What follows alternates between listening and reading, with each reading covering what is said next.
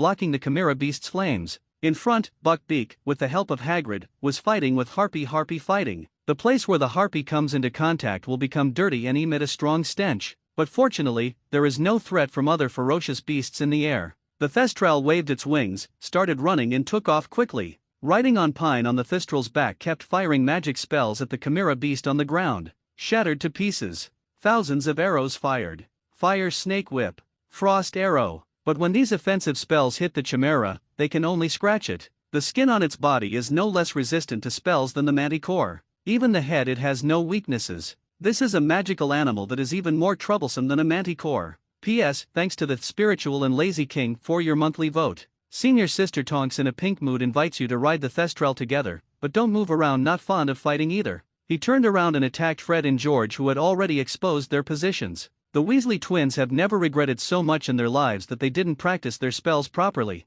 Otherwise, the wands in the hands of the two brothers would not have been easily shot down by the terrifying monster. Mrs. Nate appeared in time to block the opponent's lightning, giving the brothers a chance to escape. Otherwise, these two brothers would have died at the first sight of that monster. Now the Chimera beast rushed towards the big beech tree where they were sitting. Fred and George screamed in terror. The flying wing slingshot in his hand keeps firing the latest prank magic props he purchased. Dung bombs, paint bombs, trash turned into treasure, biting candies, etc. These have no effect on Chime Ramon. Pine also didn't expect that the Chimera beast was so intelligent that it knew how to surround Wei and save Zhao. Wanting to force myself to rescue Fred and George. At the moment, he and Senior Sister Tonks could only use obstacle spells, rope spells, mud spells, and other auxiliary spells in midair to slow down its speed and prevent it from getting close to the big tree. Someone would also provide an armor spell to protect Fred and George from its fire breath. If this continues, the magic power of ordinary wizards will be quickly exhausted in this kind of pulling. Just like in the records, the only wizard who killed the passing Merriman ended up falling from his Pegasus to death after running out of magic power. Fortunately, Pine inherited the ancient spirit of Gryffindor. Although it is not fully developed, its powerful magic power is like an endless river. Even Snape's old bat couldn't match the magic power of Pine, who was only in his first year. But this won't last long. In the air, both Pine and Tonks saw the battle situation on Hagrid's side. One of his arms has been tainted by the Harpy and has lost consciousness. The giant crossbow in his hand was useless, and he could only use his huge body to fight against the Harpy. Buckbeak's wings were also broken, and his chest was stained with breath. But it pecked the long scorpion tail behind the Harpies but with its eagle beak. Otherwise, once the opponent escapes from the scorpion tail, the poisonous needle at the end can easily kill Hagrid. At the critical moment, Slytherin's Martina Parkinson actually landed on the island. What's even more strange is that, when Chime Ramon saw her, he didn't even care about Fred and George in front of him. With a roar, he turned around and rushed towards her position. This posture made him want to tear her into pieces immediately. Payne noticed this and quickly urged the Thestral to drag Martina Parkinson onto the horse in front of the Chimera beast. Sandwiched between Pine and Tonks, "How did you get here?" Pine asked sternly. She was obviously in Filch and Percy's team and was responsible for patrolling in the opposite direction. Why did she suddenly appear in the Forbidden Forest? There is a path behind the Quidditch pitch that leads to the Forbidden Forest. I knocked Filch and Percy unconscious and walked that way. The Tsundere Loli struggled desperately, glaring at Pine fiercely with her beautiful almond eyes. "Pine Wilson, get your hands off me. You can't deal with that monster without Dumbledore, and neither can the dean of the school." Pine saw that she still dared to glare at him, so he couldn't help but slap the little Loli's cock. "Be honest with me and tell me, where is the principal and why is he not here?" The Tsundere Loli was slapped on her shy part, and she struggled even more fiercely. But Pine held her down with his left hand, and she couldn't break free at all. The struggle was fruitless, and the Tsundere Loli stared at him like a dead person and said, "The principal went to attend the inauguration ceremony of Minister Fudge. As the chief of the Wisengamot, he needs to witness the entire complicated handover procedure. He will not be here these days. I'm done, please let me go." Pine saw her look and felt that the little girl was still not convinced. He slapped her with another crisp slap and said, "I haven't finished asking yet. What happened to that monster that even the dean couldn't deal with it?" The Tsundere Loli was so angry that her eyes were about to burst into flames. Ever since she was a child, no man dared to do this to her. "Ha! When I get out, I have to kill him. That monster is the natural enemy of the unicorn, symbolizing death and war. Dark creatures from Greece will be affected by its spiritual power. The three-headed dog of hell, the Manticore, the Sphinx, the Hydra, the Chimera, and the Harpy are all under his control. It also has the power to control lightning and spiritual magic, and has a unique magical field. Without Dumbledore, no one can defeat it. Stronger than others, Sundara lowly simply told the origin of the monster and said, if you want to kill the chimera in front of you, its only weakness is its fire-breathing throat. Let me go and I'll use my transformation to create fireproof graphite and a sharp spear. Got some advice from Martina. Pine avoided Chimeraman's flames, while thinking about how to keep the other person's mouth open long enough without spitting out fire. See the magic items in the hands of Fred and George. I couldn't help but think of the scene in the car when school started. Shout to the Weasley brothers, Fred, George, did you two bring any animal voice-changing candies? Just bought it yesterday, the Weasley twins said in unison. That's great. Fred and George are safer now. The 7 mountain trolls who fought with the chimera before were now entangled with it again. Pine took the opportunity to let Thestrals approach the beech tree. They moved Martina and Tonks to the tree. The magic cut off a branch and gave it to Martina. Let it turn the wood into a sharp iron spear and the leaves into fireproof graphite. Then he looked seriously at the embarrassed Weasley brothers and said, later, I need you to shoot the animal voice-changing candy into the chimera's mouth when it roars. I rode the Thestral, swooped over and stabbed its throat with my spear. Senior Tonks, you stay here to protect them. None of these guys know the armor charm. Taking the sharp spear transformed from Martina, he smeared graphite on the tip of the spear. Pine jumped on his horse, let's fly higher to the Thestral, and try to stab it to death with one move. When the Thestral flew more than 30 meters high, Pine and Tonks looked at each other. The senior sister waved her wand and issued a crushing spell to concentrate the chimera beast entangled by 7 giant monsters. Roar Chimramon looked at its attacker on the beech tree and let out a heart-rending roar. At this moment, Fred and George tacitly used their flying slingshots to shoot 2 animal voice-changing candies into the mouth of the chimera. Meow meow cluck cluck cluck. The chimera beast ate the animal voice-changing candy, and sometimes it made a cat meow, and sometimes it made the sound of a rooster crowing. The effect of the 2 candies has not been used up yet. The Weasley brothers fired 2 more animal voice-changing candies. This connection is very well done. That leaves plenty of time for Pine. Naturally, Pine couldn't miss this opportunity either. Yeki, charge! The skinny Thestral waved its huge bat wings and began to swoop down quickly. The speed was astonishing. When it was about to get close, Pine held a sharp spear coated with graphite and aimed it at the chimera's mouth, which made a pig's roar. Stab in. 1 hit and gone without even drawing the gun. Poof! The burning heat in the chimera's mouth was mostly isolated by the graphite, which prevented the tip of the spear from melting and instead pierced its throat. A large amount of blood spurted out from Chimeraman's mouth. Seeing this, 7 giant mountain monsters took advantage of its illness and killed it. The big mallet in his hand hit the chimera beast's head like crazy. Chimeraman's previous invincibility and domineering power were completely gone. In the end, he was knocked to the ground by the giant monster with a spear stuck in his mouth. Pine observed that the opponent's head was bleeding after being smashed by the giant monster. The defense was broken and there was no movement. Only then did Jichi let him down with confidence. Walking up to the extremely miserable chimera beast, he pointed the Kirin wand at its mouth, which was opened by a spear, falling apart. Bang! This XXXXX level ferocious beast, which has caused countless troubles to everyone, had its head blown off by Pine. But it's not over yet. There is another harpy on Hagrid's side. The harpy's weakness is its fear of the sound of brass being struck. Martina explained, then handed Tonks and the Weasley twins beside her a gong each. The 4 of us would stay on one side and keep banging loudly, and she would fall into confusion. If Pine takes the opportunity to cut off her head again, we will win. After hearing her words, everyone rushed to the battlefield between Hagrid and Buckbeak and stood apart. Holding gongs, they kept beating the gongs. The harpy was extremely frightened when she heard the beating of the gongs, trying to escape. But there were gongs on all sides, and the more they knocked, the more urgent they were. Seeing that there was no hope of escape, the banshee's breath gradually weakened under the beating of the gongs. Finally, she fainted. Pine took this opportunity to rush forward and target her neck, compressed the magic power of the crushing curse into a thin blue line and fired it out. This thin blue line seemed to be the sharpest knife in the world. With a slight stroke, the harpy's body was cut. The head was cut off. Hagrid, can you still hold on? After killing the harpy, Pine breathed a sigh of relief and looked at Hagrid's contaminated arm with concern. Hagrid was relieved, but he didn't dare to take a complete rest. He just bent over and took a few breaths. You are the Pine that Weasley often talks about. You are such an awesome little guy. Last time you won the Dry Puppy Challenge. It's a pity that I fell asleep that day, otherwise I would still like to meet you. But it's not time to rest yet. The Greek guy and Mrs. Nate are still protecting the unicorn in the middle of the island in the middle of the lake. We have to hurry up and help. That monster is really scary, Hagrid said with lingering fear. When he saw the other party for the first time, he was almost struck by lightning. Along the way, everyone saw 6 or 7 more unicorn corpses, and their hearts became heavier and heavier. The unicorn is a symbol of holy light, even though there are so many dark creatures in the Forbidden Forest. he won't attack unicorns at all, because it symbolizes life and death. A dying person can survive by drinking unicorn blood, but will be cursed with pain for the rest of their lives. So does the man who kills the unicorn. A monster that dares to kill so many unicorns must have a dark heart to withstand so many curses. Passing through this dense forest, the first thing everyone noticed was a huge dark dragon breathing out dragon breath.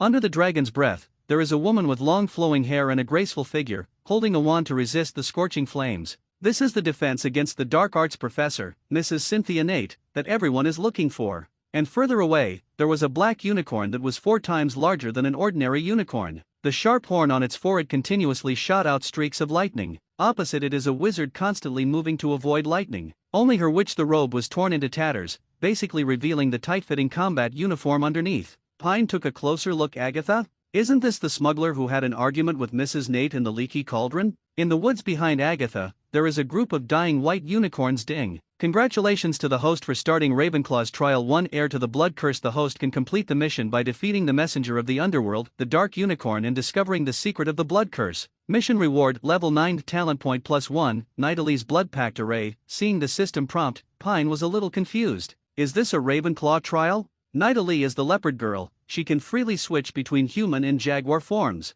Her blood contract formation should be the key to her mastering the ability to switch between humans and animals. And that monster turned out to be called the Dark Unicorn. No wonder they want to kill all the unicorns. The two sides were mortal enemies. The arrival of Pine and his team attracted the attention of the Dark Unicorn. The other party put away the lightning, and his red eyes looked down at everyone indifferently. The Dark Dragon also stopped attacking after its master stopped, hanging in the air and snorting disdainfully. Suddenly, the Dark Unicorn's pupils expanded rapidly. An invisible spiritual shock wave was emitted from its pupils. In an instant, apart from the 2 powerful adult wizards present, only Hagrid, who had giant blood, and Pine, who had Slytherin's natural closed brain, were left standing. Senior Sister Tonks, Brother Weasley, and Martina Parkinson all fell to the ground. Their expressions were very painful, as if they were trapped in an endless nightmare. Damn it! Pine was stunned. What a monster this is. It's okay for the Weasley twins not to study hard. Martina Parkinson, a top genius with legendary wizard potential in transfiguration and basically super academic talent in other subjects, also fell easily. And Senior Sister Tonks is an outstanding student in the 7th grade. She has shown considerable strength through fighting all the way. He didn't even survive a single glance. The strength of this Dark Unicorn is a bit terrifying. Fortunately, Thestrals and Buckbeak were fine. Holding the wand in hand, he took the initiative to come to the front of the unicorn group and stood side by side with Agatha. Hagrid was badly injured and without his wand. There is no way to deal with this creature. On the contrary, the black fire dragon next to it should suit Hagrid's taste. As long as you resist it first, Mrs. Nate and Hagrid will deal with the dragon and then come to help. If we all fight this dark unicorn together, we should be able to win. Roared the dark dragon, breathed out its dragon breath and took action suddenly. Mrs. Nate quickly cast a mysterious spell and turned it into a shield to block the dragon flames. The Yeti took off and accelerated towards the breathing dark dragon. Buckbeak flapped his broken wings and fell down before flying half a meter high. Hagrid ran quickly in a circle, trying to find an opportunity to pull down the dark dragon. The war over there begins. The dark unicorn snorted coldly, and the horn on its forehead struck a bolt of lightning at Pine without warning. Doin'! It hit Pine's armor spell. With a flash of lightning, cracks appeared on Pine's armor. But the opponent's lightning seemed to be free of charge, and the frequency of subsequent strikes was extremely fast. Little Pine, don't stand still and be locked in by it, Agatha reminded sternly. Then she kept running, waving the wand in her hand, and several 7 or 8 meter tall clay figures appeared on the ground and attacked the black unicorn. And the dark unicorn stepped with one hoof, and the ground with a shock, the giant clay figure shattered. Fortunately, Pine learned Professor Flitwick's fighting skills. He kept changing his position in the lightning and took the opportunity to release various magic spells. But it couldn't harm it. Damn! Again one that is immune to regular spells. No wonder Dumbledore plays Transfiguration and Voldemort plays Dark Magic. There are too many of these artifact animals that are immune to regular spells. But that doesn't mean the spells are useless, they just need to be used constantly. Increase the power.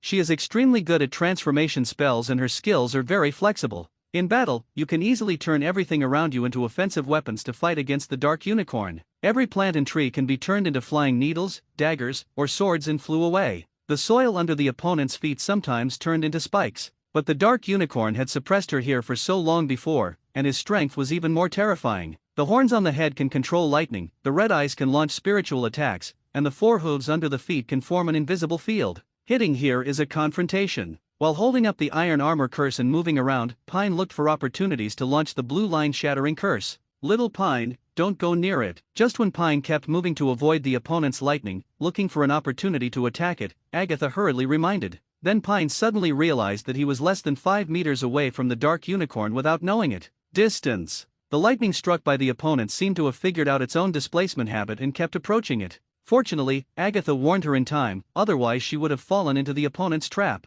So she quickly retreated. The Dark Horn, seeing that his plan to play with the prey was stopped by Agatha, Beast groaned dissatisfiedly for the first time when facing the two of them. The whisper was like the syllables of ancient times. In an instant, a dense network of lightning struck at Pine. Pine had no time to think about anything and could only activate the iron armor curse with all his strength to defend. At this moment, the dark unicorn suddenly charged up and rushed directly towards Agatha. This was the first time it directly attacked with its body. Agatha Shamo recited a spell and waved several broken logs one after another to turn into iron doors to resist. Boom! The iron gates transformed by these transformation techniques are useless against the sharp horns of the unicorn. They are directly knocked open by it. Agatha Pine tried his best to block the lightning network, but could only watch the dark unicorn break through the iron gate.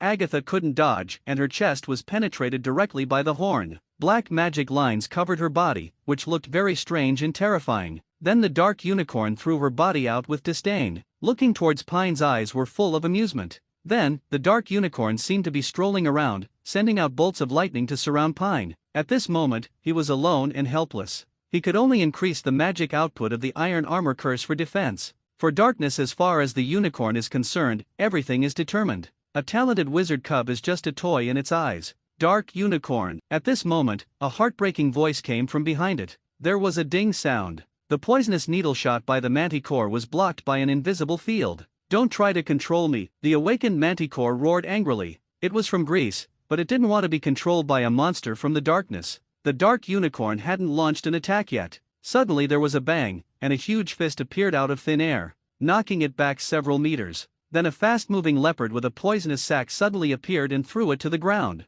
It opened its bloody mouth and aimed at its neck to bite it. The dark unicorn appeared again after uttering a complex syllable. The horn suddenly lit up, pushing the poisonous leopard's bloody mouth open. At this moment, Pine took the opportunity to send out a blue line crushing spell at the neck of the dark unicorn, leaving a deep cut. The dark unicorn was in pain, its blood-red eyes glowing red. The horn on his forehead condensed with black light, and streaks of purple lightning were wrapped around it like thin snakes. How could the manticore give it a chance to hold back its ultimate move? He rushed up directly, biting the dark unicorn's back, and stabbed its neck with its long scorpion tail. Then the poison leopard and the invisible beast all appeared, each attacking the dark unicorn's head and abdomen. Strike hard and hit the vital point. What made the dark unicorn feel even more humiliated was that 7 silly mountain trolls also rushed over, howling. Participate in a group fight against yourself with a big mallet. Those 3 magical animals with high intelligence, powerful strength, or strange attributes can sneak attack you. The dark unicorn recognized it. But why can a stupid guy like the giant monster in the mountain attack him? At this time, the dark unicorn fell into a very passive situation. He was successively poisoned by the manticore and the poisonous leopard. Now he was attacked at close range by 10 magical animals. Black blood flowed, sizzling as it fell to the ground, and was highly corrosive. Pine also joins the fray. Thinking of the scene where the other party stabbed Agatha just now, I was extremely angry. Keep looking for opportunities to cut up the dark unicorn. Shattered to pieces, shattered to pieces. The battle situation on the dark unicorn side finally gained the upper hand. Mrs. Nate and Hagrid were like a father beating his son. Although the dark dragon is powerful, it is no match for a serious defense against the dark arts professor and the Hogwarts forest ranger. His eyes were blinded by the eye spell, and a strong dragon leg was pierced by a huge crossbow arrow. There were 2 pendants hanging on the back, and Thestrals and Buckbeak kept biting them. The dragon's blood was pouring out, and the dragon's roar of grief was heartbreaking. The dark unicorn is angry. You shouldn't bully my pets. A mouthful of black essence and blood spurted out, turning into dense black runes and blessing its horn. The majestic power of darkness rolled in. The manticore and the poison leopard were instantly deflected. The invisible beast has the highest intelligence and disappears early, but there was a heavy groan in the air, indicating that it had not hit. When Pine saw this, how could he let him find a chance to make a comeback? The wand emits a fierce flame, as if the god of fire is alive. The dark unicorn snorted softly, and spit out black magic fire from its mouth. Bang! Both sides are entangled. The black flame seemed to have a unique devouring quality, gradually swallowing up Pine's red flame. The more the black demonic fire swallows up, the more it burns. What kind of crazy skills are these? Too buggy. Normally encountering a XXXXX level ferocious magical animal would be enough to serve as a test for a certain level in the Triwizard Tournament in the future. I encountered so many XXXXX ferocious beasts today, it was really frustrating. The most deceiving thing is how this dark unicorn is so powerful. Pine quickly gave up the flame fight, jumped to avoid it, and used the armor spell to defend himself. Unexpectedly, he just escaped the black magic fire. The Manticore warned no. Pine suddenly felt as if he had been hit hard by a speeding truck. Then he felt pain in his waist. A mouthful of blood spurted out from his throat. I looked down and saw my waist was stabbed by an animal horn. The severe pain almost caused him to fall into coma. Boom! In the air, a sound of fists and muscles colliding was heard. Pine was removed from the dark unicorn's horn by the invisible beast. It showed a body shape, somewhat similar to an ape-man, but with a pair of melancholy eyes, and said to Pine, "Hold on to." Finally, he put the seriously injured Pine next to Agatha, who was stabbed in the chest. It was really embarrassing. Even the magical animals were not killed. One of the two human wizards was stabbed in the chest, and the other was stabbed in the waist. Yes. Thanks to the wizard's different physique, he is not dead yet, but as long as he loses too much blood, he may die. The most troublesome thing is that the dark unicorn's horn has powerful dark power. Agatha's entire chest is full of pain, imprisoned by black runes. So is Pine's waist. Little Pine is dying. Are you afraid? A group of little unicorns gathered around Agatha. Such pure creatures will only let virgin girls get close. Looking at Agatha's face in her 30s, Pine was shocked. Agatha, she looks like the Black Widow in Avengers. Why is she still an older single woman? But when I think about it, all the professors at Hogwarts seem to be single. I feel balanced. I don't know what this magical world is. Reason. The probability of being single is particularly high. Agatha, please stop saying a few words. If the blood flows too fast, it would be too tragic for us to die without waiting for rescue. While the stab duo were having a pre-death conversation, 7 stupid mountain trolls stood in front of the dark unicorn with bruises all over their bodies. They were not very intelligent and did not understand why they were fighting like this. It's just that it's good for everyone to know that the unicorns in the Forbidden Forest are alive. They are good people, and they once brought the hungry trolls to find something to eat. So the unicorns cannot die. The dark unicorn looked at the people in front of him with disgust. 7 stupid giant monsters. They were the ones who attacked me just now. When they got angry, they spurted out a stream of black flames from their mouths. The 7 giant monsters faced the flames, waving the big clubs in their hands, and rushed forward. As long as they broke through the flames, you can hit it. In the end, the 7 giant monsters died in the hands of the dark unicorn one after another. The corpses were trampled and ravaged by its 4 hooves. Are idiots like you qualified to attack me? Rubbish, stupid rubbish. This scene stung the nerves of everyone present. The Manticore roared and rushed forward. One of its legs was struck by lightning and turned into coke, and was thrown to the ground. The poisonous leopard found a chance, and the poisonous leopard, the fangs bit into it, and its stomach was pierced by the magic horn. The invisible beast wanted to make a sneak attack, but one of its hands was burned off by the magic flame. Now the dark unicorn's eyes saw Agatha and Pine, who fell to the ground. The dark unicorn sweeps across all enemies and is unrivaled in its tyranny. Only then did Pine understand what Martina had said before. Except for Dumbledore, even the 4 deans could not stop it. The full-scale outbreak of dark monsters has completely crushed everyone. Just when everyone is desperate, the group of dying unicorns stood up. Surrounded by Agatha, he kept licking its wounds. Agatha's eyes held a mixture of regret and relief. He struggled to crawl to Pine's side, lay in his arms, and said, "Little Pine, let me feel the taste of a man one last time." Pine had a dark look on his face. "Sister, what time has it been, and you still want to play with a man before you die?" But that's right, everyone is going to die. The system's Dogecoin doesn't appear either. No matter how you call it, you don't care about yourself. Maybe the world of Harry Potter has really come to an end. Lying in Pine's arms, Agatha suddenly understood why Mrs. Nate had been married 8 times. Before she understood her identity, maybe she just didn't want to. People are too lonely. Unlike myself, who is a smuggler of magical animals, I live alone and am used to a life of licking blood from the tip of a knife. Don't be surprised. Speaking of which, I have never been in a man's arms in my life. The last time I kissed you in a bar was also the first time. It was the first time in my life that I felt the scent of the opposite sex, and it was indeed different. Pine obviously didn't believe this. "You're almost 40. How come you haven't had any contact with the opposite sex?" Agatha smiled bitterly upon hearing this. "Have you ever heard of Artemis' blood curse?" Blood curse. Pine suddenly thought that the mission released by the system this time was to understand the secret of the blood curse. So he hurriedly asked, "What does Artemis' blood curse mean?" "This is a blood or curse. Artemis is the sister of the sun god Apollo in Greek legend, symbolizing the moon goddess. At the same time, she is also the god of girls. She never contacts men and only likes pure girls. This is the effect of Artemis' blood curse. For example, Cynthia didn't know that she had the Artemis blood curse before, so she accepted someone else's marriage proposal. But every time she accepted, her fiancé died suddenly. In this way, I got married 8 times. Unfortunately, her husband died without even kissing her on the mouth. No, why am I fine? Did she also kiss me in the bar? Pine wondered. Because we feel a sense of intimacy in you. It was like the prophecy Cynthia had received the night before from the Greek centaur prophet Liz Green, the kisser of Artemis. So in the celebration of your successful challenge, I secretly kissed your face. It was discovered that indeed, as Liz Green predicted, the all-loving ones withstood the kiss of Artemis. Hearing Agatha's explanation, Pine carefully recalled the process that day in the bar.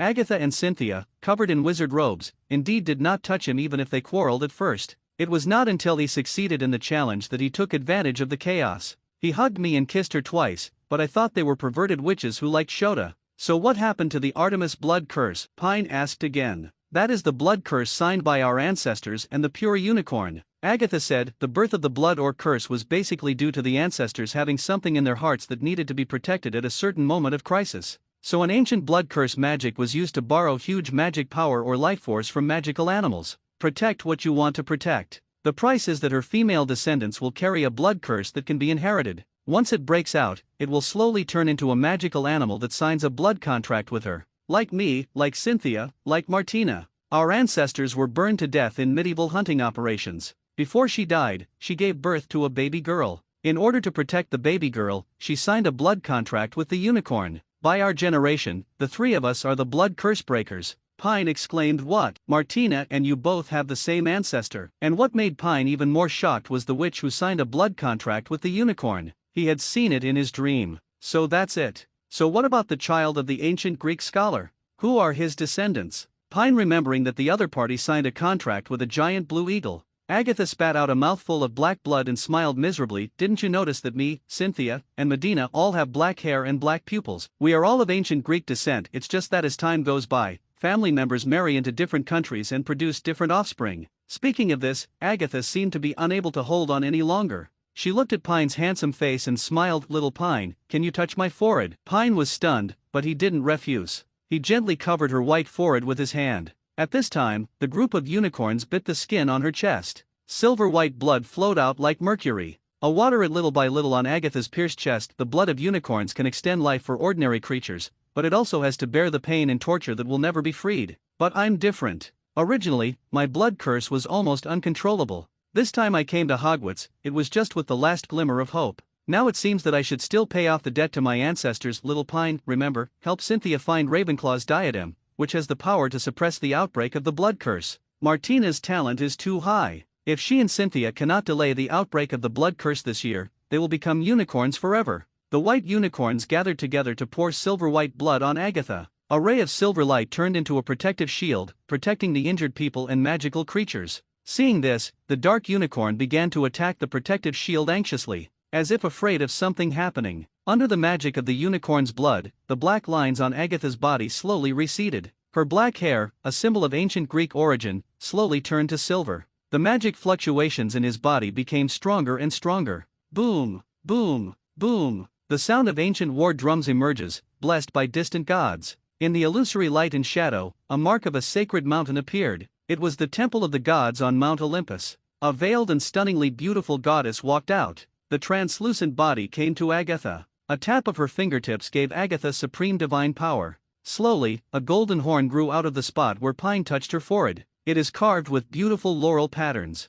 The silver blood burned away the black runes on her body. It turned into a ball of black smoke and disappeared. At this time, Agatha was extremely bright and holy. The moon shone on her body as if covering her with a layer of silver gauze. When she opened her eyes, her silver-white pupils exuded an astonishing aura. Boom! The dark unicorn was severely knocked out more than 10 meters by this momentum. Agatha floated in the air and looked at the dark unicorn indifferently. The other party was not to be outdone. The fire of hell wrapped around its 4 hooves, and also floated into the air. Light and darkness are opposites. The pupils of both sides exploded into a majestic spiritual collision. The ear-piercing roar almost deafened everyone and magical animals present. Agatha held her laurel-wood unicorn hair wand and waved it lightly. The surrounding trees turned into countless hands raised to grab the dark unicorn. The opponent used a more powerful thunder and lightning net to turn into a ball to resist. Agatha waved her wand again. The dirt on the ground turned into dozens of 4 to 5 meter high Pegasus and crashed into it. The dark unicorn's lightning ball instantly fell apart.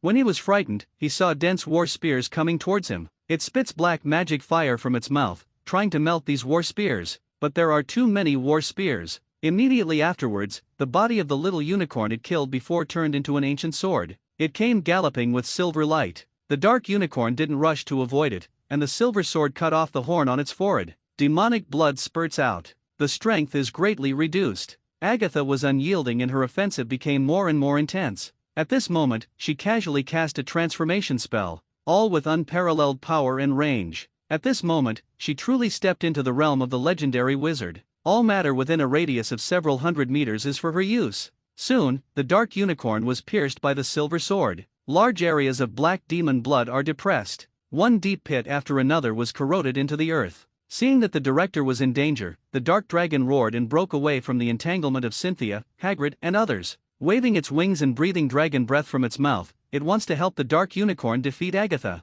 Agatha's silver eyes flashed, and the wand in her hand danced wildly. One after another, the giant blades cut towards the black dragon. Poof! The black dragon's wings were cut off by a giant blade. The huge body struggled a few times, then glided and fell into the crescent lake. Seeing that the situation was over, the dark unicorn began to burn all the blood and essence in his body, erupting in a final struggle. But after Cynthia arrived, there was no hope at all. Cynthia is well versed in ancient magic. Agatha blocked the black unicorn's counterattack, while Cynthia recited an ancient spell on the spot. There is no wind flowing in the 4 elements of heaven, earth, water, fire, and wind. The ancient magic chants are like the arrival of gods. After half an hour of chanting, a huge magic circle appeared at Agatha's feet. The gate to the underworld opened, and a giant wearing war armor walked out of the magic circle. He stretched out his giant hand to the unwilling dark unicorn. Regardless of its resistance, he dragged it into the gate of the underworld. After the magic ended, Cynthia seemed to have the magic power drained out of her body. He was exhausted and fell to the ground. Pine looked at this magic circle with curiosity. No wonder Voldemort looks down on ancient magic. I didn't even think that Lily's protection of Harry was also an ancient blood curse. After all, this chanting time is too long. The effect is similar to that of Voldemort's one-hit killing curse. Moreover, Laofu's life-killing curse is instant death upon contact. If it touches your body, you will die. The gap in killing efficiency between the two is a bit big, but ancient magic also has its own merits. Someone like Cynthia probably has slightly weaker Dean-level strength, but he can use the magic circle to unleash the full power of the legendary wizard. It also has a special effect similar to a seal. It is of great research value. As the dark unicorn is captured back to the underworld, the black fog blocking the outside of the forbidden forest also gradually dissipated. The people who survived and the magical animals were miserable. 7 mountain trolls died in battle. More than 10 unicorns died tragically. Senior Tonks, Martina Parkinson, and the Weasley brothers were unconscious. Pine's waist was gone and his body was infected with black magic. One of Hagrid's arms was also disabled. Agatha with silver hair and golden horns looked at the miserable situation of everyone. Using the last of his strength, he summoned a silvery light that filled the sky and purified the black magic damage on everyone present. Pine, don't worry about your waist being damaged by dark magic. Go back to Madame Pomfrey and take the bone spirit and it will grow back. But then, you may have to stay in bed for a while. Teacher Cynthia smiled while holding on to her body. Her face was full of exhaustion at this moment. Then she looked at Agatha, who was slowly landing. She saw that a furry tail had begun to grow behind her. At this time, in order to save everyone, the other party he chose to sacrifice himself and used the unicorn's blood again. The blood curse broke out in advance. His eyes looked very guilty. Agatha, I'm sorry, I couldn't find Ravenclaw's diadem to prevent the blood curse from happening. My dear, since the two of us worked together to find a solution to the blood curse, even though we have been bickering together for many years, I have already regarded you as my sister in my heart. Even if there is no dark unicorn attacking, the blood curse on my body can hardly be suppressed anymore. Cynthia said with a wry smile, trying to alleviate Cynthia's guilt. Once the blood curse breaks out completely, it will completely transform into an animal. Even thoughts will disappear, leaving only the instinct of the animal. Before the complete transformation, Agatha walked over in front of Pine. He smiled and opened his arms. Little Pine, give me a real kiss before I turn into a complete unicorn. Pine looked at her trembling red lips and kissed her hard. In the silver light of the sky, Agatha's body in his arms gradually changed. From bottom to top, silver hair slowly covered her body. Then the bones and muscles on the body began to curl up, until it completely turned into a unicorn with a golden horn. The unicorn rubbed affectionately in Pine's arms. When the last trace of light in her pupils, her nostalgic eyes were distracted. They turned into clear unicorn eyes. She forgot about Pine and Cynthia beside her. She just felt that the two people in front of her made her feel very kind. After breaking away from Pine's arms, Agatha ran back to the unicorn herd. Hagrid watched this scene, tears kept rolling down. At first Agatha pretended to be a male smuggler to trade with him for Louis, and she got the forbidden forest out of his mouth. The place where unicorns live. I didn't expect that there are so many stories happening here. A beautiful person suddenly turned into a unicorn. He can never change back. Cynthia, you and Martina will end up like this, right? Having experienced life and death, he also learned about Cynthia's past from Agatha. This time he did not call Fang Nate by the honorific title of Mrs. Nate, but directly called her by her name. Yes, the blood curse in my body can hardly be suppressed anymore. As for Martina, if her talent was not so high, she might have postponed it a little longer. But unfortunately, her mother is my cousin. After learning about the blood curse from me, she realized that this day is not far away. That's why her child is so strong and wants to use her talents to do many, many things in this year. For example, she helped Slytherin win the Academy Cup again. She is very strong, but she didn't expect to meet you, Cynthia said while wiping her tears. Looking at the unconscious Martina, her eyes were full of love. But Pine still had doubts in his heart. Why do you conclude that Ravenclaw's diadem can help you find time to delay the outbreak of the blood curse? Hearing this, Cynthia glanced at the moon in the sky and said softly, because Rowena Ravenclaw is also burdened with a blood curse. What? Pine was shocked. Rowena Ravenclaw, one of the four founders, was also a blood curse patient. Yes, her talent is a little higher than Martina, but the reason why she was able to suppress the blood curse for so long is because she has gone further on the road of magic. I have checked all the information about her during her lifetime. The blue gem on her crown is called the Philosopher's Stone. In order to help her suppress the blood curse, Gryffindor found countless powerful wizards to challenge and finally won it. That gem can suppress the outbreak of blood curses, and the crown also contains Ravenclaw's knowledge of blood curses. However, the crown never appeared again for some unknown reason, and Ravenclaw died under a blood curse a few years later. Pine felt something was wrong. How are you sure that she died instead of breaking out of the blood curse and turning into some kind of artifact animal? This question seemed a bit naive. Cynthia smiled brightly and said, a powerful wizard is unwilling to become a magical creature without enough intelligence. Ravenclaws are so proud, especially their thirst for knowledge let her turn into an animal. It is better to commit suicide, but it is precisely because of this that Ravenclaw was the first to die before he was 50. Otherwise, with her great strength, it would not be a problem to live to be 150 years old. Cynthia's explanation made Pine suddenly think about many things. Why the trials of Ravenclaw are related to the blood curse. Why in the history of Hogwarts, a woman as powerful as Ravenclaw died young. Hogwarts Infirmary. Injuries caused by black magic can even be purified. It is also very slow to recover. A month has passed. Chew and Senior Pinello come here every day to deliver meals to Pine. This made Hagrid on the other side envious.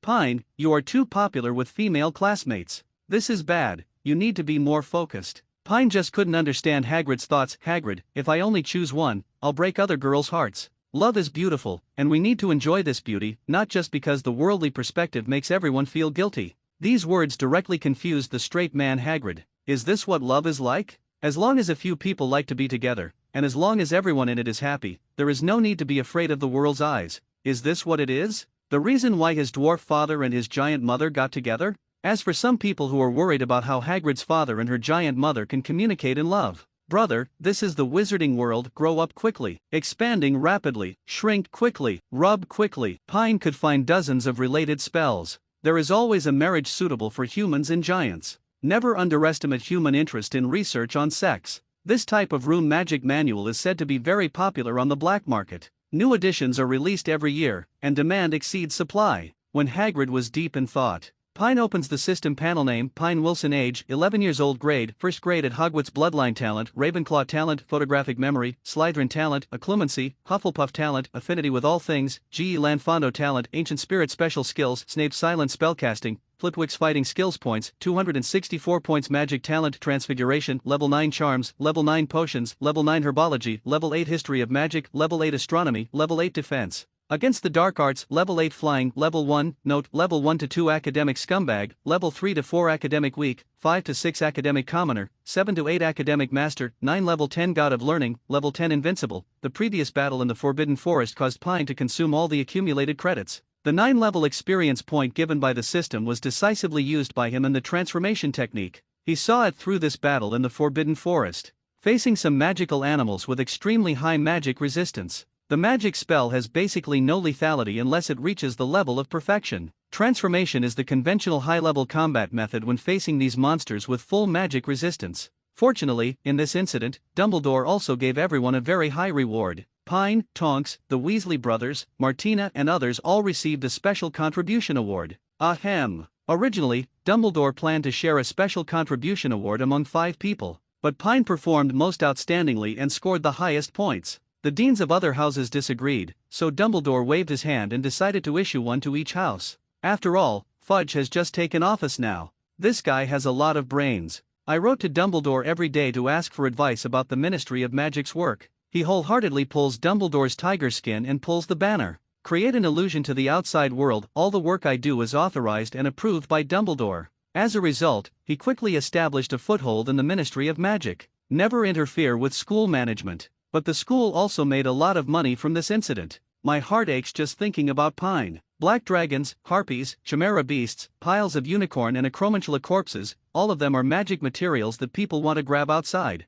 Especially a certain unknown old bat got the most. In the name of research, this guy took away most of the corpses of the black dragon and the chimera beast. If Pine hadn't secretly taken most of the black dragon's blood, I guess I will suffer even more losses. Okay. Aren't the magical animals I participated in killing my trophies? As a result, they were all taken away by the school. What a loss to Grandma's house. These precious materials. This is the fundamental reason why Dumbledore generously gave 4 special contribution awards. As for the remaining 64 points, 50 points were awarded to Pine for his outstanding performance in the Battle of the Forbidden Forest. There are still 14 points left, so we have to thank the First Night Watch Gryffindor students for their friendly sponsorship. The system is in place and I don't panic at all, but my hands are itchy. Open the system store. Spend 100 points first to learn Mag's wandless spell casting skills and Sprout's life magic skills. Then spend another 100 points to upgrade Professor Flitwick's fighting skills to Gryffindor's fighting skills.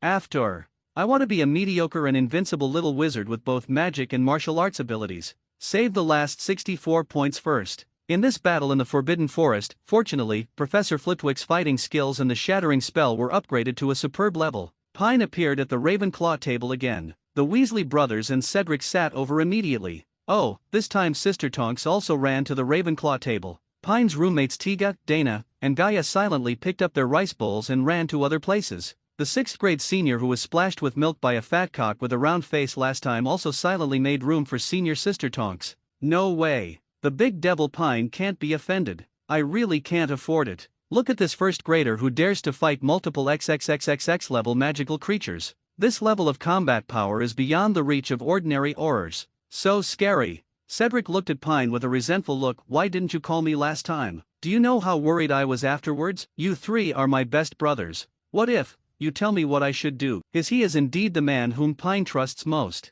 His handsomeness is second only to his own, and his reliability is simply perfect. Okay, Cedric, I'll call you next time something like this happens again. Pine laughed. What? There is a next time. Senior Pinello and Shu couldn't bear it anymore. They pinched the soft flesh of Pine's waist one by one. The pain made him grit his teeth. The Weasley brothers and Cedric were on pins and needles when they saw this. Sure enough, having too many girlfriends is really not a good thing. Senior Sister Tonks is much cuter. She is very nervous and likes to have fun. Such a dangerous action this time, and being stunned by the big boss in the end did not frighten her. I found it extremely exciting afterwards, especially riding horses with Pine. Although I was a little shy, but I felt like I couldn't breathe when I was being held up. Afterwards, I felt shy and fantasized about it. Tonks, how can you be so shameless? Junior Pine is only 11 years old, but you are so old at 11 years old, you can still do it in the future. Really? But what a pity, I will graduate next year and I probably won't be able to participate in your adventures. Suppressing the shyness in her heart, Senior Sister Tonks said with an envious look. She held a Texas braised chicken in her left hand and a cumin lamb leg in her right hand. She started chewing without any image. In the end, she disliked the slow eating. She turned into a pig face without caring about the image, and started to chew it, making the people around her laugh.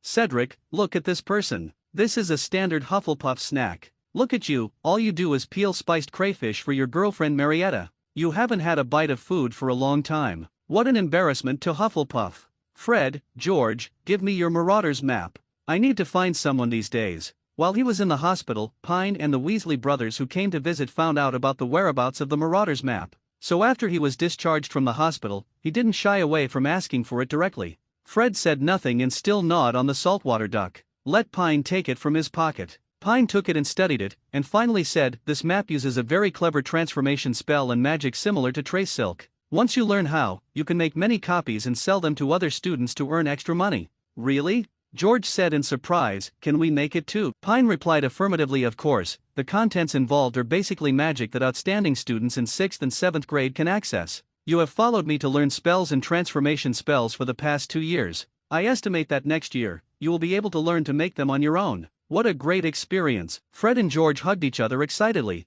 and Otis secretly wiped his greasy hands on his brother's clothes. This scene made everyone sick. Roll. Cedric said disgustedly, you go back and forth to the Gryffindor table to eat. No, we are good brothers and cannot be separated, Fred and George said in unison. In fact, after this battle in the Forbidden Forest, Fred and George have changed the most. In the eyes of this generation of children who have grown up in the 11 years of peace, they think the world is safe. Brothers. The two's previous dream was to open a magic prank shop that surpassed Zuko's joke shop. Although this dream has not faded now, the pursuit of strength is even more sad. They don't want to happen again when their companions are in danger, but their wands are easily hit by others. The embarrassing moment of death. In the following time, everything seemed to have returned to calm. Pine still read all kinds of magic books eagerly, and even often went to the restricted area to observe at night. When nothing happened, he would take out the Marauders map to look for traces of Helena. But the other party is a ghost. As long as he wants to hide from himself, even if he catches up, Helena will immediately escape through the wall. This makes Pine very angry. Forget it. Let's go to the room of requirement to get La Vinclaw's crown. As for Voldemort's Horcrux, his original plan was to touch it after his strength increased. Otherwise, he would be easily plotted by Lao Fu. But in order to complete the work of breaking the blood curse as soon as possible, time waits for no man. Experienced by Agatha after the unicorn incident, he didn't want to watch Cynthia and Martina become unicorns without human thoughts. So he took the initiative to find Cynthia. I found where Ravenclaw's diadem is. Suddenly, Pine's sixth sense made him look back instantly. He saw a beautiful ghost hiding on the stone pillar behind him. He overheard his words and trembled all over. Mrs. Gray, oh no, it's Miss Helena Ravenclaw, are you following me? Helena's eyes widened when Pine revealed her identity. It's been raining in the Scottish mountains for several days. At this moment the sky finally cleared up. But in the same northern hemisphere, the principle of autumn rain and cold passed down by our ancestors remains the same. The weather is getting colder now. It rained on and off throughout October, and the weather was very bad, with sunny spells rare. Pine leads an excited Cynthia and a ghost mired in deep self-doubt to the 8th floor of the castle. Look at the group of trolls and the portrait-beating Barnabas the Fool. Pine's heart warmed, and he couldn't help but think of the 7 mountain monsters that howled and pounced on the dark unicorn not long ago. He shook his head, closed his eyes and started pacing back and forth in front of the wall opposite the tapestry. I need a place for me to hide things. I need a place for me to hide things. I need a place for me to hide things. Cynthia was surprised to find that when Pine walked past the empty wall for the 3rd time,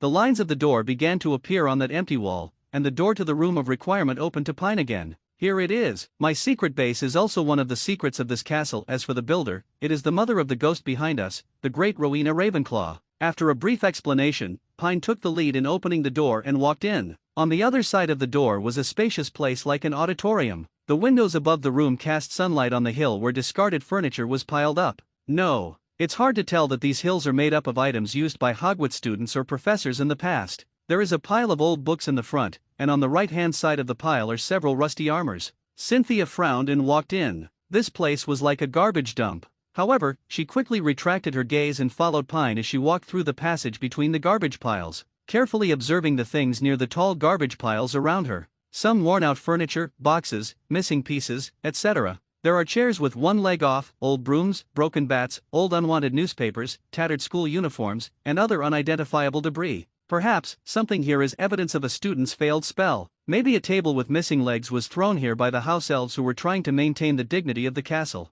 Well, Pine knew that the house elves knew about the room of requirement. and even came in to bring him food at night. In the garbage heap after walking around, Pine and others saw the wing slingshot and an old Quidditch box. All the Quidditch props inside were in tatters. One of the bats was only left in the hand. God knows what happened to it. The 2 blood jars were also broken. The only ghost ball was relatively complete, but it also looked a bit shabby. Pine's eyes were attracted by the golden snitch. When he picked up the rusty golden snitch, he found that it had lost one of its wings. The other wing of the golden snitch could still be used, but after missing one wing, it could no longer fly normally. While walking, maybe it was because of Lofu. The soul fragment had stayed in this garbage dump for too long. After finally meeting 2 strangers, the excitement in her heart could no longer be suppressed. Cynthia pricked up her ears and listened carefully. In the distance, there was a vague whisper. That for a moment, she felt as if her soul was trembling. The whispers in her ears disappeared, replaced by her own heavy breathing. Hello, Pine patted Cynthia, who was already a little obsessed.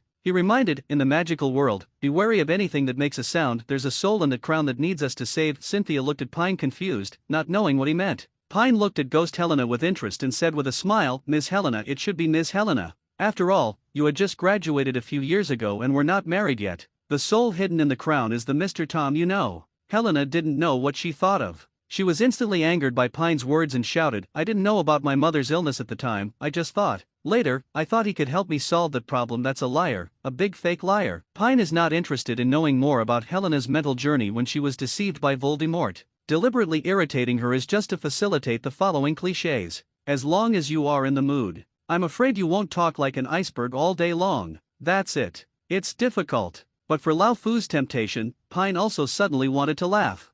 I'll see if you laugh later. After all, the owner is also here, just in time to see you confront each other. As you pass through this area, the whispers in your ears get louder and louder. It's getting closer. On top of the old cabinet with blistered surfaces, there is a bust of a wizard covered in pockmarks. On the head of the bust is a dusty old wig, and an ancient faded crown. That's the crown of Ravenclaw. It was transformed into a Horcrux by Lao Fu. What a waste. It's a good artifact that you don't know how to use. You use it to fill cups all day long. You even fooled Helena. I taught you about the diadem. She is the biological daughter of Ravenclaw, the eldest niece of the other 3 deans. With such an ancient figure to gain favorability, you don't ask her about Ravenclaw's spells or even the curse of the other 3. So I ran to get a crown to use as a Horcrux. You deserve it. You can't defeat Dumbledore. You got a treasure mountain in vain and don't know it. You are really sick. Is this Ravenclaw's diadem? Cynthia could no longer hide the excitement on her face. At this moment, she was sure that the whisper in her ear was coming from the crown. It was tempting herself to pick up the crown and put it on her head. As long as she wears the Ravenclaw crown, she can become wiser. She can even find a way to delay the blood curse. Cynthia instinctively stretched out her hand to touch the crown. However, Pine directly petrified her. Teacher, why do you not let me worry when faced with this kind of temptation? I told you not to touch me easily, but you just didn't listen, Pine said angrily. Then, he took out his camera from the space bag and took a few photos of the crown. This is a historic archaeological discovery. If it is exposed to the outside world, it might even make headlines. Ding! Congratulations to the host for discovering Ravenclaw's diadem. Ravenclaw's Trial 2, removing the dirty soul within the diadem mission reward, level 9 skill point *1, Spider Queen Elise Human Rose skin *1. Huh? Pine was speechless. Spider Human Rose's skin is very sexy, beautiful, and nice. Ms. Helena, I really want to help you research the secret of the bleeding curse. Didn't you see it? I put my soul into it. Helena has studied with the 4 founders, and she still has a good vision. Uncle Salazar has already studied the Horcrux. He thinks this method of immortality is useless. It's too low. And you have tarnished your mother's crown. No matter how stupid Helena is, she will not be deceived by him a second time. Lao Fu's soul fragment was dumbfounded when he saw the angry look. In his imagination, he can find the wizard with his own crown must have been bewitched by his own black magic. How come the little wizard who smiled with a treacherous face was not at all bewitched by himself and directly handed himself into the hands of the master who was deceived by him? Little brother, don't go. Do you want to learn the death curse that kills with one blow? Do you want to learn the fire curse that burns out all things? Do you want to learn the soul reaper curse that controls people's hearts? I have both. And it doesn't cost 99,008, let alone 9,908, today only 998. 998, the lowest price on the entire internet. If you are still satisfied, I will give you another Slytherin Black Magic Research Essentials.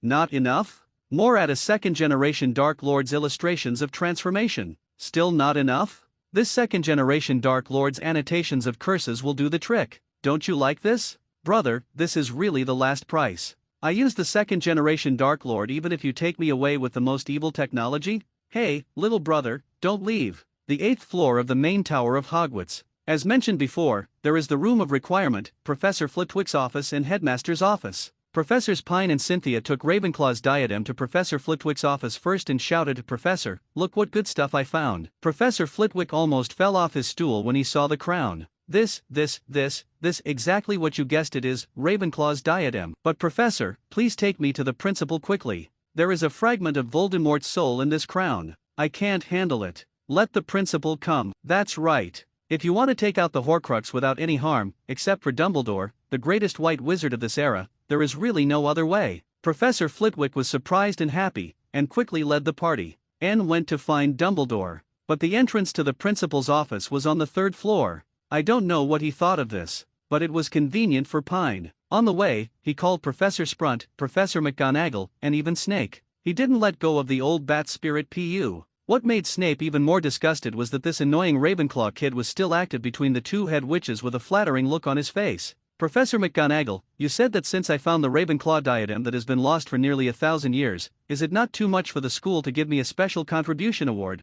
This depends on the principal's intention, Professor McGonagall said hesitantly. Pine immediately hugged Dean Sprout's arm and said aggrievedly, "Professor Sprout, you have to give me a review later in front of the principal. This Ravenclaw's crown is the treasure of our school. If I don't give it 200 credits, I think someone must have stopped it. I added points and wanted to retaliate against me." When he said this, Pine looked at Snape provocatively. He almost said his name. Snape was so angry that his lungs were about to explode. "Why must I stop you from giving extra points?" the Bat Spirit asked fiercely. "Because you have a criminal record. There are fragments of Voldemort's soul in this crown." Pine responded without showing any signs of weakness. "What?" Professor McGonagall and Professor Sprout were shocked. When Pine came to their office just now, he only said that he had found the missing Ravenclaw diadem. He did not say that there was Voldemort's soul on it, but the two of them were far from snare. Pu was shocked. This old boy was still working as a spy for Voldemort. The mark of the Dark Devil on his hand suddenly became hot. This was Voldemort's soul fragment sensing his existence. Although the memory in this soul fragment did not recognize Snee Pu, the Death Eater he later recruited, but the dark mark he researched cannot be faked. He quickly summoned him to save him. The old Bat Spirit felt pain in his arm. His hatred for Pine became even deeper. This guy is definitely it's intentional. Honey sizzles. Standing in the corridor on the 3rd floor, Professor McGonagall said a password. The monster suddenly came to life and jumped to the side. The wall behind it cracked in half. Behind the wall was a spiral staircase that was moving slowly upward. It was like an escalator. The professors took Pine, and a ghost of the client who was defrauded, and stepped on it together. Then they heard a roar from behind, and the wall closed again. They were spinning higher and higher, higher and higher. Like an elevator. Pine feels that this kind of good thing should be spread to the whole school. Just like his university teaching in the previous life. Every student wants to squeeze into the elevator. Then in the summer, feel the youthful excitement of the senior students. Breath. What if fate comes? Audit-fool round room, full of all kinds of funny little voices. On the table with slender legs, there were many strange silverwares placed, spinning and spitting out small puffs of smoke. The walls are covered with portraits of old male and female principals, all snoring gently in their respective frames. There was also a huge table in the room with claw-shaped legs. On a shelf behind the table sat a tattered, wrinkled wizard's hat, the Sorting Hat. The Sorting Hat screamed happily when he saw Pine. "Hey little Pine, are you here to give me a bath? I can't wait. Lao Denktu, quickly bring me the soap I prepared, lavender flavored." The 4 deans and Professor Cynthia were all shocked and stunned by the Sorting Hat's cry. Is this guy usually so arrogant? Professor McGonagall pursed her lips and gave him a stern look. Sure enough, it is still popular to be regarded as a villain these days. The Sorting Hat, you can yell as much as you want in front of the good-tempered Dumbledore, but you don't dare to fart in front of Professor McGonagall. As a hat that has lived for thousands of years, the world is wise, and I, the Hat Man, can pinch it. Dumbledore, after learning the purpose of several people's visit, they took the hat in their hands and looked at it carefully with a look of shock. The principals on the wall stopped pretending to be asleep after learning that Ravenclaw's diadem had been found again. They opened their eyes one after another. Eyes began to look curiously. After all, this is the legendary crown of Ravenclaw that can make people have infinite wisdom. "Are you Pine Wilson?" "Sure enough, he looks as handsome as when I was young," shouted Headmaster Phineas Nigellus Black. This wise-looking old wizard with a goatee is said to be the most unpopular headmaster in the history of Hogwarts. At the same time, he is not only Sirius, his great-great-grandfather is also Grandma Harry's grandfather. Suddenly, I feel that the relationship between these pure-blood families is so chaotic. Shut up, Phineas, if the Sorting Hat is right, Little Pine has the talents of the four founders. Stop showing off your ugly face here. The person who silenced him was Mrs. Delisle Devant, the 18th century headmistress of Hogwarts. She was a well-known therapist during her lifetime, so her portrait not only hangs in Dumbledore's office, it also hangs in St. Mungo Hospital for magical injuries and injuries. Therefore, she can move around at will between the two places. She usually provides Dumbledore with a lot of news. It seems that the principals will start to quarrel again. The red-haired chick on Dumbledore's shoulder, ahem, it was the clear cry of the Phoenix that stopped the principals' argument. The key point is that the Western Phoenix looks too much like a red-haired chicken, and is not sacred or domineering at all. Mr. Wilson, where did you find this crown? Dumbledore asked, staring into Pine's eyes. A bedroom given to me by Lady Ravenclaw, which of course the house elves at school call the Room of Requirement, or the Room of Coming and Going. Pine shamelessly pulled off Rowena Ravenclaw's tiger skin, trying to seize the right to use the Room of Requirement first. In order to emphasize the authenticity of what he said, he also specially emphasized, Headmaster, to tell you the truth, I have been receiving a trial mission from Ms. Ravenclaw recently. The last mission in the Forbidden Forest was the first level of the trial, and removing the curse of Voldemort from Ravenclaw's diadem was the second level. What? Many principals and deans were shocked again. Ms. Ravenclaw still has trials. How come we, the principals who have been principals for so many years, don't know about it? Seeing that they didn't believe it, Pine pointed and hid in the corner as much as possible to hide himself. The tall Helena said, Principal, you should know this person's true identity, right? She can testify for me that she blew something into my eyes on the first day of school, and I have been having nightmares ever since. It wasn't until I accidentally encountered the Dark Unicorn Rebellion that I received the revelation in my dream. It turned out that this was a trial task given to me by Ms. Ravenclaw. Ms. Grey's true identity? As soon as this was said, everyone present except Dumbledore was confused. Professor Flitwick, in particular, was heartbroken. He was an outstanding graduate of Ravenclaw, and he was the dean who has been the headmaster for so many years. Even he doesn't know the true identity of Ms. Grey. It can be seen that Helena hides it well enough. But you are Ravenclaw's ghost. Why do you hide it from me?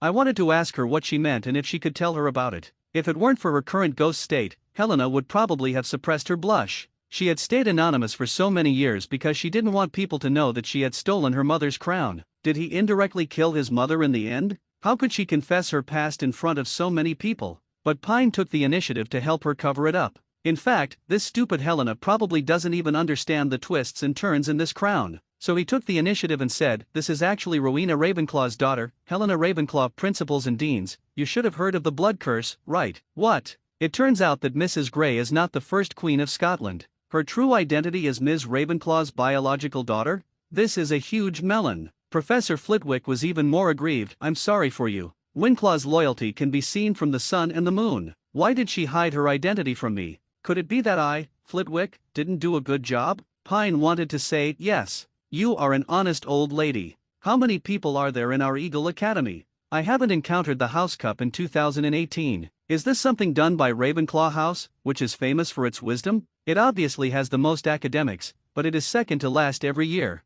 Well, the little badger should not mind that I am so straightforward. Come on. You don't care about rankings. Just have fun. In your hands, the college has become like this. In the final analysis, talent is not enough. Dumbledore and every professor and others nodded slightly. Seeing this, Pine continued. Ms. Rowena Ravenclaw is also a blood curse patient. In fact, the most important knowledge of the crown is Ms. Ravenclaw's research on blood curses. However, this subject required great efforts in the exploration of ancient magic more than 1,000 years ago, and Ms. Ravenclaw did not really solve her own blood curse problem. As for our Miss Helena, seeing her mother's blood curse about to break out, she had no choice but to take away her mother's crown and embarked on an arduous journey around the world to find a solution. How difficult is this trip? Speaking of this, Pine paused to whet everyone's appetite. As a result, everyone was made a joke for a long time. This made him a little disappointed. He would have known that Xu Chang, Pinello, and Cedric K, the Weasley brothers and others also brought him here. You know, when he usually shows off, Xu Zhang and Pinello will look at him with admiration.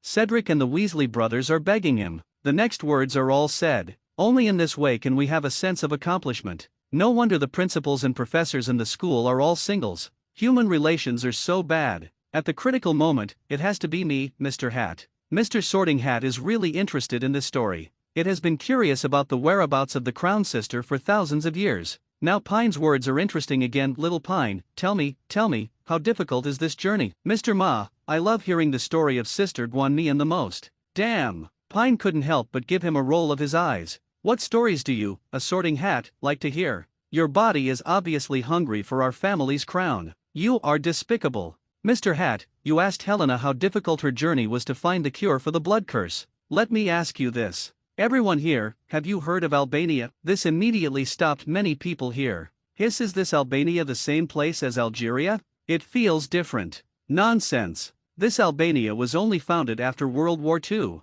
It is a little bit north of Greece. Area. Many people do not understand the meaning of Albania when reading the original work because they do not understand Europeans. Let's put it this way, Albania will be a member of the European Union in the future. But before that, it was in the Warsaw Pact camp. A similar status is about equal to that of the Pacific Ocean. Small countries are like Tonga and Samoa in the eyes of mainlanders. They have established diplomatic relations, but they seem not to have established diplomatic relations. They have no sense of existence. So after Helena stole the crown, she hid in Albania, a place that was ignored in the eyes of Europeans. Ravenclaw sent many people but could not find her. Only the persistent pursuer Bloody Barrow who could not forget her. He searched the whole world to find her. Voldemort's soul also hid in the forest of Albania for the first time. Here, the inspiration is that Helena was very successful in hiding from her mother here. No one would have thought of this place. The wizarding world rarely cares about the affairs of the Muggle world. How can one know where a country that became independent after World War II is located?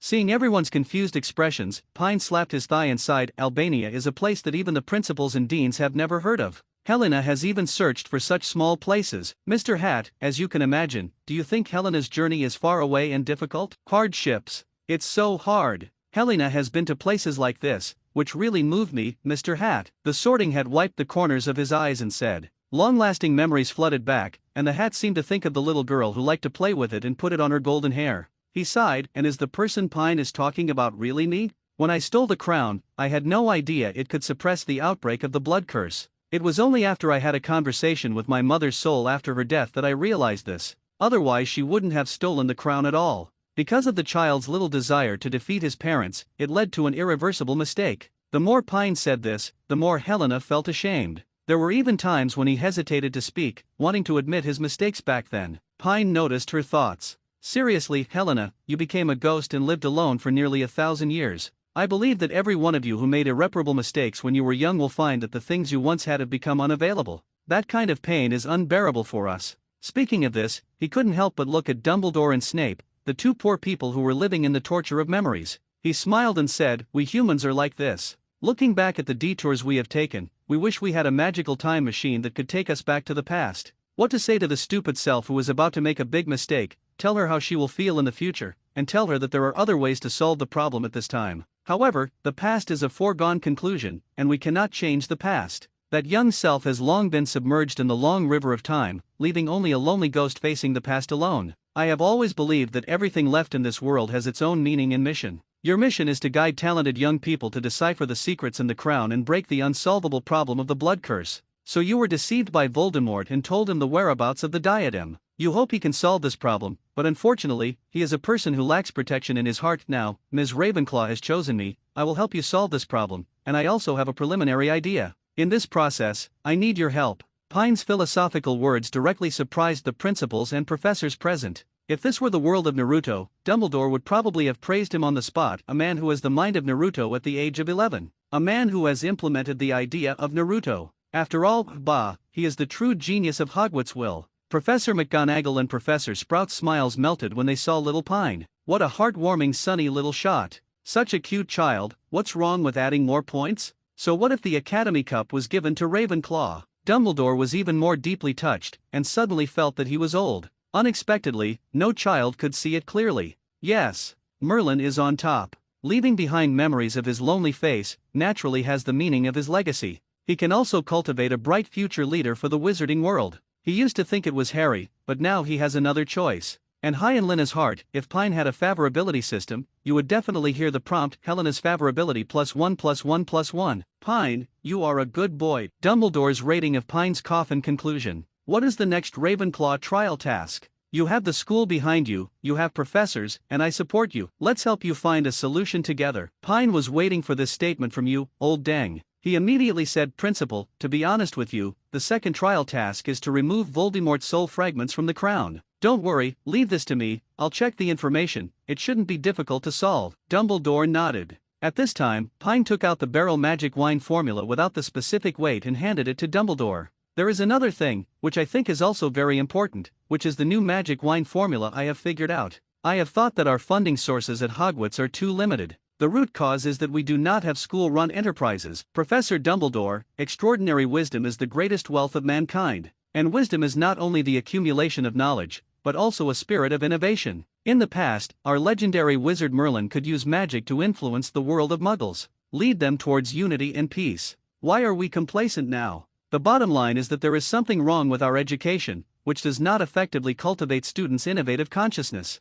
I am willing to share my magic wine formula with the school, which can treat injuries. The magic wine that temporarily increases magic power will definitely become popular in the entire wizarding world. By then, our school's funds will not need to depend on the faces of so many directors. There will be a large amount of funds that can be used to recruit teachers, expand teaching scale, update teaching equipment, and invest in research and development. Equipment. Hogwarts will become a temple of learning for wizards around the world. Ah, did the topic change so quickly? What is this magic wine? The other principals and deans were curious and wanted to take a look at the content. Snape, as the potions master, was even more disdainful. I would like to see what magic wine the great Mr. Wilson invented that can help Hogwarts escape its financial difficulties. Unexpectedly, after reading the formula and effects of magic wine, Dumbledore immediately put the formula away. He asked seriously, Pine, are you confident in researching it? Very confident, Principal. Pine said confidently, and then said sheepishly, it just lacks some mandrake in dragon's blood. Dumbledore immediately spoke, Professor Sprout,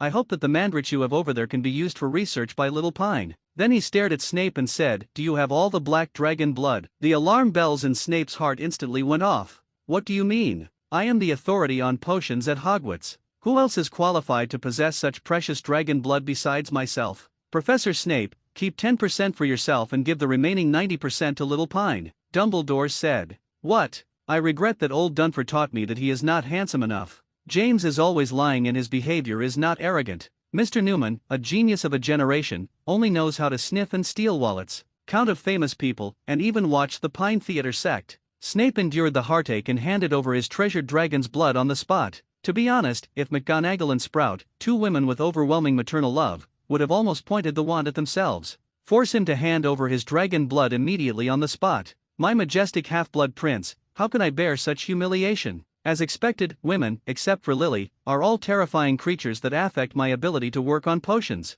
Lily, if you have a soul in heaven, can you feel sorry for me for 2 seconds? In the following period of time, Pine's little life was very carefree. He is holding Chu Jong with his left hand and Pinella with his right hand. He is often accompanied by Tonks, the eldest sister of Hufflepuff. Even the earth ball flower in the hearts of many boys, the charming defense against the dark arts professor Mrs. Cynthia Nate. Hey, you'd better look elsewhere, Cynthia's appearance and figure. It is highly similar to the globe flower Monica Bellucci. They are all beauties with the charm of a sexy young black-haired woman that is rare in time. But this flowery professor often called Pine into his office and stayed there for several hours. The Hogwarts boys felt so painful in their hearts. Can't you leave some beauties for us? Fortunately, the house beauty of Slytherin, Martina Parkinson, has been competing with Pine in the credit competition, supporting her hard, and even making no excuses. This gave the Slytherin boys some small comfort in their hearts. He even dared to ridicule the Gryffindor girls for not being beautiful enough and not falling under the eyes of Dionysus. Not even against Dionysus.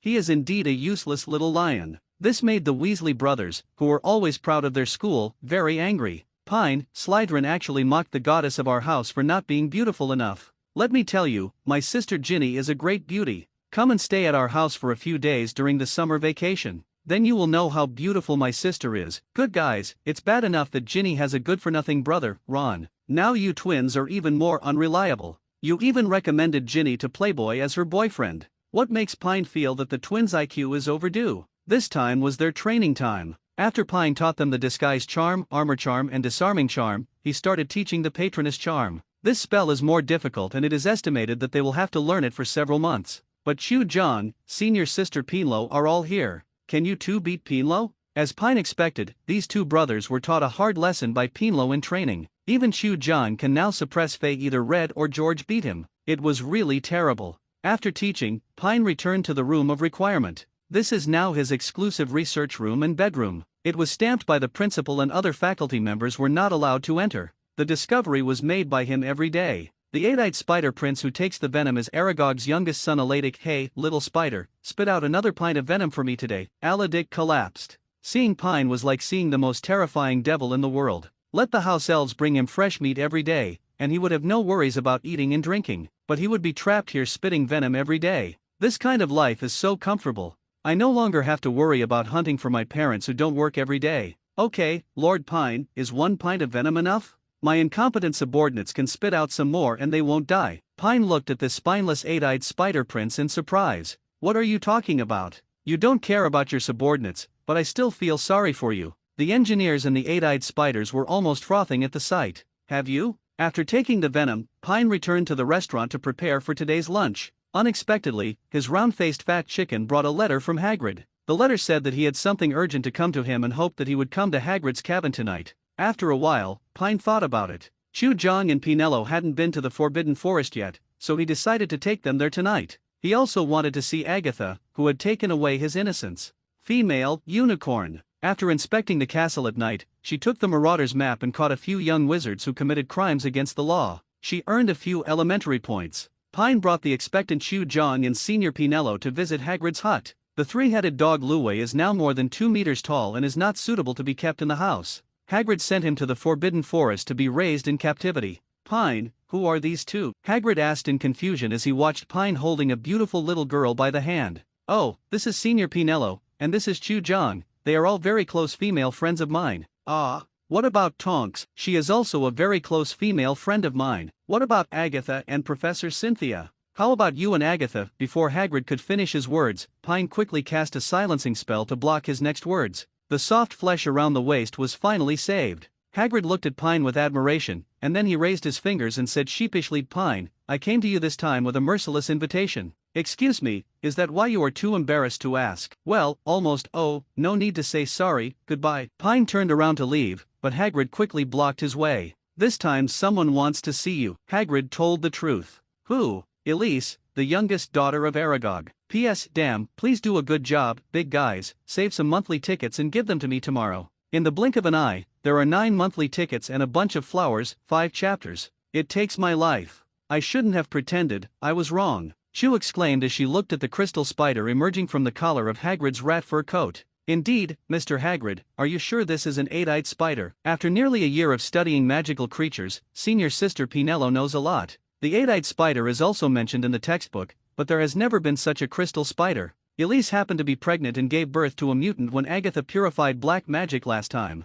However, as a dark creature with bright and holy abilities, she is a bit marginalized in the group, so don't talk nonsense, Hagrid. I am the most popular being among the 8-eyed spiders. As long as I find my most promising brother for the race, my father will definitely approve of me. The little spider Elise retorted slowly. Aragog doesn't agree with her? Pine asked curiously, is it because she is the wrong color? Hagrid explained a little awkwardly. Aragog suspected that his wife was, that's why she gave birth to Elise. You know, inbreeding is prone to mutations. Pine almost spit out a mouthful of salt soda. Aragog actually suspected that his wife and, inbreeding. The melon here is a bit big. Don't talk nonsense. My mother only loves my father. She can't do that kind of thing to my second brother. I didn't see anything yesterday. The little spider girl Elise's words are obviously trying to hide the truth. This spider circle is really messy. By the way, you haven't told me why you're looking for me, Pine asked as he flicked the little spider girl that fell on the spider silk. I want you to let my brother go, Elise said loudly. Let your brother go. Pine smiled and said, then what do you give in exchange? Let me tell you, your brother is now my right-hand man, helping me supervise his subordinates to produce a pint of venom for me every day. What benefits can you bring to me? When the little spider girl heard Pine's words, she immediately thought of the spider fairy tale her mother and second brother told her. In it, the evil human wizard would kill one after another disobedient children who ran away from home in the autopsy room. 8-eyed spider. Suddenly, the spider hairs stood up, and there was a chill. He panicked and said, you're not going to capture me for anatomy, are you? Pine waved his magic wand and transferred her directly to his space pocket, threatening, yes, I just want to take you back for dissection and study the issue of spider mutation. Maybe I can extract your genes and create Spider-Man. Elise was so frightened that she closed her eyes and fainted. Hagrid rubbed his hands. Pine, you don't worry, Hagrid, I'm just taking care of her for a while. You don't know, your brother has to eat 20 pounds of fresh meat at my place every day, and he has weekends off, so the treatment is good. Subsequently, Pine took Chew and Pinello into the Forbidden Forest. Since the last war in the Forbidden Forest, many magical animals here have been particularly close to Pine. Maybe he has a Hufflepuff in him, because of the compatibility of all things. Little fairies, moon-crazy beasts, tree-guarding Gwuluo, Zyexia, etc. all ran to his feet. Please give me a hug. This heartwarming scene stunned the two beautiful girls. Anne is so handsome and charming. Along the way, Pine also found the leader of the Thestral. According to Hagrid's introduction, the leader's name is Drogon. What a good name. On the way, he also met a Manticore, and a Manticore. Pine greeted old comrades such as the Invisible Beast and the Poison Leopard one by one. Finally, Drogon and the three of them landed on the small island in the center of Crescent Lake. The unicorn was very affectionate when he saw Pine, who had saved them. They came up to greet him one after another. One of the unique golden-horned unicorns even leaned in Pine's arms and begged for stroking. Feeling the warmth of Agatha, Pine couldn't help but think of the last kiss. The blood curse came. The research cannot be put down and the progress needs to be accelerated. I hope that one day, Agatha can return to human form. Regarding the little spider girl, Pine's idea is simpler and more direct. Isn't the reward of Ravenclaw trial to the spider girl's skin? Well, originally, he was wondering where to find such a female spider. Then someone stupidly came to his door. In addition to Yumi, it would be good to have a little spider female pet by his side from now on. In the blink of an eye, it was December. The weather is getting colder and colder. Although there is a roaring fire in the Ravenclaw common room, the corridor with the cold wind has become even colder because of the wind and snow. The glass of the windows was rattled by the biting wind and snow. Everyone I had to wrap myself up more tightly with clothes. Christmas, the first long holiday in Britain, was approaching, and everyone was looking forward to the holiday. However, the professors subconsciously left a pile of homework for the students. This also prevents people from having a good Christmas holiday. Looking at the homework assignments rising sharply on the parchment, the Weasley brothers once again threw their quills on the table. Accept your fate, you have to do it anyway, or come back after the holidays and let the professors take turns giving you solitary confinement. Cedric put away the parchment and had to admit that there was indeed a lot of homework during the Christmas holiday. Even he, a top student, couldn't finish it all in a short time. As for Pine, I don't know how he did it. The current professors turned a blind eye to him. There was still snow falling outside, and the little spider girl Elise felt as if her mind was frozen. Watching the acromantula eat into a big fat man in the spider room of the Room of Requirement. Elise almost fainted. Are you really my little brother Elatic? Hey, a new person is here, lie down quickly, someone will come to deliver food later, eat more and try to grow taller as soon as possible. Elatic said to this cheap sister he had never met before. Brother, you are so good to me. For the first time, Elise felt the warmth from other family members besides her mother and second brother. Nonsense. You are so young, how much venom can you vomit in a day? Eat more, eat fat, so you can serve Lord Pine. What? The little spider girl Elise was shocked. It turns out that this is the purpose of her little brother to make her full? Look what I'm doing, hurry up and eat. Lord Pine said, you are a rare mutant. If you cultivate it well, the venom may have miraculous effects in the future. Elatic urged unhurriedly. Little spider girl's mentality collapsed. Looking at the fat Elatic as if she saw the devil's accomplice, she shouted outside, Pine, take my brother away quickly. The defense against the dark arts professor's office. Pine and Cynthia were hiding in her huge tent, doing some shameful things. Little Pine, please come and slowly stop talking, I'm almost in. Why don't you get it in there? I'm afraid something will happen. Stop talking nonsense, just raise your head if you don't want to take the injection, open your mouth, hold it in your mouth for me, and drink it. Well, this is too rough, let me slow down a bit. Pine looked at Cynthia's rosy cheeks helplessly. Auntie, I'm here to treat you, could you please be less harsh? Okay, this is the unicorn's magic serum. Since you are afraid of injections, drink it yourself. Remember to wrap it with magic to absorb it. Don't swallow it directly. After studying Leopard Girl's blood contract magic circle, Pine came up with a solution. Because the blood curse is more like a contract magic, it can switch freely between humans and animals. So he thought of the third A treatment plan. Once a magic contract is signed, it cannot be changed at will, unless there is a force 10 times stronger to forcibly tear up the contract, but it will cause unpredictable side effects. The other plan is similar to programming. You can make a copy of the original contract. Supplementary terms, referred to as patching. For example, the condition of the original contract exchange is that the wizard uses the special magic power in the blood of magical animals for his own use at the cost of the probability that the children in his blood will become magical animals.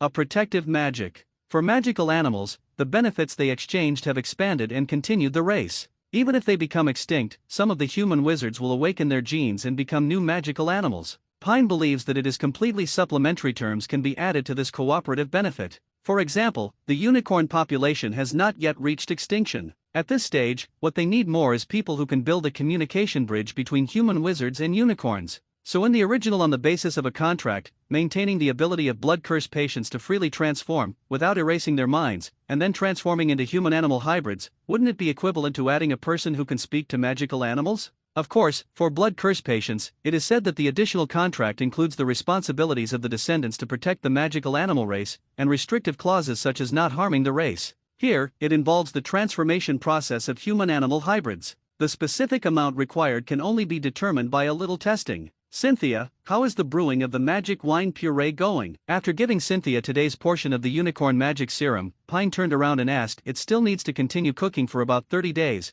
and the first batch of puree will be completed. Oh, and, have you trained them? It went very well. These house elves are more talented in brewing magic wine than ordinary human wizards. They are indeed very trustworthy workers. Pine, who aspires to become a big capitalist, nodded with satisfaction. It's going to be a holiday soon, so we can't relax in the work of brewing the magic wine. By the way, you're not going home for Christmas, are you? Asked Pine. No, my parents have passed away long ago, and I have no other relatives. Cynthia said. Then come with me to my house for Christmas. Pine invited. Really? Cynthia was a little surprised and a little shy. No other man can touch the Artemis blood curse she has. Only Pine can withstand her hugs and kisses. This is considered a marriage bound by Merlin, a destined man. However, I am a full 28 years older than Pine, and older than his parents. Although I have good magic practice and take good care of myself, but it is so embarrassing to spread the word. I found someone 20 years younger than me, an 8-year-old little man. After Payne packed his luggage, he got into the carriage driven by Drogon, the leader of the Thestrals.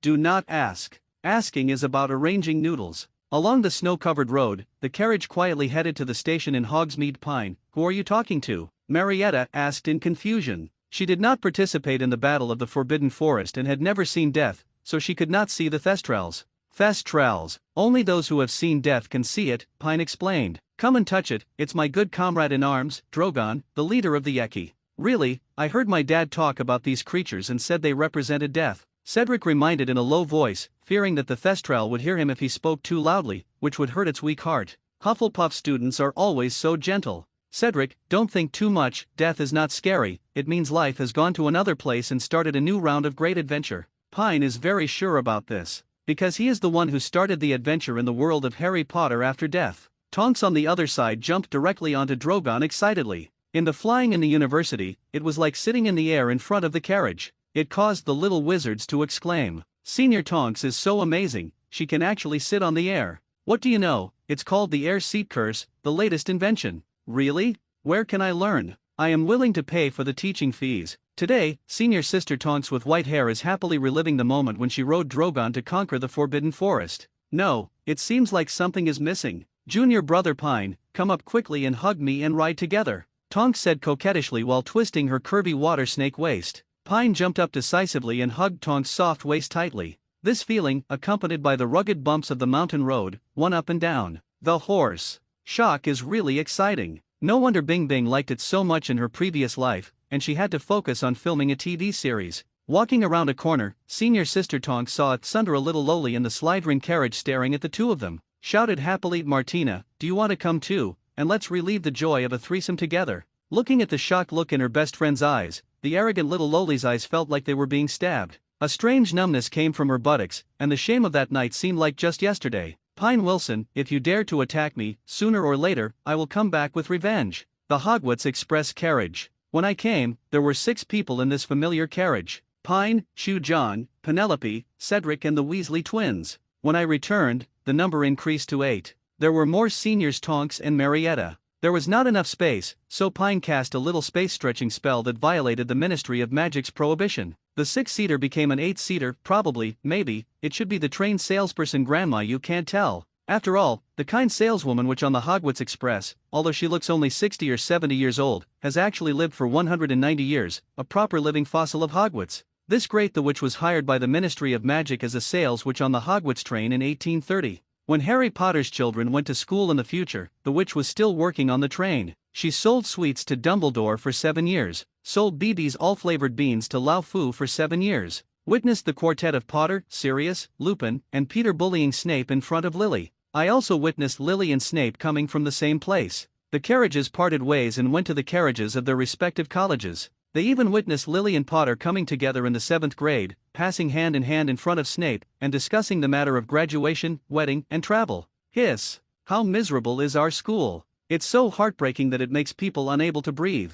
Unfortunately, there is no real empathy in this world. Unless you put on the other person's shoes and walk up and down the way he came. At that time, you will find out. It turns out, it is a road that some people have walked. You will feel sad even passing by. But Pine is too lazy to walk the broken road that Sri Lanka has walked. He has lived a comfortable and happy life. His parents love him, and his girlfriends are all the beauties of the hospital. I really don't feel the same way, so I can feel confident when I cheat. When the fat Scottish chicken with a round face was lying next to Yumi, he was glad that he didn't have to go on a business trip to deliver letters in the snow today. Pine gave it a brain-shattering thought. Fat chicken, go and give this letter from me to Professor Snape. The last time he gave me 10 gallons of dragon's blood, he gave me ordinary Welsh green dragon's blood and passed it off as black dragon's blood. Ask him to pay me double compensation immediately, otherwise I will ask Mag and Sprout to talk to him. Fat chicken, I'm shaking and crying. In such a snowy day, you write letters a day to urge him to repay his debts. It's my fat Scottish round-faced chicken who is unlucky. When the train started to enter London, Pine and others, he took off his wizard cloak and put on a muggle coat. In the afternoon, the train finally stopped at King's Cross Station. When he walked out of the wall, he found several men in inappropriate clothing standing guard near the wall. There were several Aurors from the Ministry of Magic patrolling around. A worried black Auror kept casting the Oblivion Curse on any muggles who found abnormalities nearby. Goodbye, Pine. Outside the platform, the Weasley brothers, Cedric and Marietta, waved goodbye to Pine. Goodbye. Pine also waved to them. Then Chu Jong and senior sister Pinello took advantage of their parents not noticing. They secretly hugged Pine and ran away. However, senior sister Tonks hugged her generously. She looked at Pine and left a heavy red mark on his forehead. Then, under the surprised eyes of her parents, she walked away gracefully. Pine, Mom is here. Linda waved and ran towards her excitedly. Pine walked towards Linda and Jason with a smile on his face. Honey, who is the girl who kissed you just now? She has beautiful hair. Linda's gossip soul was igniting in her heart, and she was very concerned about her son's emotional experience in the past few months. A 7th grade senior, Pine explained casually. Moo-ah. Linda kissed Pine hard on the cheek and said excitedly, my son is so awesome, even the 7th grade seniors were taken care of by you. By the way, my mother also likes the 2 little girls who often appear in the photos you sent me before, especially the Oriental girl. She is so cute that I want to take her home and raise her. Jason took Pine's luggage helplessly, shrugged at him, and whispered, these days when you are not at home, your mother is very bored and thinks about you every day to quickly find some girlfriends to give her grandchildren. Sure enough, the love of parents is fake. Raising a child to play is real. Therefore, maternal love will disappear. When you have a grandchild, you forget about the son, right? After driving for 10 minutes, you still have to wait for 2 traffic lights. Pine just arrived home. Welcome home. Linda smiled, held the lovely Yumi in her arms, squeezed her, and said mysteriously, my dear, you will be pleasantly surprised. Surprise? Pine was a little suspicious and couldn't help but look at his father.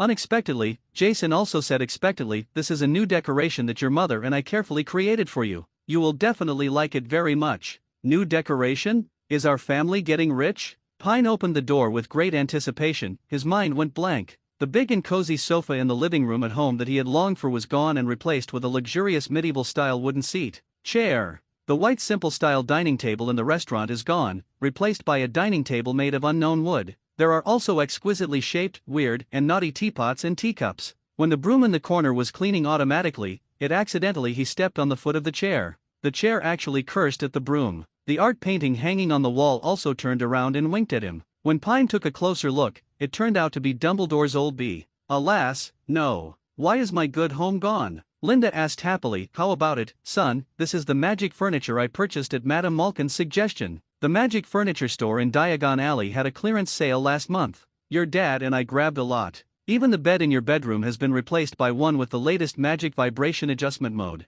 It will be much easier for you to bring your girlfriend back in the future. Surprised or not? Is it surprising? Your parents are afraid that if you get used to being at Hogwarts, you won't be able to adapt to the real world. Pine feels that this father's love and mother's love are too heavy. Did you buy this for me? You obviously bought it because you think the magic furniture is fun. And there is a more important question. These furniture look like, should. Probably not cheap, Dad. Mom, how much does it cost to buy these magic furniture? Rest assured. Does our presence still make you worry about money? Jason said proudly, yes, your dad and I discovered that although pets in the magical world have magical treatments, their knowledge about genetics and breeding is really lacking. Linda added proudly, so your father and I contacted the Eula Owl store to help them with the breeding of magical animals. In my pet hospital, we also opened a special department that is responsible for magical pet genetic testing, test tube transplantation, etc. By the way, Mom will tell you another secret secretly, Linda said mysteriously. What secret? Pine asked cautiously. Word of Mother's Hospital's genetic testing technology spreads in Diagon Alley. Last month, I heard that someone from a pure-blood family secretly found me. I hope I can help them trace their family genes. It is said that it is ready, and they are just waiting to publicize the purity of their bloodline in the newspapers. Good guy. At 7 o'clock in the evening, the Wilson family has not officially started dinner. Pine told Linda and Jason that one of his teachers might be coming to live with him for a while. Linda quickly asked Jason to go out and buy a lot of ingredients and prepare a more sumptuous dinner. Pine heard a crack of a whip coming from outside the door. The Wilson doorbell rang. Jason and Linda took the initiative to open the door. I saw a beautiful woman standing outside in the cold winter, carrying large and small packages of gifts, but wearing a bohemian-style dress. During their previous meeting in the Leaky Cauldron, Cynthia and Agatha were both wearing thick wizard robes and tall wizard hats. Their appearance and figure were covered up, so Jason and Linda didn't recognize them. You are Professor Cynthia, why do you bring so many things? Come in quickly, it's windy outside. Linda greeted warmly. Thank you, Uncle and Aunt, for visiting us for the first time. This gift is not a sign of respect. Cynthia came to visit Pine's parents for the first time. As a mature woman, although she is inexperienced, she has basic humanities and sophistication. It is not strange to be polite to many people.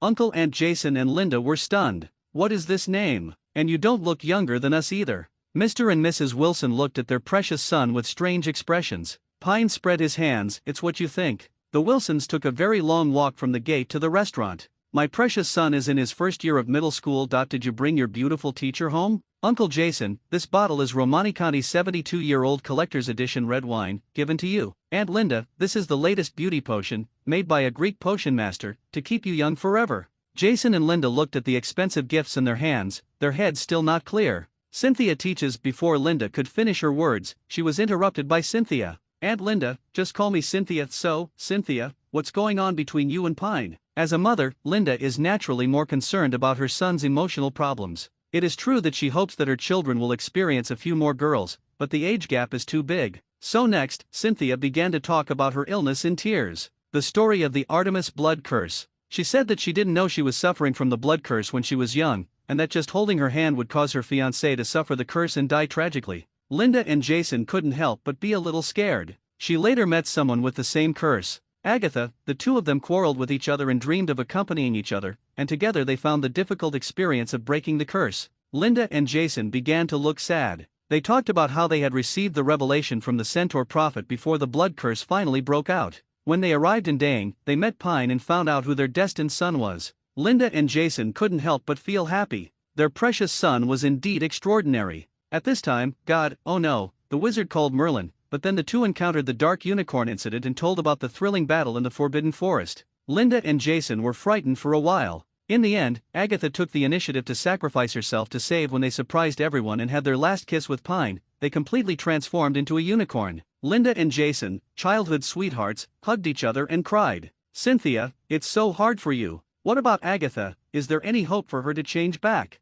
Linda asked, wiping away tears. The hope is slim, but if according to Pine, Ms. Ravenclaw's trial can be completed, the blood curse on me will not break out, and maybe Agatha can change back. Cynthia also wiped the tears from the corners of her eyes and said, bang! Pine was slapped hard on the back of the head by his mother. Mom, what are you doing? Pine asked with a confused look on his face. Why are you beating me so well? Linda's eyes widened and she said, for the sake of Cynthia and Agatha, you must stay down and study how to break the blood curse. We cannot lose such a good daughter-in-law. Pine looked at his cheap dad aggrievedly. Unexpectedly, Jason also ignored his grievances with tears in his eyes. Don't worry, Cynthia has entered our Wilson home. Men, you are our good daughter-in-law, and we will help you. I will never let the blood curse on you break out. Cynthia was very happy after eating this meal, and Pine was like chewing wax. Because the love of parents was given to their good daughter-in-law, who was several years older than them, she didn't even know how to pick up food for him. Even Cynthia even acted on the spot. Change your surname, and your name will be Cynthia Wilson from now on.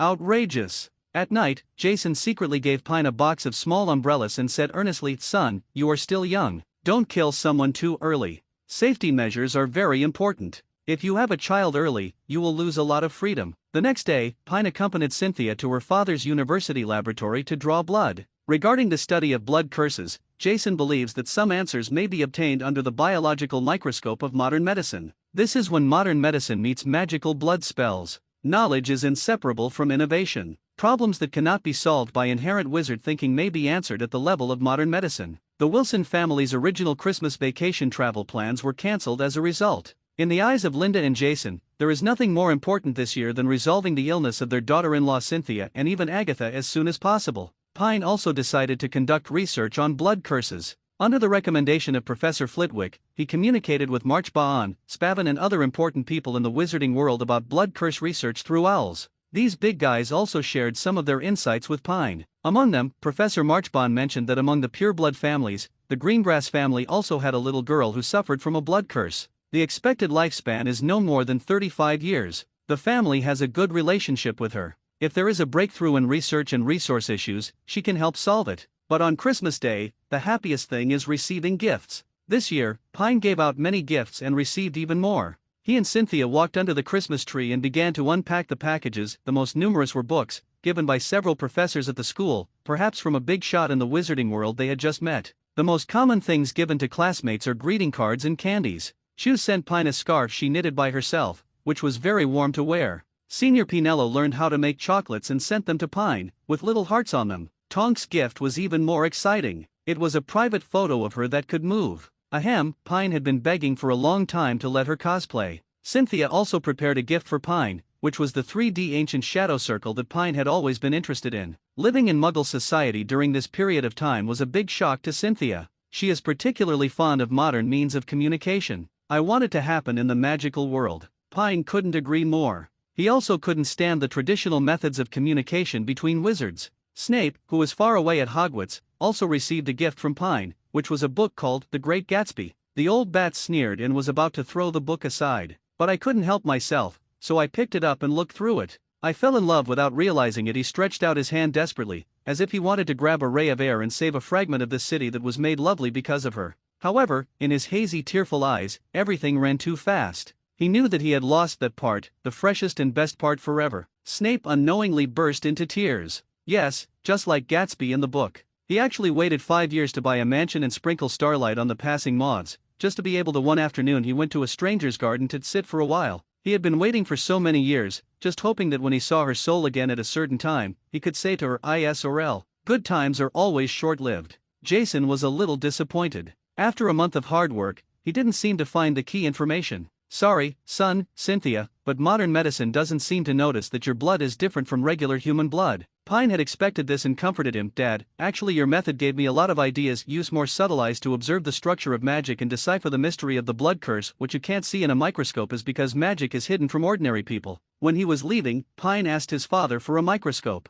He planned to start with it and see if it could be transformed into a magic microscope. But there was no rush, he needed to wait for good news from Dumbledore. Maybe after the second trial of Ravenclaw is over, the next clue will appear. The holiday is over, and parting is always sad. In the eyes of Linda and Jason reluctant to leave, Pine took the express train back to Hogwarts. Hogwarts. As he expected, Fred and George took Cedric's homework and copied it frantically on the train. It seemed that they were too crazy playing at home and didn't even think about doing their homework. "Pine, among the gifts you gave me, I like the book Eastern Mythology the most. It is so great." Tonks said excitedly while eating pumpkin pie. "I like the Monkey King's 72 transformation spell, and I'm now starting to figure out how to use my disguise magus to cause trouble in the Ministry of Magic." When I saw the Weasley brothers being punished for copying their holiday homework 10 times, Pine knew that the two brothers almost copied Cedric's homework in order to rush for time. "Don't even bother to change it." It was Professor Snape's performance that surprised Pine. "After the dinner, the other party actually called me to the office. I really compensated myself with double the dragon's blood, even if it's just a regular Welsh green dragon." This also surprised Pine. "I lost the book you sent me, so I should compensate you," Snape said coldly. "Ha ha, as long as you like it." But when Pine subconsciously glanced at the green-covered book in the corner of the messy desk, Snape stared at it like a poisonous snake. If you still haven't left here, do you want me to treat you to dinner? Good night, Professor, and read well. Pine turned around and ran away after saying this. 2 weeks passed quickly. In the early morning, Pine was awakened by the system's notification sound. Ding! Congratulations to the host for completing Ravenclaw's Trial Task 2, removing the dirty soul from the Crown Mission Reward, Level 9 Talent Point *1, Spider Queen Elysium and Rose Skin *1. Damn it. Was Lao Fu's soul fragment killed by Dumbledore? I looked at the time, it was 2 a.m. How hard does Lao Deng work? Even if the elderly don't sleep at night, they still have to destroy the fragments of Lao Fu's soul. Touching. Sure enough, early the next morning, Pine, who was studying hard in the library, was taken to the principal's office by Professor Flitwick. Today, Dumbledore looked like he had drunk fake wine, his face was glowing red, and he was mumbling words that Pine could not understand. Tom, I found your secret in the crown. I finally found your way to eternal life. From Pine's point of view, it's probably another bad relationship owed by the principal. Little Pine, you found the Ravenclaw diadem, which is of great significance to Hogwarts. What reward do you want? Pine looked back at Professor Flitwick and said sheepishly, is there a special contribution award? Old Deng is particularly easy to talk to today, no problem. The whole school will be announced tomorrow that you have found Ravenclaw's lost diadem for the school. And you are the hero of Ravenclaw. In the end, Professor Flitwick got the crown from Dumbledore. This crown is indeed magical, a bit like a blessing elixir. After wearing it, people's thinking will become extra clear. Professor Flitwick felt the power of the crown after wearing it himself, and couldn't help but sigh. It has no side effects and is a permanent buff. No wonder people say that Ravenclaw's crown contains infinite wisdom. With this thing, isn't it cheating? However, before leaving the office, Professor Flitwick handed the crown to Pine. I applied with Dumbledore. As the discoverer of the crown, you will use the crown in your hands this school year. Remember, Pine, you must pass the Ravenclaw trial. I also want to see what legacy Ms. Ravenclaw has left for us. The next day, when the news that Pine had found the Ravenclaw diadem that had been lost for thousands of years, the news that he had won the Special Contribution Award for the second time this academic year spread throughout the campus, everyone wanted to ask Pine about the function of the crown. For every little wizard, the legend of the diadem is simply fascinating. Who wouldn't want to inherit the infinite wisdom of Ravenclaw? However, no one could find Pine. Only those who are close to him know where he is now. Room of Requirement. After feeling the effect of the crown, just took this thing off. That absolutely rational way of thinking is very emotionally taxing. Maybe this is the price to pay for wearing a crown. Cynthia, I'll leave this with you first. You and Martina take turns carrying it. The Philosopher's Stone above has the power to suppress the outbreak of blood curse and can delay the outbreak of your blood curse. Pine personally put on the repaired crown for Cynthia. Her exquisite face matched this gorgeous crown. At this moment, Cynthia looked like a queen who had been crowned and ascended the throne. She couldn't help but kiss her. Cynthia felt a tight tension in her body. The string was finally put down. Faced with Pine's kiss, she responded violently. So many years of loneliness almost burned her soul to death. Don't move there, little Pine, I'm afraid I can't control myself. You're still too young and you'll get hurt. Pine has never really tasted it since he traveled through time. How could he let her go so easily? He whispered a few words into her ear. Cynthia's face turned red, and her snow-white skin was frighteningly hot. Ugh, how can it still be like this? Be good, be obedient, I will serve you now, and you will have to serve me like this every day in the future. Do you hear me?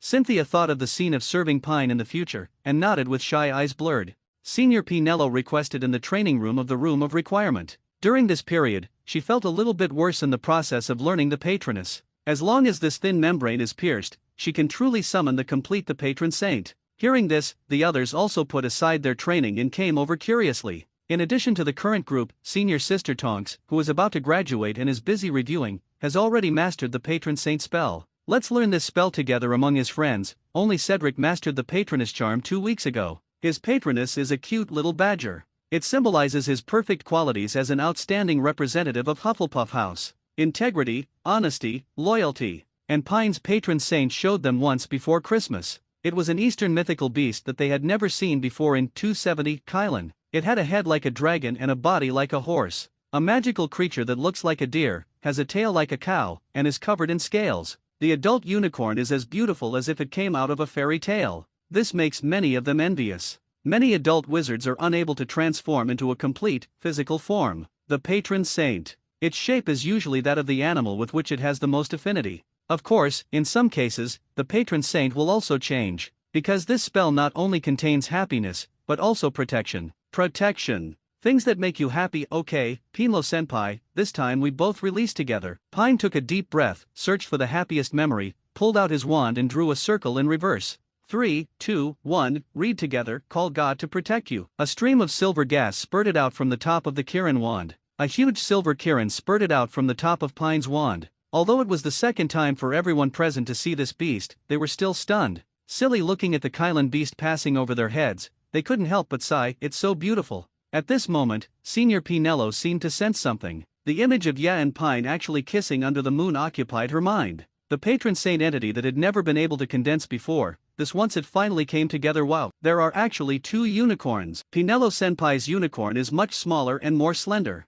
Everyone cheered in unison, while Chu-jong looked envious. Pine knew clearly. The form of animagus will not change with emotions, but the patroness will. Because the patroness is a reflection of the positive aspects of his heart, and positive changes will cause changes in the patron saint. If Pinello-senpai likes herself, then her patron saint will most likely follow her. With Pinlo-senpai's success, other people will also be ignited. Fighting spirit. Especially Kaya-chang, her talent is no worse than that of Pinlo-senpai. It's just that she is younger and the magic power in her body is not as perfect as Pinlo-senpai's control. About 2 weeks passed. The last one, Marietta's patron saint, was also summoned. George and Fred were overjoyed on the spot. Marietta, you're from Ravenclaw, how come the patroness you summoned is actually Hufflepuff's little badger? I bet if you demonstrated this patroness charm during your 5th year exams, Professor Flitwick would be pissed off on the spot. Marietta was also a little at a loss. That's right. I'm from the Ying Yuan, why is the patron saint a little badger? Rest assured, Marietta, your patroness is the force of happiness, joy, and love. Whoever makes you happiest is your patroness. Pine quickly explained, fearing that the child would not be really troubled. But judging from the changes in Marietta's patron saint, the informer in the original work has really changed a lot. She now has Cedric. She gained the love of this childhood sweetheart. She also gradually moved closer to Cedric in terms of personality. Otherwise, with her original personality, she would never be able to summon such a loving and upright patron saint as the little badger. The patron saint of Fred and George is the same as in the original work. They are all magpies that symbolize happiness. To read Bao Swan novels, go to Fila Novel Network. In Britain, there is a proverb about magpies: 1 is sad and 2 are happy. So after Fred died in the original book, George's patroness could no longer be summoned. But in this life, this situation is unlikely to happen. The Weasley brothers are his friends, and Pine will never let him. Fred died. Of course, compared with the original work, the biggest change is Chu-jong. In the original work, her patron saint is a white swan that symbolizes pure love. And this time, her patron saint also turned into a silver female unicorn. Pine and her looked at each other in understanding. There is love in my heart, it goes without saying. Pine saw that everyone had learned the patroness charm, and began to announce the next content to learn. This school year, everyone learned the disillusionment charm, the armor charm, the disarming charm, and the patroness charm. Next, what we are going to learn will be the more difficult advanced transformation spell, Animagus. I originally planned to complete this dangerous transformation spell by myself during the summer vacation, but now we are a team. I decided that we should learn together. This spell will take a long time to learn. In the following time, we have to complete some preliminary preparations. Hey, what are Animagus? Fred asked doubtfully, where have you heard it before? Stupid, animal transformation. George reminded, do you still remember what Professor McGonagall looked like when she gave us the transfiguration class on the first day? She becomes a cat. You can still remember this. Fred looked like he had seen a ghost. Senior Pinello had learned about this magic and said with some worry, there are probably only 7 Animagus registered by the British Ministry of Magic this century. Of course, the existence of 2.5 illegal Animagus cannot be ruled out. Payne nodded and said, Senior Pinello is right, there are only 7 people registered this century. But there are definitely more illegal Animagus. Because the most powerful thing about this spell is its invisibility, and it can even permanently transform into some kind of animal. Unlike body transformation, it will lose its magic power after a while and return to its original shape. Of course, for George and Fred, this spell was the most useful. Because if you learn the Animagus, you no longer have to worry about being caught every time you go out at night. Behind Hogwarts Castle, there is a new huge building, Wilson Brewery. In the wine shop, dozens of house elves put on uniform work clothes and were busy and enthusiastic. Pine spent the 200 points he had previously received from the Ravenclaw crown time immediately. Used to purchase Slytherin's silent spell-casting skills and Hufflepuff's gourmet magic. Many of the food magics are left to the house elves. On the morning of February 9th, Dumbledore, Professor McGonagall, Professor Sprout, Professor Flitwick and Bad Elf and other school leaders, accompanied by Professors Pine and Cynthia, we visited the brewery. School leaders had cordial exchanges and talks with Mrs. Cynthia Wilson, general manager of Wilson Brewery, and Mr. Pine Wilson, technical director and shareholder. The whole meeting was cheerful and relaxed. Principal Dumbledore and his party highly recognized the work of Wilson Brewery. 24 also has full confidence in the future development of Wilson Brewery. He also expressed that in the future, Hogwarts School will strengthen cooperation with Wilson Brewery to achieve a win-win situation, make Hogwarts' first school-run enterprise bigger and stronger. During the meeting, Professor McGonagall asked about the plans for the factory, marketing, sales, and after-sales. The leaders once again affirmed the decision-making awareness of Wilson Brewery in its forward development. That day, Principal Dumbledore and his party paid a comprehensive visit to Wilson Brewery. Outside the brewery, Mr. Pine Wilson introduced Will to the school leaders. The distillery is a factory with a rich Scottish Highland style that represents the magic of Hogwarts. It is built entirely in accordance with Hogwarts' latest global unified standards. Walking into the workshop of Wilson Winery, the school leaders had a close conversation with the elves in charge of each section of the winery. They also exchanged opinions on the magic technology of brewing magic wine. Presumably in the future, as the interaction with the school becomes closer, Wilson Brewery will also be able to better provide customers with high-quality magic wine in terms of brewing technology. Enter the brewery's first sample room. Everyone listened with great interest to the explanation of the functions of Wilson's magic wine. Among them, the effectiveness of magic wine in relieving injuries and improving magic strength and defense attracted the attention of school leaders. After drinking the magic wine, the leaders personally experienced the powerful effects and incomparable taste of the magic wine.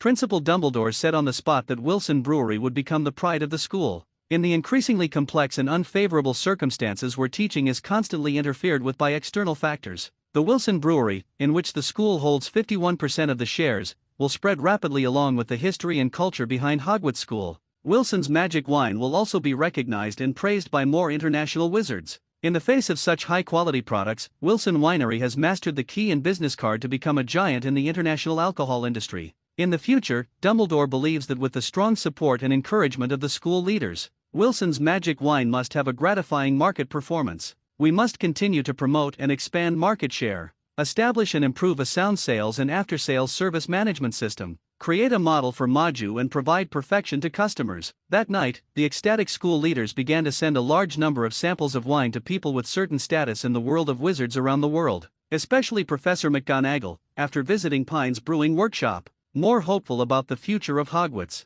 With money, who would look at the face of the so-called school board? Hogwarts is not a private school. The so-called school board of directors is assessed based on the amount of donations. Give these school managers the opportunity to participate in school interventions. But now the school-run enterprise is about to be completed. Pine doesn't care about control. Throw the brewery head into the towering Hogwarts tree. You can make a lot of money by taking dividends every year. Not to mention that you have to pay yourself a huge amount of royalties every year for the use of patents. Dumbledore has begun secretly to take back the power scattered among the school directors. Plan to completely break away from the control of the school board. Prepare to reorganize the school board. Fudge had just come to power, and although he was dissatisfied with Dumbledore's actions, he did not dare to object. The day after the magic wine was shipped, countless owls rushed into Hogwarts School like crazy. The British wizarding community was shocked by Wilson's magic wine almost overnight. Totally crazy. After receiving excellent feedback from market sample wine users, the brewery began to run like crazy without stopping. Cynthia is the character that Pine takes the initiative to bring to the forefront.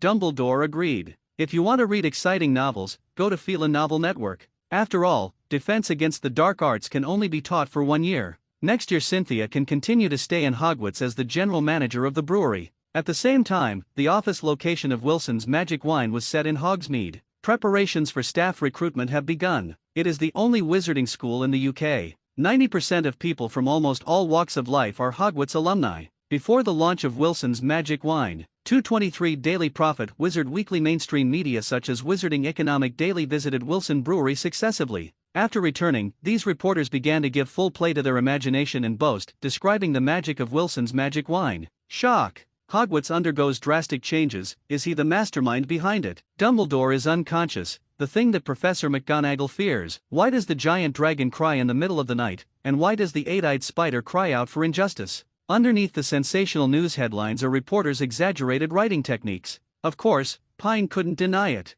Wizards active in the press are basically seniors from Ravenclaw. For example, Dumbledore's drunkenness almost caused disaster, and Professor McGonagall woke up in the middle of the night. Written by the Daily Prophet article was written by the infamous Rita Skeeter. This Ravenclaw graduate is said to be going to the school for an exclusive interview next. A wizard can be responsible for many things. Therefore, the number of recruiters is not large, but the number of recruiters is high, and the ability and character must be excellent. Warm winds from the Atlantic Ocean bring continuous spring rain to the Scottish Highlands. Lupin walked out of Hogsmeade train station with his bag on his back, his steps heavy, and the road ahead was confused. In 1960, Remus Lupin was born into a wizarding family. His originally happy and beautiful life was completely shattered when he was 4 years old because Lupin's father offended the werewolf Fenrir Greyback. Fenrir broke into Lupin's house on a full moon night and bit the young Lupin, causing Lupin to transform into a werewolf. Although Lupin's parents tried all kinds of methods, they could not turn Lupin back into an ordinary wizard. Young Lupin was desperate.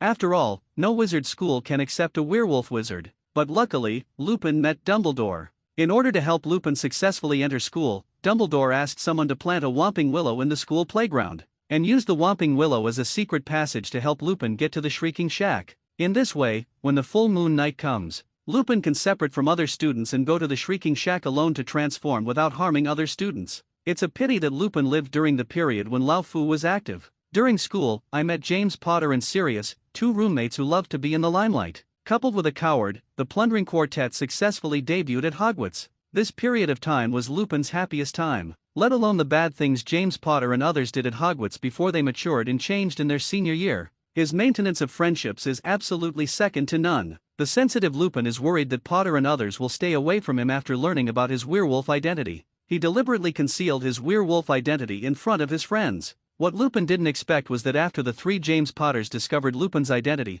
they not only did not dislike him, instead, he began to work hard to learn Animagus, hoping to accompany Lupin, who transformed into a werewolf, in animal form. With this group of good brothers, Lupin became more and more cheerful in school, and even served as the prefect of Gryffindor. After graduating from Hogwarts, Lupin, James and others joined Dumbledore's organization to fight against Voldemort's Order of the Phoenix. But the ending. In Lupin's eyes at this moment, he was a complete loser. When he was a prefect, he wanted to restrain his friends from bullying Snape. But because he was afraid of losing his friend, he didn't dare to speak out, so he always felt guilty towards Snape. After graduation, he secretly protected his good friends, the Potters, who were being hunted by Voldemort. As a result, it not only failed to prevent the sacrifice of his friend, even his other two friends, Sirius, betrayed the Potters and were imprisoned in Azkaban. Peter Pettigrew was killed by Black. He was unable to prevent any of the various incidents. The four high-spirited marauders back then. He was the only werewolf left, wandering around in the world. Late at night, I was the only one crying, with no one to talk to. A gust of wind carrying cold spring rain blew onto his hot face. Lupin couldn't help but shudder, and suddenly found that he had reached the door of the Three Broomsticks bar without knowing it. Today is Hogwarts open day for third years and above. Many students came here to party. Memories of the past come to mind. Back then, the four of them often wore Potter's invisibility cloak and secretly came over to drink a cup of butterbeer. The sexy Rosmerta always loves to tease him who is shy. Sorry to say it, at an age when hormones are raging. He often fantasized about Ms. Rosmerta's charming figure late at night and masturbated. Lupin's clothes were already wet from the drizzle. Afraid of being recognized by Ms. Rosmerta, he lowered his head and sat in a remote part of the bar and ordered a glass of butterbeer. Not only do I miss the past, but I also fantasize about the future. Checkmate. Percy, let me regret one step. Regret one step. No, Wood, no regrets are allowed in wizard chess. But you regretted a step last time. Today it's my turn. The two boys leading the table started to quarrel, and the quarrel became more and more fierce. Many classmates were booing around them. Lupin suddenly felt a little funny. Even he couldn't tell why he was laughing. To read exciting novels, go to Phelan Novel Network. At this time, a girl wearing a Hufflepuff wizard robe took the Wizard Economic newsletter and chatted with the girl at the next table. You said that the Dionysian student from Ravenclaw is really handsome and capable, and he helped the school make such a big splash in just his first year. What did the Dionysian disciple do again? Asked the girl at the same table. It's the Wilson Brewery behind our greenhouse. Professor Sprout asked you to help deliver mandrakes there last time. Did you forget? How could I forget this? Why, this brewery is not from our school. How do you put it? Oh, yes, it is a school-run enterprise. You won't understand it at first glance. Look at the name of the brewery, Wilson Brewery. Isn't our Dionysian disciple's surname Wilson? There are so many people named Wilson. How do you know it was opened by a Dionysian disciple? You don't understand this. Didn't senior sister Tonks of our college fall in love with him? The Dionysian disciple gave her a lot of magic wine to replenish her magic power during her daily training. True or false? Who did you listen to? I saw with my own eyes that not only that, the mother of the Gryffindor Weasley brothers also worked as a human resources manager at Wilson Liquor Company, and the salary was quite high, with a weekly salary of 50 galleons. Let me go. I want my mother to go there to work. All she wants to do is walk around Diagon Alley all day long. Haha, don't think about it. You are not the friend of the alcoholic student, let alone his girlfriend. Why, do I look bad? I already had a C cup when I was 16 years old. I might get a D cup tomorrow. What's wrong with your good figure? Do you dare to compete with senior Tonks for a man? The two little girls have already tricked the younger brother into winning the 36 love strategies. Lupin became interested because he had a letter of recommendation from Dumbledore in his pocket. The letter asked him to work at Wilson Liquor Company. Lupin suddenly had an idea. Molly actually worked there. Could this be the new base of the Order of the Phoenix? Wilson Liquor Company's offices are located opposite the Hog's Head pub. Lu Ping stood outside the company gate, looking at the slightly old building, and his heart surged for a moment. It feels like I have found an organization, Lupin. An exclamation brought Lupin's thoughts back. He turned around and saw that it was Molly Weasley. Why are you here? Come in quickly. My previous employer refused to give me my salary when I resigned, and I struggled with it for 2 days. Lu Ping said dejectedly. Molly comforted him and said, it's okay, it's all over. Just work hard here now. You'll be busy next. The two chatted all the way and walked into the office of the personnel department. Molly poured Lupin a cup of tea. After taking it, Lupin said with some confusion, Molly, is this the new base of the Order of the Phoenix? What happened recently? Yet, what are you thinking? It's been very peaceful recently, Molly said in surprise. Then Dumbledore asked you and me to come over. Lupin was even more confused. Molly smiled and said, don't think too much, you are not determined by Dumbledore, but by our company's technical general manager. After Professor McGonagall recommended the list, specify yours. Lu Ping was even more confused. Who is the company's technology always? Do I know him? Molly said to tell you secretly, our technology is always an 11-year-old child. People call him Bacchus. He is also a good friend of Fred and George. Then why would he want me? Lu Ping laughed at himself and said, you should know my identity. Molly explained he seems to be studying some kind of blood curse recently. Werewolves are also a type of blood curse. Dionysus named you and said that he wants you to be the company's security captain, with a monthly base salary of 100 galleons, a performance bonus of 30 galleons, and a perfect attendance bonus of 20 galleons. However, on the day you transform every month, he will watch from the sidelines and conduct research on your blood curse. What? He wants to observe my transformation. Lu Ping said in surprise. Are you crazy? He is just a child. How can you agree to this request? Molly glanced at him funny and said, don't underestimate him. He has been exposed to magic for less than 3 months and can deal with XXXXX manticores. He is recognized as a second-generation young wizard with Dumbledore's potential. With your fighting power after transforming into a werewolf, can you beat a manticore? Lupin was stunned. He suddenly felt that he was possessed by a ghost. Rita Skeeter had no interview duties today, so she was rarely at home sorting out all the information she had recently overheard. As a reporter, she was born in Ravenclaw and fully demonstrated what it means to have extraordinary wisdom and a cold sense of morality. To put it bluntly, he is a smart and educated person with a low bottom line. This group has the largest number of graduates from Ravenclaw House. In the wizarding world, the largest number of prisoners in Azkaban are not Slytherin, who has many dark wizards, nor Gryffindor, who acts recklessly, but a Ravenclaw who is active in smuggling, fraud, accounting fraud, and tax evasion. Azkaban is known as a paradise for Ravenclaw graduates. Rita Skeeter likes to walk on the edge of the law and constantly tests human nature. He knows how to tap into the dark side of readers' hearts. Her goal is not to become one of those heroic journalists who dares to speak out. She has no sense of professional ethics, but prefers to create works that cater to the dark side of human beings. The biggest dark side of human beings is, I hope your life is not as good as mine. Therefore, she is extremely good at fabricating and distorting facts, using half-truths and half-falsehoods to guide readers into the dark side of public celebrities. For example, Armando Dippet, master or idiot, Snape, villain or saint, Dumbledore's army, the dark side of veterans and more. Recently, she has set her sights on the school-run enterprise founded by Hogwarts. Here, she smelled gossip. Early the next morning, dressed very fashionably, she came to work in the entertainment section of the Daily Prophet as usual. As soon as I sat down, I suddenly received a call from the editor-in-chief, who asked with a smile, Rita, do you have any interview assignments recently? The editor-in-chief took a picture of the cover of today's Daily Prophet. There's big news, you're going to Hogwarts right away to interview that bacchanalian Pine Wilson. Pine Wilson. Rita Skeeter immediately thought of the freshman who had previously broken Gamp's social drinking record. See for yourself. The editor-in-chief pointed at the newspaper and said, Read us, Seek J. Kit picked it up and took a look. His eyes suddenly widened with surprises. I love this little guy. I saw that Wilson Winery seemed to have bought a full page of the official issue, and only published one article titled Tales from the Young Wizards, Fellow Wizards. Our transfiguration hasn't changed in many years. Our spell books haven't changed in years. My potions boy is making no progress. But the Muggles, in just 100 years, invented a plane that is 100 times faster than our best broomsticks. Invented the telephone that allows us to make instantaneous calls from Britain to the other side of the Atlantic Ocean. In the past, we wizards taught Muggles how to smelt metal and how to leave writing. Our Archmage Merlin even easily helped the Muggle King rule the 3 islands. But now, ask yourself, what else can we teach them? We are not prepared for danger in times of peace. We are not keeping up. We have been stuck in the past for too long. And if we want to change all this, the responsibility lies not with the Ministry of Magic, nor with the adult wizards, but with our young wizards. A young man who is wise will make a wizard wise, and a young man who is rich will make a wizard rich. A strong young man will make the wizarding world strong, and an independent young man will make the wizarding world independent. The freedom of young people means the freedom of wizards. The progress of young people means the progress of wizards. If a boy is better than a Muggle, then a wizard is better than a Muggle.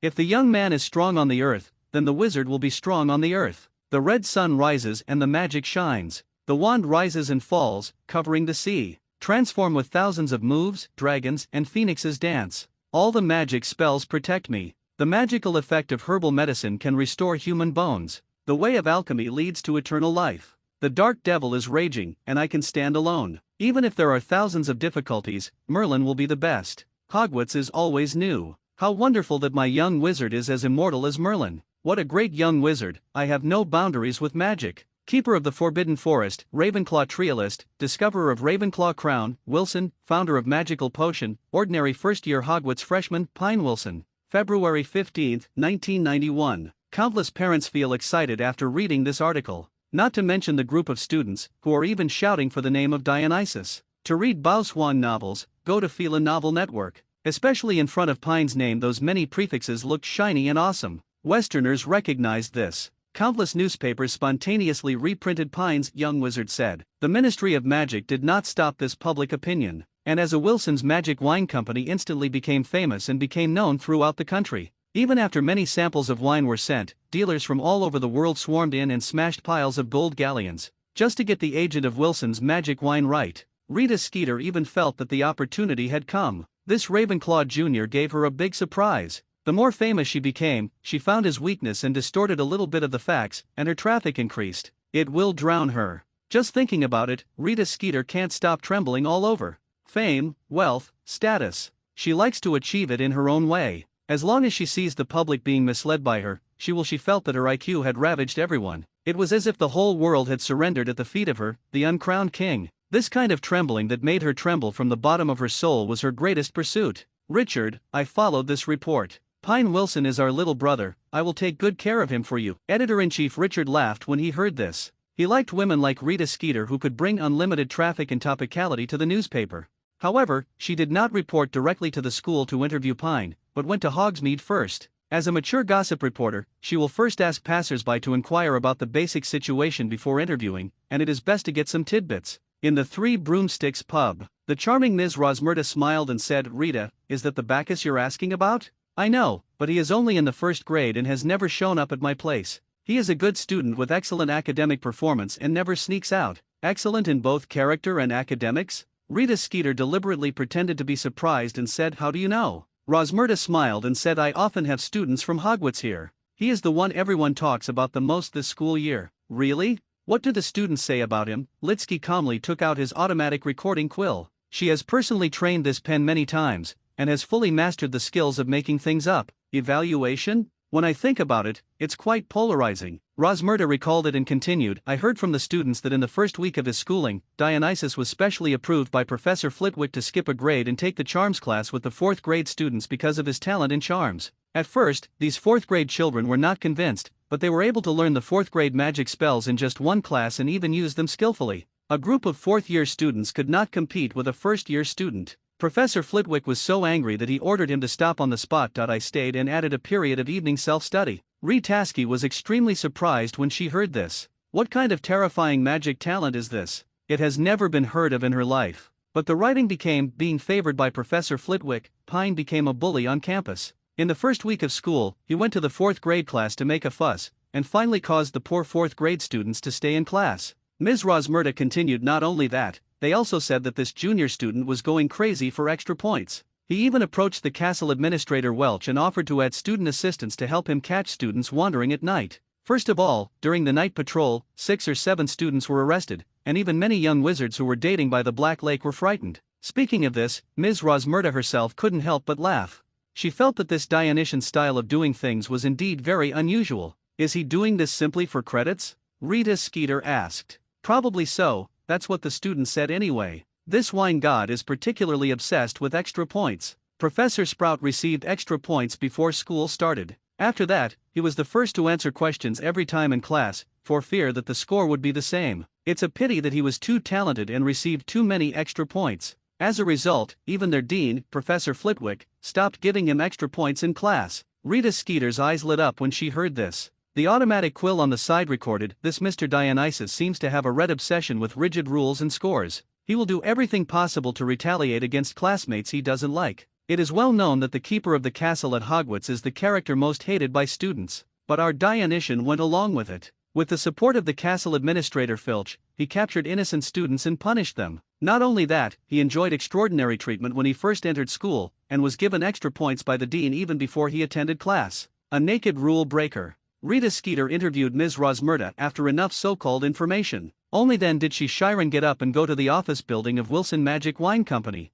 Unexpectedly, there were so many wizards going there today. The clothes were all different, and many of them had a house elf as their attendant. At first glance, he is no ordinary person. As a journalist, people are the basic quality. In just 10 minutes' journey, Rita Skeeter was secretly frightened. Among these people were the bosses of the Wizarding Council of America from across the Atlantic. There are noble wizards from France. There were primitive wizards from the African continent who wore lion skins. There are even royal wizards from the Middle East who ride on flying carpets. She even met her foreign colleagues. "Which local newspaper does your friend work for?" Rita Skeeter spoke up. The man smiled and introduced himself. "Ben Shaman of the Paris Wizard. It turns out that we are colleagues in Paris. Your President Bliss and I are old acquaintances," Rita Skeeter said with a smile. Rita Skeeter, Daily Prophet. "Ah, it turns out you are just making it up." Ms. Rita Skeeter, who can be interviewed on any news, is a famous name that I have admired for a long time. Ben Shaman was very surprised. The woman in front of him turned out to be the notorious Rita Skeeter, who was well known in the journalist field.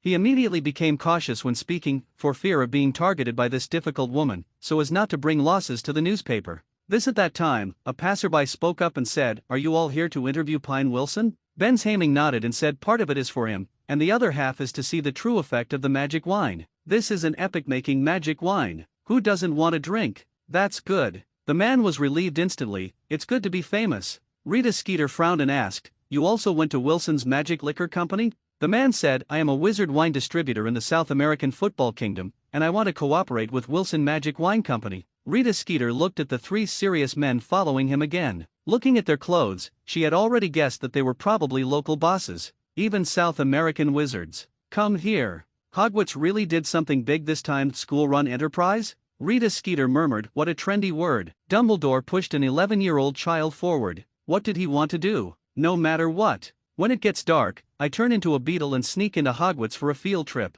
No secret is worth mentioning in my eyes. How could a first-year freshman create a magic with such an effect? Wine. Facing many visiting guests. Quickly call Lupin, Molly and others to help cast the space expansion spell." 2 temporary large conference rooms were created. One room is for visiting dignitaries from around the world, and the other is for media reporters. Cynthia should have been solely responsible for communicating with partners, but she was still teaching at Hogwarts and wouldn't be back until Saturday, so the reception work was handed over to the marketing director. Lu Ping found several former alumni to be responsible for security. After the conference room is full, Andromeda walked into the reception room, bent down and smiled. "Thank you for coming all the way. I am Andromeda Tonks, the marketing director of Wilson Magic Wine Company." "Mrs. Tonks, how exactly do you want to represent Wilson's Magic Wine? Why don't you tell me the general situation in advance?" "That's right, I've been in Hogsmeade for 3 days, and Professor Spoon 500 Louder hasn't shown up yet. It was she who sent me the sample wine in the first place.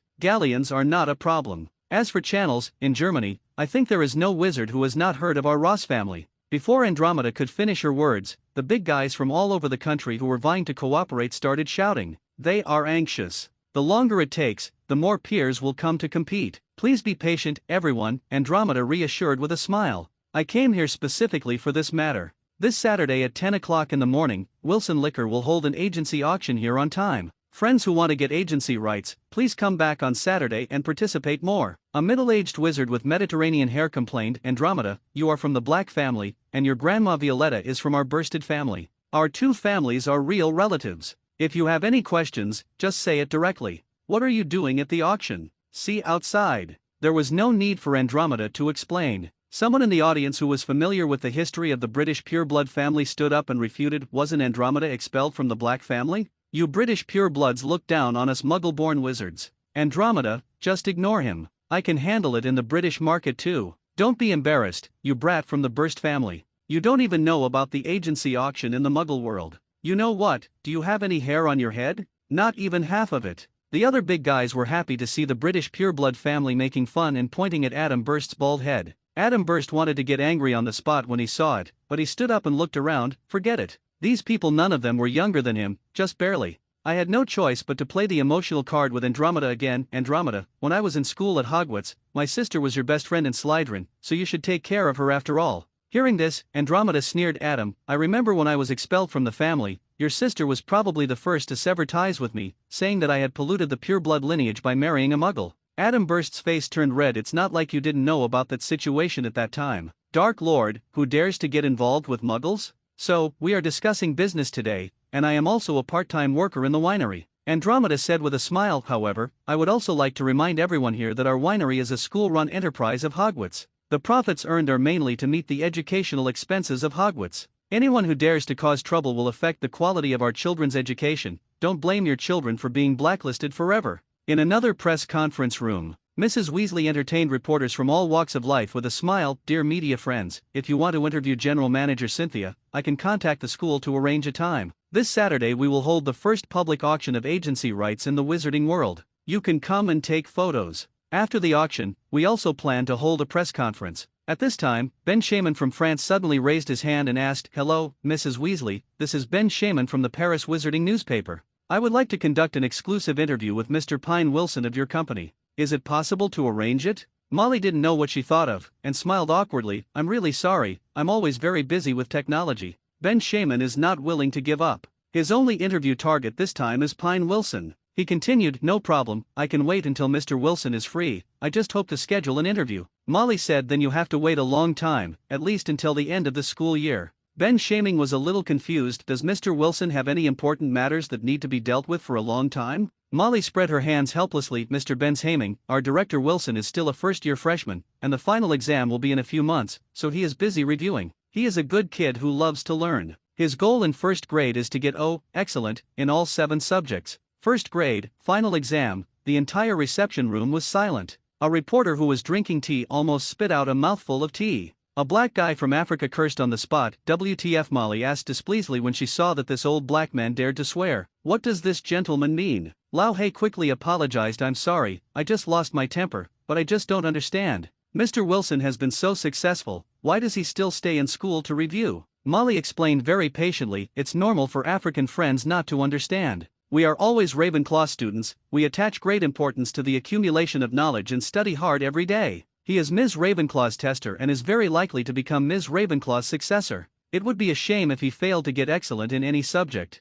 After all, extraordinary wisdom is the greatest wealth of mankind. A group of reporters were in a mess, and the painting style was completely different from what they imagined. In their expectation, the one who shouted out the young wizard's Bacchus in the newspaper should be an impassioned text, denounced by Fang Chiu, and the filth of 10,000 households. A hot-blooded boy. What's the point of having to study diligently in school? It's agreed that a wise boy will make a wizard wise, and a strong boy will make a wizard strong? They subconsciously forgot that Pine was still an 11-year-old freshman. Rita Skeeter held back her laughter and said, Indeed, grades are so important to us Ravenclaw students. I understand Junior Pine's thoughts very well. Everyone was surprised, including the old black reporter himself. After the surprise, he was full of excitement. The Bacchus who had a headache for the final exam made the news more explosive. This 3.3 strong sense of contrast is what readers are most excited about. Something I like to see. So a foreign reporter asked on the spot, Mrs. Weasley, can you elaborate on Mr. Wilson's experiences at school? We have only seen his young wizard story and don't know much about his specific experiences. When it came to gossip, Mrs. Weasley became interested immediately. Not to mention her experience in learning about Pine Wilson for more than half a year. She felt it was very legendary. Perhaps, this boy is really the future hope of the wizarding world, the next supreme white wizard. Thinking of this. To read Bao Swan novels, go to Fila Novel Network. Mrs. Weasley couldn't help but look up at the sky at a 45-degree angle, seeming to be caught in some kind of memory, and said leisurely, the story begins in the Leaky Cauldron in Diagon Alley last July. It was a hot summer day. Old Tom, who was cleaning up the bar, received a handsome and amazing young muggle wizard. Hogwarts Village was particularly lively on this day. There were crowds of tourists, and reporters walked through them. Hundreds of big guys from all over the world gathered together and walked into the large conference room of Wilson Winery. These people are friendly and kind on the outside, but in their hearts they are wary of the people around them. Everyone knows in their hearts what the purpose of coming today is. At the upcoming auction, everyone is a competitor, vying for the local agency rights of Wilson's magic wine. Reporters from all walks of life set up long guns and short cannons, while the bosses were eager to try and waited anxiously. Early in the morning, the 4 deans of Hogwarts came to support Wilson Liquor. Dumbledore did not show up. He still doesn't mind getting involved with these things. It's enough to have the 4 heads of house expressing Hogwarts' attitude. Mrs. Nate is now completely renamed Cynthia Wilson, wearing a tailor-made garment from an elegant wizard robe store. In the eyes of everyone who was looking forward to it, he walked gracefully onto the stage. Looking at the impatient wizards below, they picked up the auction hammer and said with a smile, Wilson Magic Wine will open agency contracts for more than 3 years on 24th. All agency terms are 3 years. Boom! As soon as this statement came out, the whole place was in an uproar. 3 years? You know the Potter family has been selling shampoo for hundreds of years. Ignatia Wildsmith invented Floo powder, and it hasn't been touched for 600 years. Pass the dealer. Do Wilson wines still want to be in the wizarding world? Cynthia, no, it's Mrs. Wilson, how can you mess around? What's the point of a 3-year agency contract? Isn't it a complete waste of everyone's time? Protest strongly. Cynthia smiled and said, the big bosses and reporters from all over the place thought that Wilson Wine Company was crazy about making money. This is a new product with an ex-factory price of 1 galleons per pint. It has not been tested by the real market at all. How dare you play a 3-year agency? Isn't this a joke? Cynthia was unmoved and asked Mrs. Weasley to send the agency terms to all dealers. These people saw that there were so many restrictions in the agency terms. There is even rigid management of terminal prices. No matter where in the world, the retail price is only allowed to sell a pint at 2 galleons. There is only a profit margin of 1 galleons in the middle, allowing agents and retailers at all levels to share the profit. And the contract is signed every 3 years. Everyone is very angry. I won't play with you anymore. A wizard from an ancient Greek family stood up first, took his house elf, and turned around to leave. Seeing this scene, Cynthia did not stop her at all, but smiled and said, Mrs. Tonks and Mrs. Weasley, please give some samples of wine to the guests and reporters, and taste them on the spot. I'll give everyone 5 minutes to think about it. Anyone who doesn't plan to participate in the auction can leave now. The controversy in the venue subsided instantly, especially the reporters, who had never tasted Wilson's magic wine before. They were very curious whether this wine was really as delicious and magical as the legend. Even those who were about to leave just now. The Greek man walked to the door and turned back. He looked like he was giving up, and the big guys here were even more reluctant to leave. In fact, he was Cynthia's former colleague who worked in Greece, and he was deliberately invited to act as a trustee. Speaking of these methods of auctions and asking people to act as trustees, Pine taught her little by little. Wizards who have been cut off from the Muggle world for too long have never seen this kind of marketing method. It's simple. It's heartbreaking. The reporters who finally tasted the power of Wilson's magic wine were stunned on the spot. Not only does this wine taste amazing, it can be called the most delicious whiskey in the world. The most shocking thing is its effect. Everyone after drinking it, I instantly felt that the flow of magic power in my body was accelerating. While my whole body was smooth, I felt that all the fatigue from staying up late to catch up on manuscripts was gone. Those with minor physical injuries could feel the magic power in their bodies after burping. The wound has healed a little. Merlin on top. What kind of magic wine is this? No wonder the big bosses heard Cynthia's conditions that were extremely unreasonable for wizards. Except for the Greek wizard who came back dejected, there was no one at all planning to leave. 5 minutes later, Cynthia looked at the eyes of everyone who was overwhelmed by the magic wine and said with a smile, since no one is leaving, our auction officially begins today. First, the agency rights for Central America, Mexico, are auctioned. The starting price is 5,000 galleons, and each bid increase must not be less than 500 galleons. Now, the auction begins. The order of agent auctions is also particular. If you auction European and American regions at the beginning, you will not be able to maximize your profits. And auctioning African regions, which are sparsely populated and barren, will make agents reluctant to pay high prices. Now it is directly the market of Mexico in North America. The potential cannot be underestimated. Especially the big guys in North America looked at each other. No one was a fool, and they silently calculated the Mexican market. 5,000. I'll pay 5,000, 5,000. 7,000. Morgan boy, I want Mexico. 10,000. To read exciting novels, go to Fila Novel Network. Don't be kidding, Uncle Locke, there are many wizard communities in those 100 years. I'll pay 20,000. 25,000.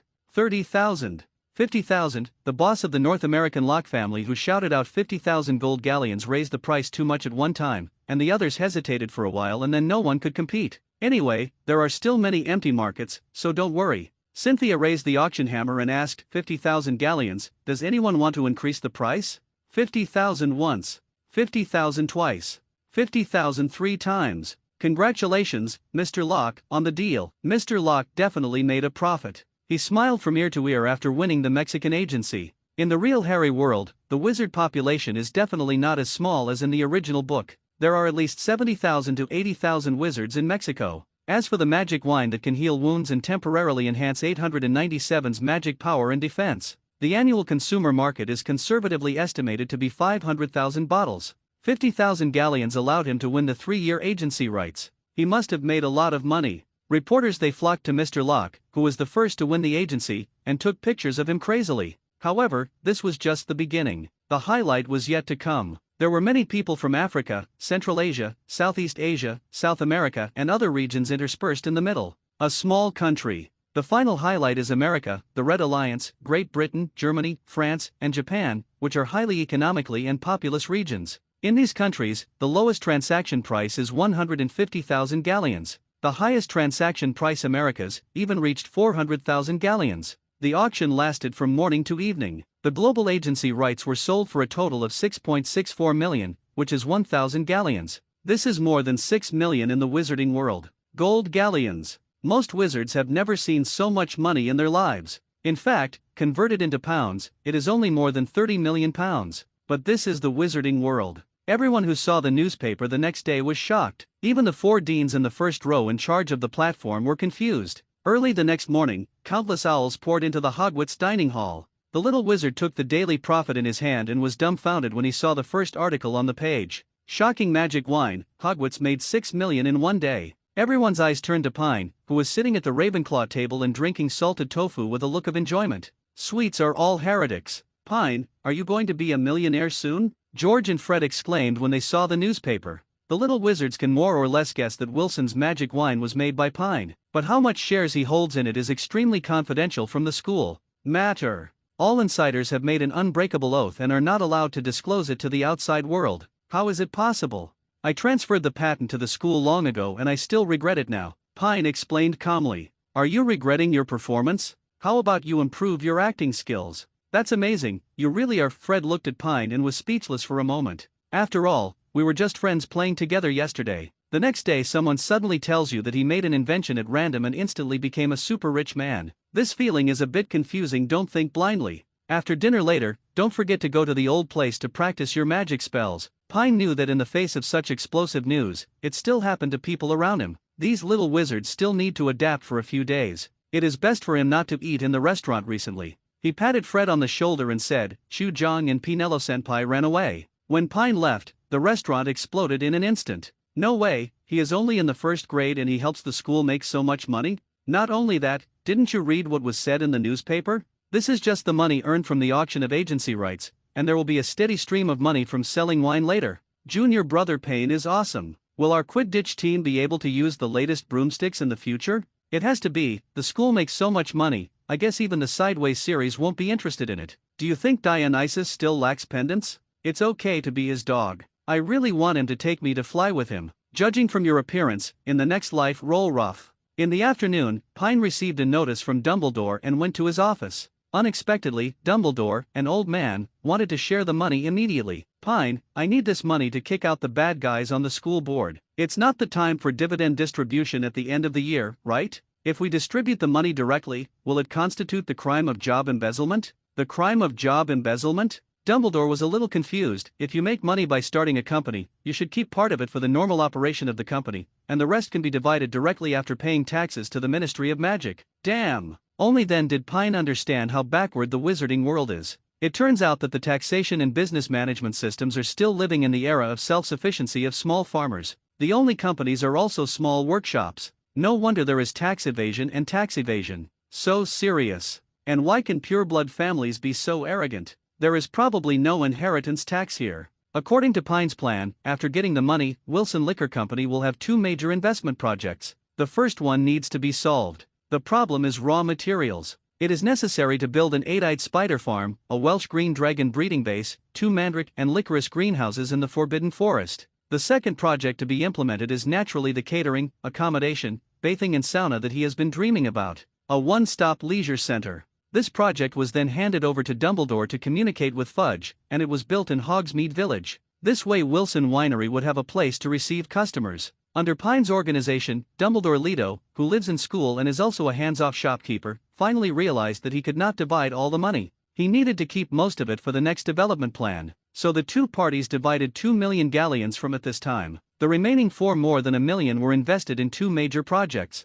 After paying taxes, Pine received 850,000 gold galleons. He did not deposit the money into Gringotts. Instead, he put it into his own space bag. In the evening, after Cedric and others left, Pine left Senior Pinello and Chu Jong. Looking at Chu Jong and Pinello, Pine said with a smile, "The money we earned from the daily profit last time, I gave it to Cedric and the Weasley brothers, but not to you two. I said I needed money for new projects. You two didn't ask anything. Each of you only took 5 galleons of pocket money. The rest was stored with me. Today is the time to share the money with you." After saying that, Pine took out 2 heavy bags from the room. To read Bao Swan novels, go to Fila Novel Network. Each bag contains 10,000 gold galleons. This is the pocket money I earned for you. Ah, no, Pine, I only lent you 17 galleons. I can't take this money. Chu Jong said resistingly, "Yes, this money is all your hard-earned money and has nothing to do with us." Senior Pinello also refused. Pine looked at the two pretty little beauties and couldn't help but pinch their cheeks and said with a smile, "Men make money, women spend it, and the money is left with you. Galleons are just a number to me. I have never been short of money since I was a child. In the future, my dividends from Wilson Wines will be used to establish a private fund. This fund has 3 main functions. First, I will release a large number of reward tasks within the Hogwarts campus, such as 20 galleons for learning the armor charm, 50 galleons for learning the patroness charm, and organizing all book information outside the restricted area of the library. It is convenient for everyone to search, and rewards such as 1,000 galleons are used to encourage the enthusiasm of young wizards for learning. Second, I will provide 1,000 galleons of entrepreneurial investment to students who invent innovative products to stimulate the awareness of innovation and entrepreneurship among senior students and promote the progress of magic among wizards. The third is to invest in our own company to provide research funds for my next research. You two will be good bosses of the company in the future." Pooh. Senior Pinello blushed with embarrassment and said, "Chu and I are not the boss ladies of your company." "Do you think so, Chu?"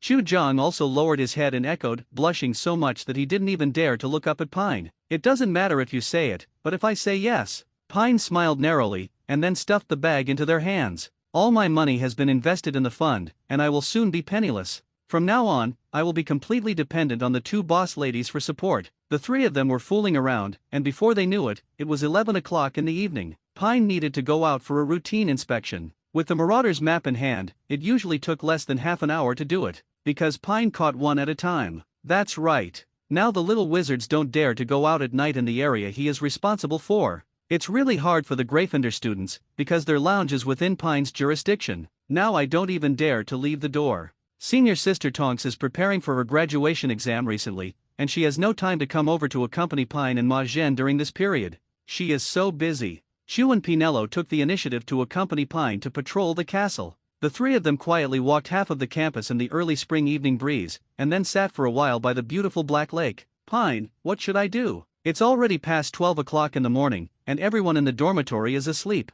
Going back now may wake them up." Senior Pinello clasped her fingers and whispered nervously, her face flushed. Pine looked at Chu again, only to see her hiding behind Senior Pinello with a red face and saying nothing. "She looks like she will go wherever Senior Sister Luo goes. How about you, Zhao Hazeo, live with me in the room of requirement tonight?" Pine tried. "Wouldn't this be a good idea?" Senior Pinello unnaturally pulled back her chestnut-colored hair, with uncontrollable nervousness and joy in her eyes. Don't worry, I won't do anything. Pine patted his chest and said, I am a gentleman, you still can't trust me? Used a silent spell to give Pinello and Chu Lai earplugs to listen. Pine came to the room of requests and walked around 3 times, muttering in his mouth, I want a very large bedroom with a very large bed and a bathroom with translucent glass. Night shameless. Pinello gritted his teeth angrily and cursed in a low voice, did you create such a room on purpose? You saw all song in the shower just now. Nonsense, the lights are so dim. Pine categorically denied it to show that he was above board. What are you going to do again? Senior Pinello said anxiously, don't be afraid, I'm just curious.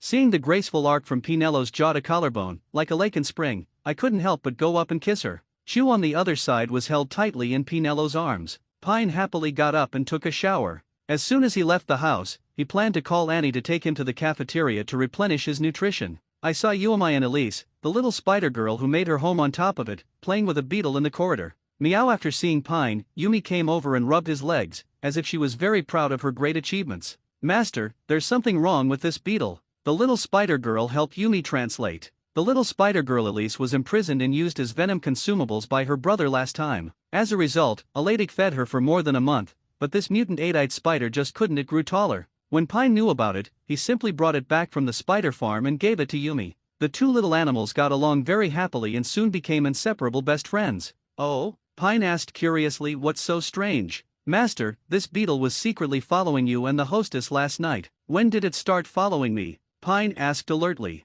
This made him feel something was wrong. 473. Since he inherited Slytherin's closed brain talent, his mental power and observation ability are extremely sharp. Generally, wizards can use the disillusionment curse to appear next to them. Notice. This beetle has been following him, but he failed to notice it. This has to be said, it is very strange. That's when you and the mistress come back from the Black Lake, the little spider girl said. Only then did Pine understand. When he came back, he didn't open the Marauder's map, so he didn't find anyone following him. Thinking of this, Pine took out the Marauder's map. He chanted a spell to open the map and found out a very remarkable name. He took the little beetle that Yumi was holding tightly to a closed classroom on the 6th floor. After placing the beetle on an old desk, Pine took out his wand and said with a smile, come on out, Ms. Rita Skeeter, I was surprised that you were an illegal animagus. Rita Skeeter knew that she couldn't hide it anymore. The beetle's body began to shake continuously, and finally turned into a woman in her 50s wearing a green suit and heavy makeup. She was tortured by Yumi and the Spider-Woman yesterday, all night long.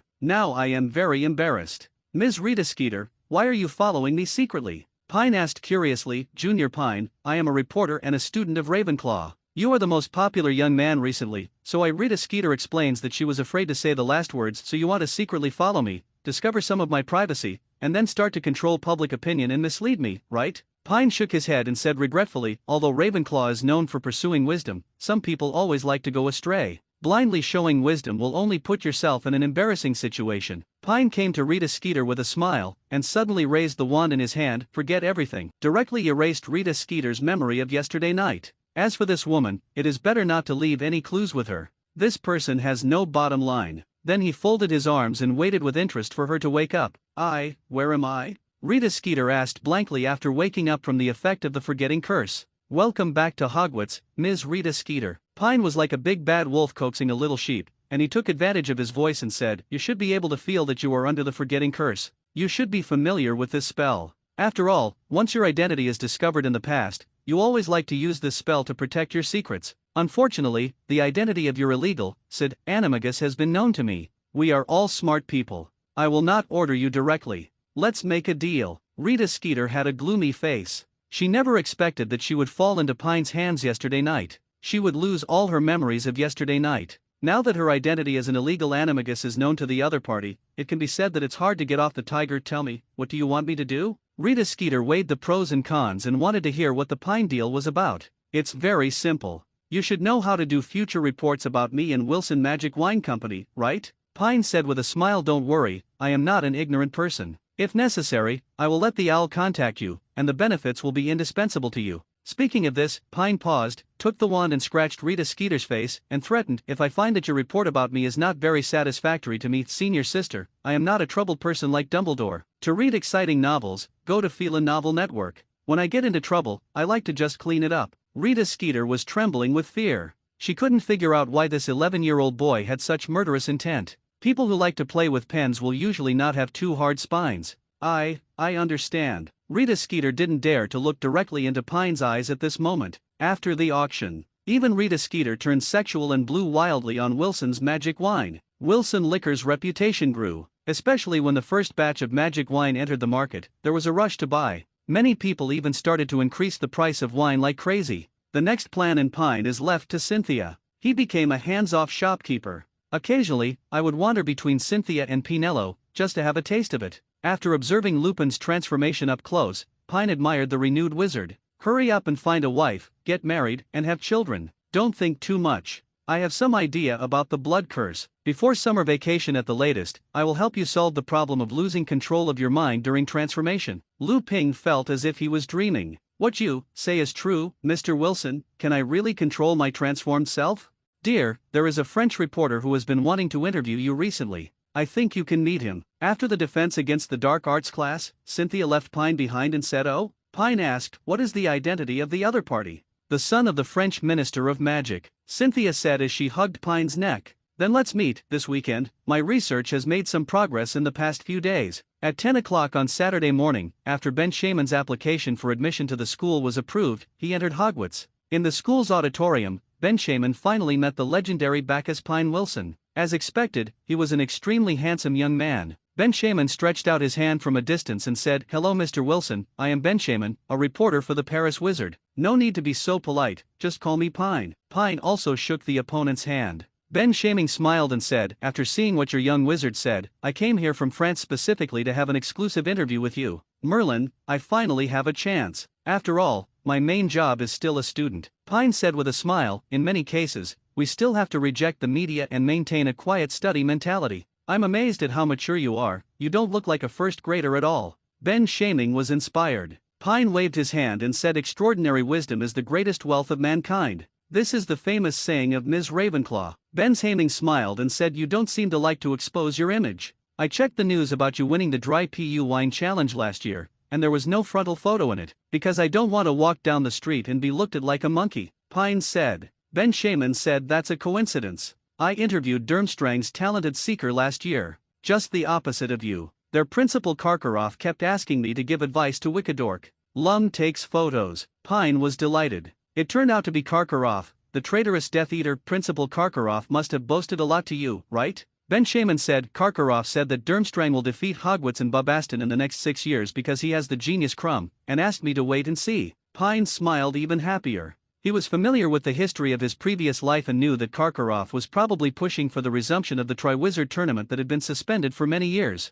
He snapped his fingers, and the house elf, held the cup. A few meals later, apparition appeared next to him. "Mr. Ben Shaman, let's chat while we eat, be casual. I don't like too formal interviews. This is the standard 4 dishes and 1 soup: kung pao chicken, mapo tofu, crab meat lion head, steamed cod, and a seaweed egg soup. This seems to be a Chinese national dish. The elves at Hogwarts can actually cook this?" Ben Shaman was surprised. "I prefer Chinese food, so on my first day at Hogwarts, I went to teach the house elves how to cook it." Annie, who was pouring tea for the two of them, added, "That is a gift from the great Lord Wilson to us, and we are all grateful to him." Ben Shaman was even more surprised. "You actually have such a good relationship with the house elves?" Pine smiled and said, "They are all intelligent life forms. Why can't we get along well with them? Not only the house elves, but I also get along well with the unicorns, thestrals, manticores, poison leopards, invisible beasts in the golden forest, oh, and the 8-eyed spiders. They all like them. I went to play with them." Ben Shaman looked at Pine and said with emotion, "The more I get to know you, the more I feel that you don't look like a little wizard." Pine smiled and said, "Magical animals have very high IQs. They can sense how you treat them." When Ben Shaman heard this, he couldn't help but think of a person, and said with lingering fear, "Your ability to be intimate with magical animals. I remember there was another Hogwarts student who could do it." Pine said, "Newt Scamander?" "Yes, the last time Mr. Newt came to Paris with a suitcase, he nearly scared our Ministry of Magic half to death." Ben Shaman was still frightened when he recalled it. He even had a Ukrainian iron belly in his box. If it were released, it would melt the Eiffel Tower. Pine picked up a piece of tofu and said, "But Mr. Newt also saved Paris once, during the Grindelwald era." "Greenwald, you actually know something about him?" Ben Shaman asked curiously. Pine said, "The first generation of the Dark Lord, and that organization called the Saints. I prefer to study history, so I naturally know more about it." Ben Shaman continued to ask, "I heard that the professors at Hogwarts admit that you have talents that are not inferior to Grindelwald and Dumbledore. So how do you evaluate this first Dark Lord? A person who doesn't know what he wants." Pine shook his head and sighed. I once heard the saying, only when you are on the verge of death can you see clearly what kind of person you are. This sentence is very suitable for Mr. Greenwald. So, do you think his philosophy is wrong? Ben Shaman asked. Pine said humans are prone to genetic diseases due to inbreeding. Essentially, wizards are just special humans and cannot be separated from the human group. Grindelwald spent his whole life looking for the idea that wizards were superior to muggles, and then encouraged wizards to completely rule muggles and divide wizards and muggles into two levels of hierarchy. Wizards cannot avoid intermarriage with muggles to avoid the emergence of genetic diseases, and they must also cultivate the idea of wizard supremacy. Don't you think this is contradictory? Benjamin said, but many wizards at that time were willing to follow him. What is the reason? Pine replied, because of the explosion of Muggle technology, while we wizards are stuck in our ways. The emergence of Muggle technology with each passing day has made many wizards incomprehensible and even afraid. Their survival has also been threatened, and their interests have been harmed. There was a conflict, and the Ministry of Magic at the time couldn't resolve it, so it could only vent it by diverting it. Grindelwald just took advantage of the wizards' contradictions and became the spokesperson for their emotional transference. Later, I discovered that too many people had died,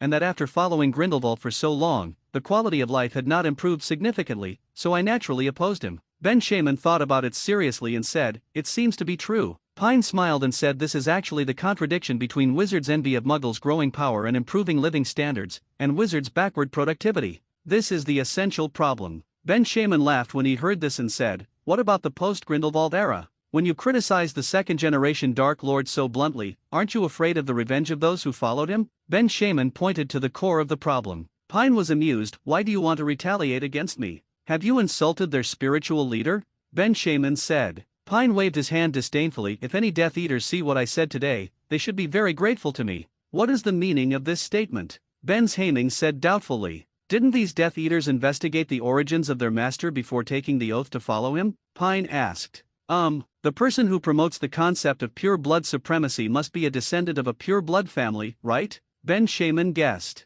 Pine said, does he know Parseltongue? Yes, in the wizarding world, which family is the descendant of Salazar Slytherin? If I remember correctly 100, it seems to be the Gaunt family, right? As a reporter, Ben Shaman has some knowledge about the 28 pure-blooded saints created by Great Britain. Yes, Salazar's most well-known talent is Parseltongue. The Gaunt family is his descendant, and Lao Fu is also a Parseltongue. Wouldn't they investigate the Gaunt family's genealogy? If you look it up carefully, you will know where Lao Fu is from, what his real name is, and who his parents are. What do you mean? Ben Shaman asked tentatively, have you found the true identity of that person? Pine smiled and said, yes, I have said before that you can find things you are interested in with a little effort. This is explosive news. Ben Shaman felt that he had come to the right place today. He didn't expect to get such explosive news. Holding a small book, he asked excitedly, how do you say it? Pine took a sip of seaweed and egg drop soup and explained, it's very simple. First of all, I speculate that he is most likely from the Gaunt family, or a relative of the Gaunt family. So I looked through the prefect lists and wizard records of Hogwarts for the past 150 years, and found that the population of the Gaunt family was not large, and the names of 3 people caught my attention. Which 3 names? Ben Shaman asked while recording Marvolo Gaunt, Maripi Marvolo Gaunt, Tom Marvolo Riddle among them. Maripi Marvolo Gaunt is the daughter of Marvolo Gaunt, and her father's name is added to her surname. And Tom Marvolo Riddle, who was born in an orphanage and served as a Slytherin prefect, actually had the same name as Old Gaunt and Marop Marvolo Gaunt. This unexpected discovery surprised me. However, what is even more surprising is that if the letters in the name Tom Marvolo Riddle are reversed, the name I am Voldemort will just form. God, this is such a coincidence. Ben Shaman said excitedly, yes, this Mr. Tom has the name of Old Gaunt and the Parseltongue of the Gaunt family. If the order of the names is reversed, I am Voldemort. At that time, I judged that the Slytherin prefect who entered Hogwarts in 1938 was Voldemort. So I went to the ghosts in the school for verification, and found that they still remembered this Slytherin senior Tom, saying that he was handsome, personable, elegant in conversation, and extremely talented. He even commented that he may be one of the most talented young people in the history of Hogwarts. However, except for the evaluation of that man's talent, these are far different from each other, right? Ben Shaman said doubtfully. Mr. Reporter, I guess you have forgotten the horror of black magic. It can have a huge and irreversible impact on the appearance of a wizard. Pine prompted. I really can't imagine how a handsome young man who can't be forgotten by ghosts ended up like that. Ben Shaman sighed with emotion. If I just found out Lao Fu's true identity, I wouldn't bother to laugh at the Death Eaters who followed him. Fate is so ridiculous. When I looked through the Hogwarts student files using Riddle's last name, I found that there was no such person. Later, I conducted some research on Merripy Gaunt and found that the old home of the Gaunt family was in Riddle House, and most of the land in Riddle House belonged to a local Muggle family named Riddle. Hearing this, Ben Shaming's heart was filled with turmoil. He asked with trembling disbelief, "You mean, that person is actually mixed race?" Pine said directly, "Voldemort, who promoted the idea of pure-blood supremacy and was followed by many pure-blood families, was actually a half-blood." Boom! Spring thunder outside the window suddenly sounded. The rain kept falling. To read Baoswan novels, go to Fila Novel Network. Ben Shaming was still immersed in this shocking news and did not reply for a long time. God, even though he was French and stayed out of the Second Wizarding War. But that person was powerful enough to make the entire wizarding world tremble. The most powerful dark wizard in history. This evaluation is not just a casual comment. "What, are you scared now?" Pine said with a smile. "Then do you dare to publish this interview content?" Ben Shaming gave a wry smile. For the first time, he felt that today's interview record book was a bit hot. If this report were to be published, I don't know how much trouble it would cause. He even admired the young man in front of him now. He actually based on such a little bit of clues. "From the clues, we found the truth hidden in history." "Mr. Wilson, you are really awesome. I am ashamed of myself," Ben Shaman said seriously. Pine waved his hand nonchalantly and said with extremely strong confidence, "The name you are afraid of is, to me, just a small part of the scenery on the road to growth. Every legendary wizard is lonely on his way to explore the ultimate secret of magic." Dumbledore and Grindelwald were slightly luckier, living in the same era, and at least they had companions. There was no such a pair of corresponding mirrors around Voldemort. His extraordinary talent in black magic eventually led him to embark on the craziest path in loneliness. But with greater ability comes greater responsibility. The weight of the times on every legendary wizard has forced them to participate in the transformation of the world in 3.3, whether actively or passively. Grindelwald's idea is absurd, and Voldemort's idea is more like a revengeful delusion. They failed to do a better job of leading wizards onto the right path. Ben Shaman, extraordinary wisdom is the greatest wealth of mankind. The ultimate answer to wisdom lies in always being thirsty for knowledge and always being humble, because only by maintaining a humble attitude can you have more capacity and curiosity to discover and change the world. Under the influence of the two Dark Lords, contemporary wizards have become arrogant and look down on any Muggle innovation. Pine, who expressed his true feelings during the interview, felt deeply sleepy that night. While studying Leopard Girl's blood contract formation in Cynthia's tent, she fell asleep directly. "I slept for a long time. Ding. Congratulations to the host for triggering the third trial of Ravenclaw. I have a date with a ghost. Mission reward, level 9 skill point *1, second generation psychic contract research." Pine fell into a deep sleep but didn't know it. What a turmoil caused by his remarks in the outside world. Mr. Lucius Malfoy has been very busy lately. He met secretly with Minister Fudge to discuss the consequences of Dumbledore's request to take back the school board. This will shake the interests of many pure-blood families. Damn it, if that man was here, would Dumbledore dare to reach out to us? At this moment, his baby son Decora Malfoy ran in crying with a newspaper. "Decora, how many times have I told you that men cannot shed tears easily? Where is your cultivation?" Unexpectedly, the scolding that usually works very well has no effect at all today. Decora Malfoy cried even more sadly. He walked up to his father with the newspaper and cried, "Dad, everything in the newspaper is true." "Newspaper? What newspaper? Is it correct that today's Daily Prophet didn't publish how much money our family spent this year?" Lucius Malfoy took the newspaper with confusion. Paris Wizards English column? I don't think I've ordered this before. WTF. Lucius Malfoy felt like he was going to spit out his 82-year-old blood. How could Voldemort be half-blood? We taught countless mixed-race wizards back then. What about pure-blood supremacy? The person who took the lead in the quarrel for a long time was not a pure-blood wizard. What kind of international joke is this? I do not believe. I absolutely don't believe it. This must be Dumbledore's fabrication. Similarly on the verge of collapse like Lucius Malfoy, there are also Everly, Yaxley, the Carlo brothers and sisters, etc. Check it carefully for me. I want to know if that person is that damn insane half-breed of the Gaunt family. If Death Eaters saw this interview, they had a mental breakdown and were so angry that they vomited blood. Ordinary people saw this report and found it unbelievable, especially mixed blood and Muggle wizards. Is this Dark Lord mentally ill? He is of mixed race origin, and he was massacring us all back then. Sure enough, the most hateful one is Urguzi. People of mixed blood origin are the hottest thing when they don't recognize their Muggle blood. It turns out that the Dark Lord's own bloodline is not that pure at all. It's really disgusting. When the news reached Hogwarts, it was even more exciting. Dumbledore was confused when he saw the newspaper. I haven't mentioned this to a few people. Isn't Little Pine too thoughtful? The other professors looked shocked. They didn't expect Voldemort to be an outstanding graduate of the school back then. Especially our great half-blood prince, Professor Snape, felt mixed emotions after reading this interview. Except that we are not orphans, it turns out that the Dark Lord is so much like me. It was also the case that my mother fell in love with a Muggle man who didn't love her back. They are also mixed-race teenagers who like to give themselves middle school names. They also have a strong desire to research black magic. So why did I join the Death Eaters in the first place? Revenge against Muggle wizards? A strong desire for pure blood? It's embarrassing just thinking about it. I was fooled into looking like this by a noseless mixed race. Snape was almost furious. I should have known that the leader of the Death Eaters was a half-blood like myself. Any idea of pure blood supremacy is bullshit. He would not part ways with Lily and go further and further away. To read Bao Swan novels, go to Fila Novel Network. At this moment, S.I. Jiao was so heartbroken that he couldn't breathe. The world of adults is very complicated, but the world of children is much more interesting. Ha ha ha, I know who this Tom Riddle is. Fred and George yelled in the dining room. You two should stop cheating. Percy was very dissatisfied with his two troubled brothers. Percy, who wants to be a prefect. You guessed it wrong this time. We have actually seen this name before. In the trophy room on the 4th floor, we are often punished by Professor McGonagall to wipe the trophies, and there is Tommy Riddle's Special Contribution Award. As soon as Fred and George said this, all the little wizards in the audience were shocked. Was the Dark Lord a good student during his school days? He can actually win the Special Contribution Award? With their minds full of doubts, the Slytherin students took the lead. They didn't even bother to eat, and ran to the trophy room in groups. Today, their college has been embarrassed. Who would have thought that they would let them Voldemort, who was secretly proud of himself,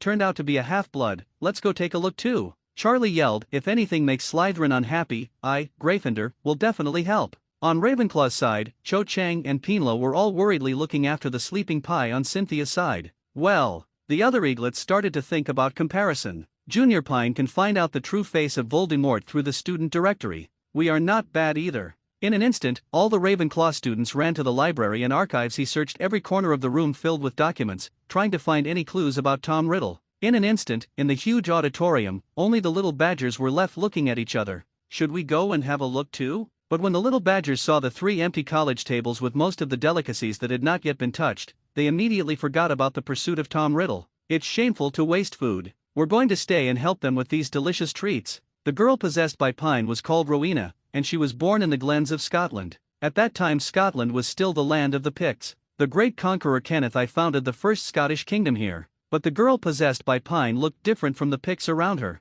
She has black pupils and long black hair that symbolize the most noble ancient Greeks. When he was young, he could easily control the water glass on the table and break the windows of naughty children's homes, demonstrated extraordinary abilities. In her shocking beauty, there is a hint of fearful majesty. But his parents were horrified and told her, Rowena, never show your abilities in front of outsiders. At this time, the Anglo-Saxon kingdom in the south of the island has fallen into a precarious stage. The church is frantically executing the instructions from the distant pope and massacring the wizarding community. This trend slowly spread to the kingdom of Scotland. Her parents did not even dare to store strange wands at home. Later, the Vikings invaded the British Isles in large numbers. The Gaels in the south fled to the kingdom of Scotland. The Picts kindly took them in. But the Gaels retaliated and killed Ed King, and then launched a purge of the indigenous people. Faced with the unrest, Rowena's family had to leave Scotland and went to the Irish Islands. Here, there were many wizard families who were trying to avoid being hunted by the Muggle Church. Rowena also met many playmates.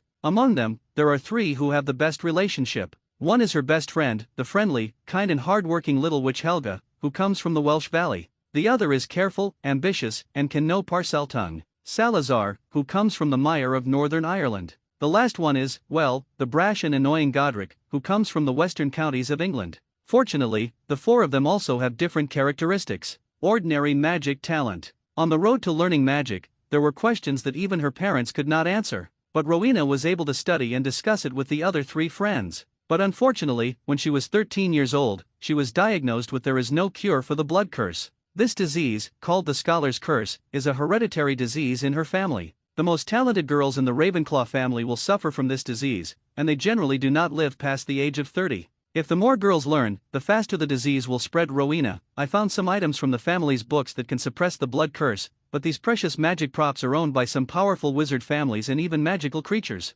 Salazar said. Bang! The reckless Godric pushed Salazar against the wall. Rowena had never seen him so impatient. The blood vessels in his neck were bulging and his eyes were bloodshot. He said loudly, Salazar, give me the list of magic items, and I'll find them. Godric, I can give you the list, but how are you going to find it? Salazar seemed to have become accustomed to his friend's reckless behavior. He was not angry, but asked helplessly. I will duel them one by one in the name of Wizard Duel. The magic tools on the list are the bets, said Godric. Are you crazy, Godric? There are so many powerful and dangerous wizards and magical creatures, you will die. Helga dissuaded, as long as Rowena's illness can be suppressed. That night, Godric took the list from Salazar and embarked on the road to find the magic weapon to suppress the blood curse. He is still so impulsive in doing things. Salazar shook his head and said to Helga, so what if you have these magic tools? Suppression is not a cure. Helga, your life magic is best left to take care of Rowena's body. I know that I can't stop her thirst for knowledge. I hope you can let her live longer until I can find a way to completely cure the blood curse.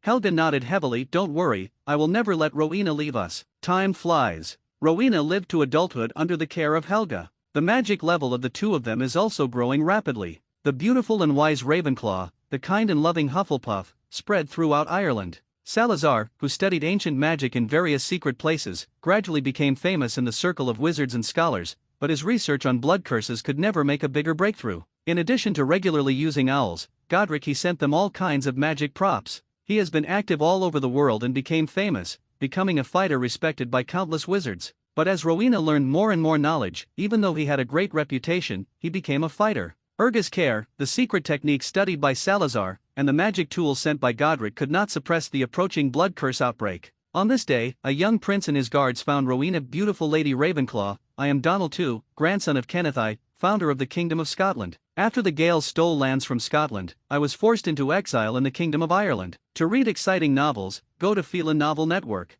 Now I plan to return to Scotland and take back our power, and I need your wisdom and magic to help me. For this prince of his homeland, Rowena was powerless even if he wanted to help at this moment, so he refused. Sorry, Your Highness Donald II, I am terminally ill and I'm afraid I can't help you much. No, Miss Ravenclaw, since I can come here, I must be fully prepared. Donald II had a deep mind and a desire for the restoration of his country, which allowed him to grow rapidly during his years in Ireland. There is a philosopher's stone on the crown of the Queen of Scotland, which is the best magic item to suppress the blood curse. Marry me, Miss Ravenclaw, and I will take you as my queen and provide a safe place for the exiled wizards around you. After the prince left, Rowena sent hundreds of letters to Godric, but there was no news from them. I don't know where that reckless man is now, whether he is alive or dead. 6 months later, unable to suppress the blood curse, Rowena married Donald II. Later, he brought many wizards, from Nazao, to command the exiled Celtic soldiers and defeated the arrogant Gaels, helped Donald II regain the land of Scotland and was crowned king. However, the Philosopher's Stone could not completely suppress the blood curse, it could only delay it. Rowena's health deteriorated.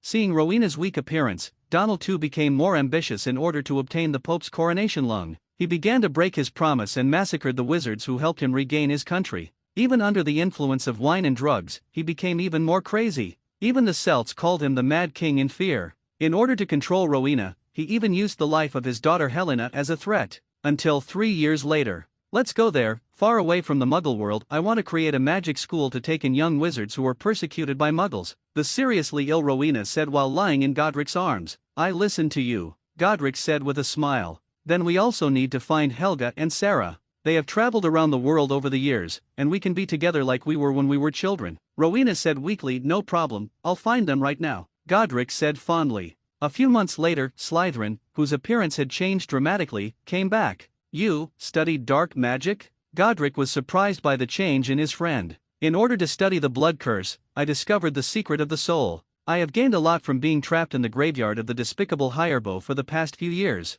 Salazar said gloomily. Helga brought back a group of house elves and magical animals that had been rescued from all over the world. She held Rowena's hand and said guiltily, my dear, I shouldn't have left you so early, otherwise I would never have let you face such an experience. Helga, you have your own life, I can't trap you with me. At this point, Rowena changed the subject and joked, but now that you are divorced, you should stay with me honestly. The two good sisters looked at each other and smiled. Based on the method that Salazar has researched over the years, the infusion of life magic that Helga has refined, the magic tools that Godric collected from everywhere and the Philosopher's Stone that he just won, and Ravencrow's endless magical knowledge, the four of them worked together to create a new crown, Ravenclaw's crown. With this magical crown, they can continue to suppress the increasingly powerful blood curse. For former friends, according to the instructions in Rowena's dream, he came to a black lake, drove a boat across the black lake, and established Hogwarts where the warthog stopped. more and more little wizards choose to come enrolled in Hogwarts and took refuge. After being defeated by Godric, the Madman King Donald II became even more insane, and, CFCA, began to kill wizards everywhere.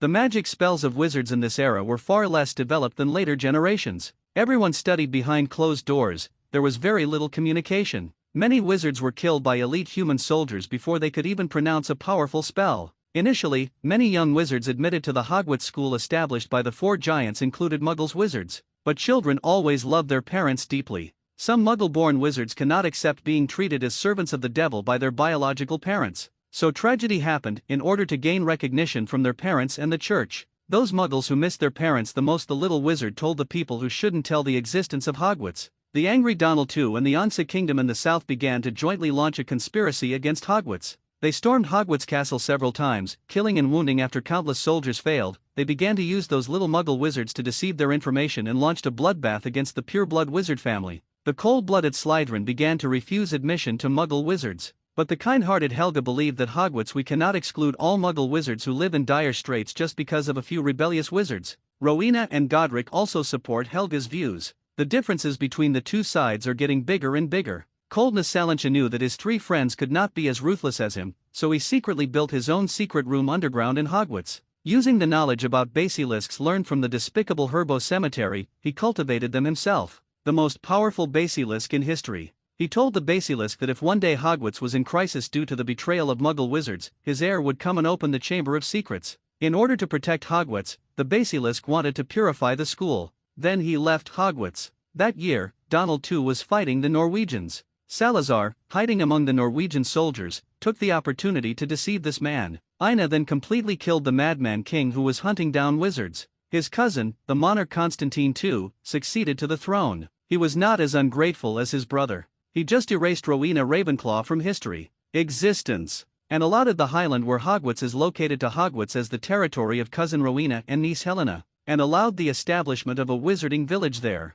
This is Hogsmeade, the legal principle of village existence. To read Bao Swan novels, go to Fila Novel Network. Since then, Salazar has traveled around the world, looking for the secret of the soul. Godric felt that Salancha's departure was his own fault. There was barely much time left at Hogwarts. Instead, he went out and challenged himself while looking for traces of Salancha. Years later, Helena grew up. Barrow of Slytherin House has always been in love with her. I confessed several times but failed. This little girl has always lived in her mother's shadow. She did not inherit the family's blood curse. It shows that she is not very talented in learning. Rowena was very happy about this. Her daughter's mediocre talent was the best news for her. She didn't want her daughter to endure the same endless torture as herself. But what about in Helena's mind? She has been burdened with the pressure of her mother since she was a child. As the embodiment of wisdom, Rowena Ravenclaw is worshipped by young wizards. But their classmate, Rowena's biological daughter, turned out to be averagely talented. The jealousy, pride, and resentment in Helena's heart exploded at the end of her 7th grade exams. As the daughter of Ravenclaw, she was not good at any subject. Basically everything is passable and good. During the Charms exam, I even used the wrong spells consecutively and almost knocked a rhinoceros into the examiner. Oh, damn, are you really the daughter of a Ravenclaw lady? You almost killed me just now. The examiner's angry doubts completely crushed her self-esteem. A stunningly beautiful woman came to Pine. Looking at the familiar figure in front of him, Pine exclaimed, "You are Rowena Ravenclaw." That gorgeous and beautiful woman seemed to have a bad character. She rubbed Pine's hair angrily and said happily, "It feels great. I feel not only my talent in you, but also the scent of Helga, Godric, and Salazar. Ha ha ha, it's a pity that Salazar is bald now. I haven't felt the feeling of rubbing his messy hair for a long time when I was a child." Every move of the beautiful woman seemed to follow certain rules. She easily suppressed Pine's resistance. Poor Pine could only accept the fate of being ravaged by the founder of his own academy in vain. But something felt wrong. After a moment, he said with a shocked face, "Ms. Ravenclaw, were you talking about the current Salazar?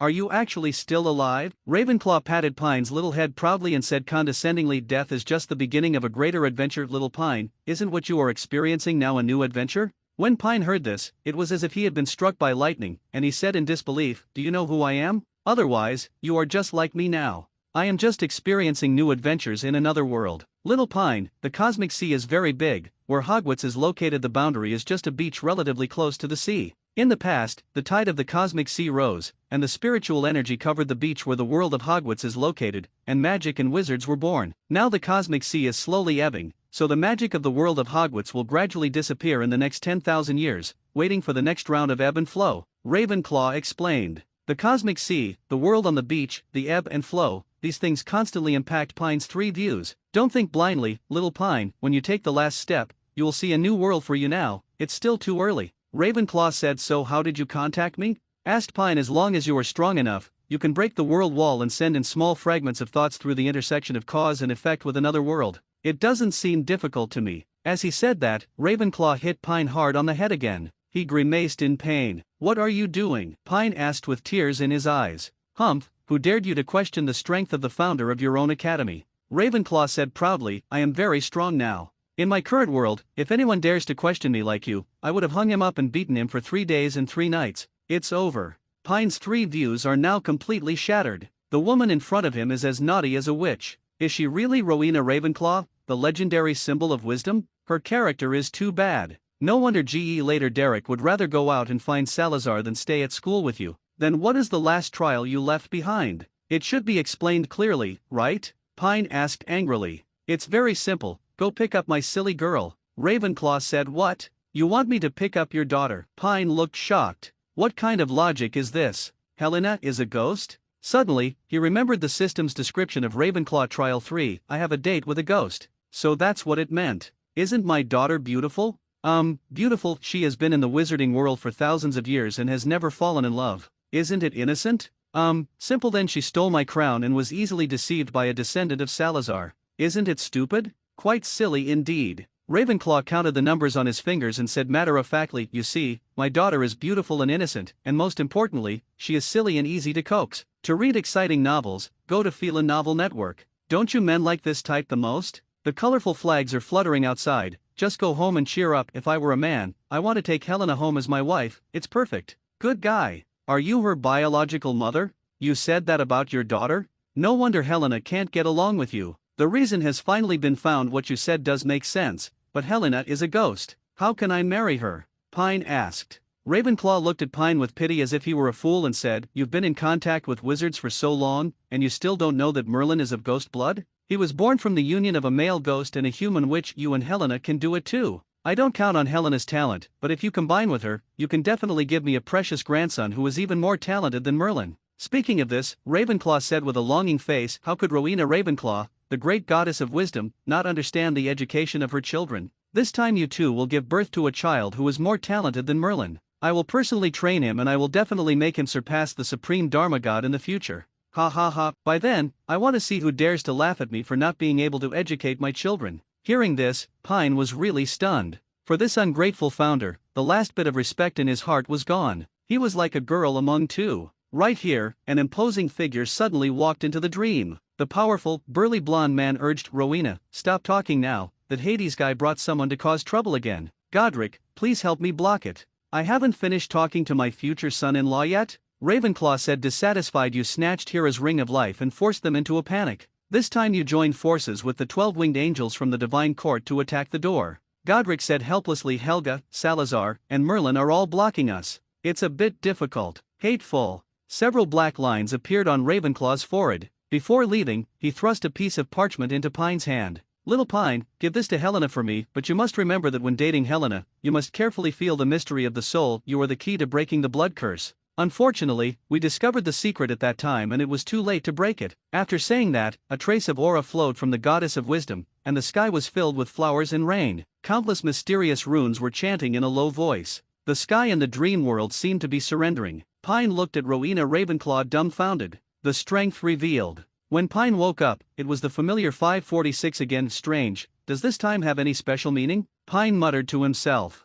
This is the time I was born and my mom always remembers it. Pine saw Helena's pearly white body suddenly appearing in front of him. He was shocked. What are you doing? Helena shyly tugged at the corner of her clothes and said in a voice like a mosquito, my mom asked me to go on a date with you. Pine tried to grab her arm, but missed her. Then he remembered that the other person was still a ghost. Did Lady Ravenclaw tell you? Helena nodded. My mother told me when you first fell asleep. Pine scratched his head helplessly. After 2 lifetimes, he still doesn't know how to date a ghost. Is this really embarrassing? Do you have any kaiju places you want to visit? Watching movies, amusement parks, haunted houses, forget it, you are the ghost yourself, you choose one. Pine said, thinking about the dating process in his previous life. Unexpectedly, Helena looked doubtful and whispered, I have never heard of any of these things you are talking about. Good guy, I forgot that the other party was a witch active in the wizarding world during her lifetime. She basically never left Hogwarts School after her death. Have you never seen the movie? Pine said with regret, it's very interesting.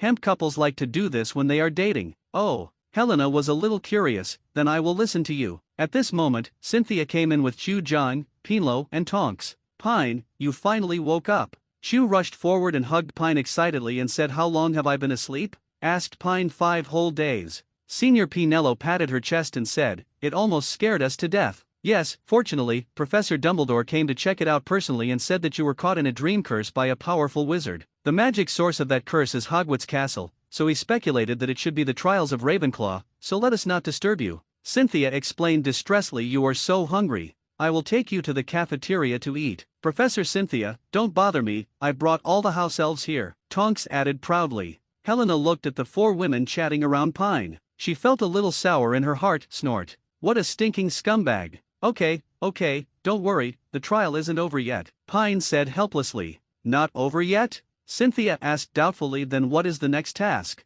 Do you need our help? Pine's eyes lit up when he heard this, and he looked at the girls and his thoughts changed. That's right. Girls are the best at dating. So he roughly told what happened in the dream, hiding the names of Ravenclaw and part of my conversation about time travel and the afterlife. I just said that according to Ravenclaw's prompts, Pine needs to complete the date with Helena and find the mystery of the soul. So I asked for advice, do you have any experience in dating ghosts? Chu and Pinello shook their heads. We just had a date with you, visiting the Forbidden Forest, the Black Lake, the kitchen, and so on. Senior Tonks said excitedly, of course we're going to ride the Thestral together. The feeling of 2 people hugging each other and flying up and down in the sky on the Yeki is the best. Ahem. Pine coughed repeatedly. He signaled to Senior Sister Tonks to put Ma Zhen's matter aside for now. Do you think Helena, as a ghost who floats all day long, would find it exciting to fly in the sky on a Thestral? Pine reminded. When Tonks thought about it, it was right. The essence of Ma Zhen lies in physical contact. The ghost can't feel this feeling. At the critical moment, Cynthia was reliable and suggested, how about you choose a cemetery with a good environment and dance on the grave? Helena's eyes lit up when she heard this. But after thinking about it for a moment, she shook her head and said in denial, I quite like this suggestion, but my grave is in Albania, not Hogwarts, it's too far away. Pine was horrified when he heard this. What kind of date does Helena like? Dancing on her own grave. For cool novels, go to Phelan Novel Network. Then why should I go dancing in front of the pyramid? Shurima, can the Emperor reward me with 2 galleons? Finally, Chu suggested, in my opinion, since Helena is a ghost, or a ghost incarnated by a wizard, she should not be very familiar with the Muggle world. Naturally, you have to go somewhere new for your date. Why don't you 2 go watch a horror movie? Helena will definitely like it. What is a horror movie? Helena asked confusedly. It's a movie made from stories about demons, zombies, ghosts, vampires, perverted murderers, and other horror elements. It's really good to watch. Recently, Hollywood's Black Friday Part 8 was released. You 2 can go and watch it, Chu said excitedly. She went home last Christmas and went to see this movie with her parents. But I was so scared that I didn't dare to sleep for several days. Really? When Helena heard about the movie made with these elements, she was so excited that her ghost body almost floated up. Little Pine, I want to see this. Pine's scalp felt numb. In his previous life, he hated watching horror movies. Especially the soundtrack inside is astonishing. Can I change it? No. The other girls interrupted Pine in unison. You can't control your lower body. It's not enough to have a few of us. You won't even let go of the beautiful ghost. Seeing Pine's scared look, how could Tonks? The individuals reached a tacit agreement that they must scare Pine. On Saturday, Pine also asked Professor Flitwick for leave. The professor said with a gossipy face, Pine, don't forget to share with me your experience of dating a ghost when you come back. Maybe your dating experience can bring new enlightenment to many junior students. Pine was speechless. Professor, what enlightenment can this bring? Love can transcend life and death, Professor Flitwick said seriously. He walked out of the door of Professor Flitwick's office in Chapter 3.2. Unexpectedly, a bat spirit stood at the door nervously. Seeing Pine, he asked awkwardly, Mr. Wilson, are you sure wizards can date ghosts? What do you want, Professor Snape? Pine looked wary and said, is it possible that you also like a certain ghost? Snort. How could I like that? After hesitating for a moment, Snape said, come to my office when you come back. Then he threw a small crystal bottle to Pine, which contained a beautiful golden potion. Felixir? Why did Snape give me such a big benefit? What did he want to know? Pine looked at the back of the old bat in confusion as he hurried away. Helena was a little surprised when she looked at the bustling city. Is this really the Muggle world? Haven't been out for a long time, right? Pine subconsciously wanted to hold the other person's hand, but failed again. Hey, falling in love with a ghost is really troublesome. No wonder the ancestors said that humans and ghosts have different paths. Thinking of this, he couldn't help but admire Merlin's parents. A melee ghost and a witch actually gave birth to a legendary wizard. This can be regarded as crossing racial boundaries. I haven't been out for a long time, and I didn't expect Muggles to use magic items. Helena looked at the streetlights that turned on automatically and the cars that drove automatically on the street. She couldn't help but feel deeply. Well, that's not magic, it's Muggle technology, explained Pine. What is technology? Is it the same as magic? So how did they make the car move? Oh my god. Lady Helena Ravenclaw of Ravenclaw is no longer aloof, and now she is transformed into a problem baby. Thinking this was a first date, Pine patiently answered her questions one after another. I picked up my pace on my legs and finally arrived at a movie theater. 25 took out the pounds he had saved, slapped it on the table, and said proudly, Black Friday, reserved at midnight. The conductor looked at the young Pine and said ambiguously, handsome guy, where is your little girlfriend? Don't talk nonsense, I have a problem. I like to book a movie theater by myself, and I cough when there are people around me. By the way, do you have any expired Coke and popcorn here? Give me some too. The conductor thought he heard wrongly. Expired Coke and popcorn? Yes, I like to sprinkle Coke and throw popcorn when watching movies. I still pay the cleaning fee, just bring it to me. This is not okay. If something goes wrong with your food, we will still have to pay for it. This conductor is really conscientious. Confused the public. Pine was too lazy to talk to the other party. In order to avoid being traced by the Ministry of Magic, he directly cast a confusion spell without a wand. Then he went to the counter to search. In the end, he really found a batch waiting in the warehouse. Dispose of the expired drinks and popcorn. Of course, I also prepared new popcorn and cola for myself. After getting the things, I unspelled the other party. Your reservation is in Auditorium 7A. You can see it by turning left after entering the door. Pine took Helena to the screening room he had reserved. When the movie started to play, Pine cast a small-scale Muggle expulsion spell. While preventing Muggles from entering by mistake, he also blocked the projectionist. Get away. Later, when you fall in love with Helena deeply and do some indescribable things, she will be caught secretly by the other party. That's right. Young lovers who sneak up and do bad things in the cinema can be clearly seen by the projectionist. Clearly, what's this? Helena looked curiously at the expired Coke and popcorn that Pine placed next to her. Ghosts can eat, although they can only eat rotten food. Expired ones also count. A must-have delicacy for Muggles when watching movies. You can try it later. Pine felt that he was such a considerate and good boyfriend. When the movie was playing, Pine secretly put earplugs on himself to listen. Sure enough, when you can't hear the messy sounds in horror movies, the horror effect is greatly reduced. Mom, again, don't worry, I'm afraid of horror movies. Unexpectedly, a simple, even rough horror movie in Pine's eyes can actually make Helena laugh. It seems that the aesthetics of humans and ghosts, there is still a certain gap. What a poor little girl. Even when she was a princess of the Kingdom of Scotland, she did not enjoy a few good days. She was surrounded by a crazy king father. It is really heartbreaking. This is the first time Pine has watched Helena looked happy. Unexpectedly, she was really beautiful. Unknowingly, the curse of closing her earplugs was lifted. The terrifying atmosphere in the movie was no longer in his eyes. At this moment, there was only one haha in his eyes. The ghost who laughed so hard that he had lived for thousands of years. Damn it. This world is based on looks. As long as the female ghost is beautiful, he is actually attracted to her. Looking at the tall and bulging little brother, Pine couldn't help but want to give himself a big slap. I was obviously asked to pick up ghosts. Why do I feel like I'm about to be picked up by ghosts first? This is unscientific. Picking up the expired popcorn, Pine handed it to Helena's mouth one by one. See, for exciting novels, go to Feel a Novel Network. She looked at Pine's actions in surprise, with a hint of panic in her eyes.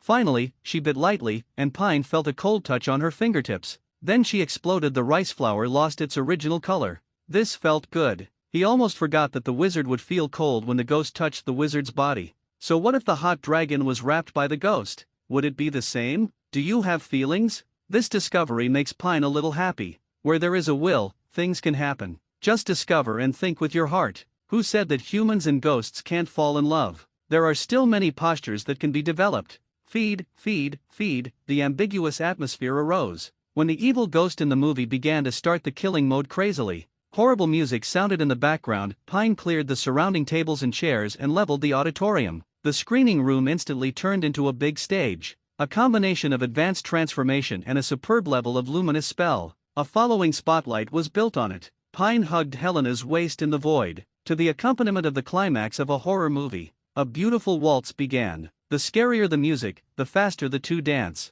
The more you jump, the more engaged you become. Forgetting everything around them, there was only each other blooming in their eyes. Jumping to the end of the movie, the two people have not yet danced to their fullest. Pine gestured lightly, and the tables and chairs next to him began to sing, yelling at the sky. I screamed to the sky, I screamed to the earth, why did you leave? I still love you, I don't want to let you go. I look up to the clouds, who knows where you are? How should I love again? What should I do, like again? I stayed up all night telling myself that everything is fine. You are not far away, but it is difficult to come back. I turned on the record and waited for our song. Every night I dance with your soul. Every night I dance with your soul. The two could not calm down for a long time. On the way back, we each had our own thoughts. Helena, I will send you wherever you stay at night. Pine remembered that it is a regular procedure to send the woman home after a date. I don't usually have to sleep, Helena said with a blushing face. Bang! Pine slapped his forehead and almost forgot that the other party was a ghost. Who is a serious ghost who wants to sleep? He has been dead for thousands of years, okay? How about you come back to the room of requirement with me? Pine asked tentatively. Can. At this moment, the beautiful ghost of Ravenclaw College seemed to have found some of her former coolness. As soon as she returned to the room of requirement, a familiar feeling of tiredness came over her. Damn, I am about to dream again. This time the dream is simple and crude. More. Pine did not possess anyone. Instead, he directly changed into a groom's uniform and stood on the stage. Next to him was the virtual Dumbledore holding a microphone as a witness. Damn, what the hell is this? Why are you suddenly getting married? Among the guests in the audience, on the left are your parents, school teachers, friends, and classmates. There is even a table below with the label Lover's Table. Sitting there is a angry Chu Chang, Pinlo Sr., Tonks, Cynthia, and Agatha. At the female guest seat, the leader was the smiling Rowena Ravenclaw. Next to her was Hull plus Hufflepuff, Salazar Slytherin, Archmage Merlin, and some ancient wizards that Pine couldn't name. Oh, and there was a bloody Barrow sitting in the corner with a regretful face. With Dumbledore's shout, the bride is invited to enter.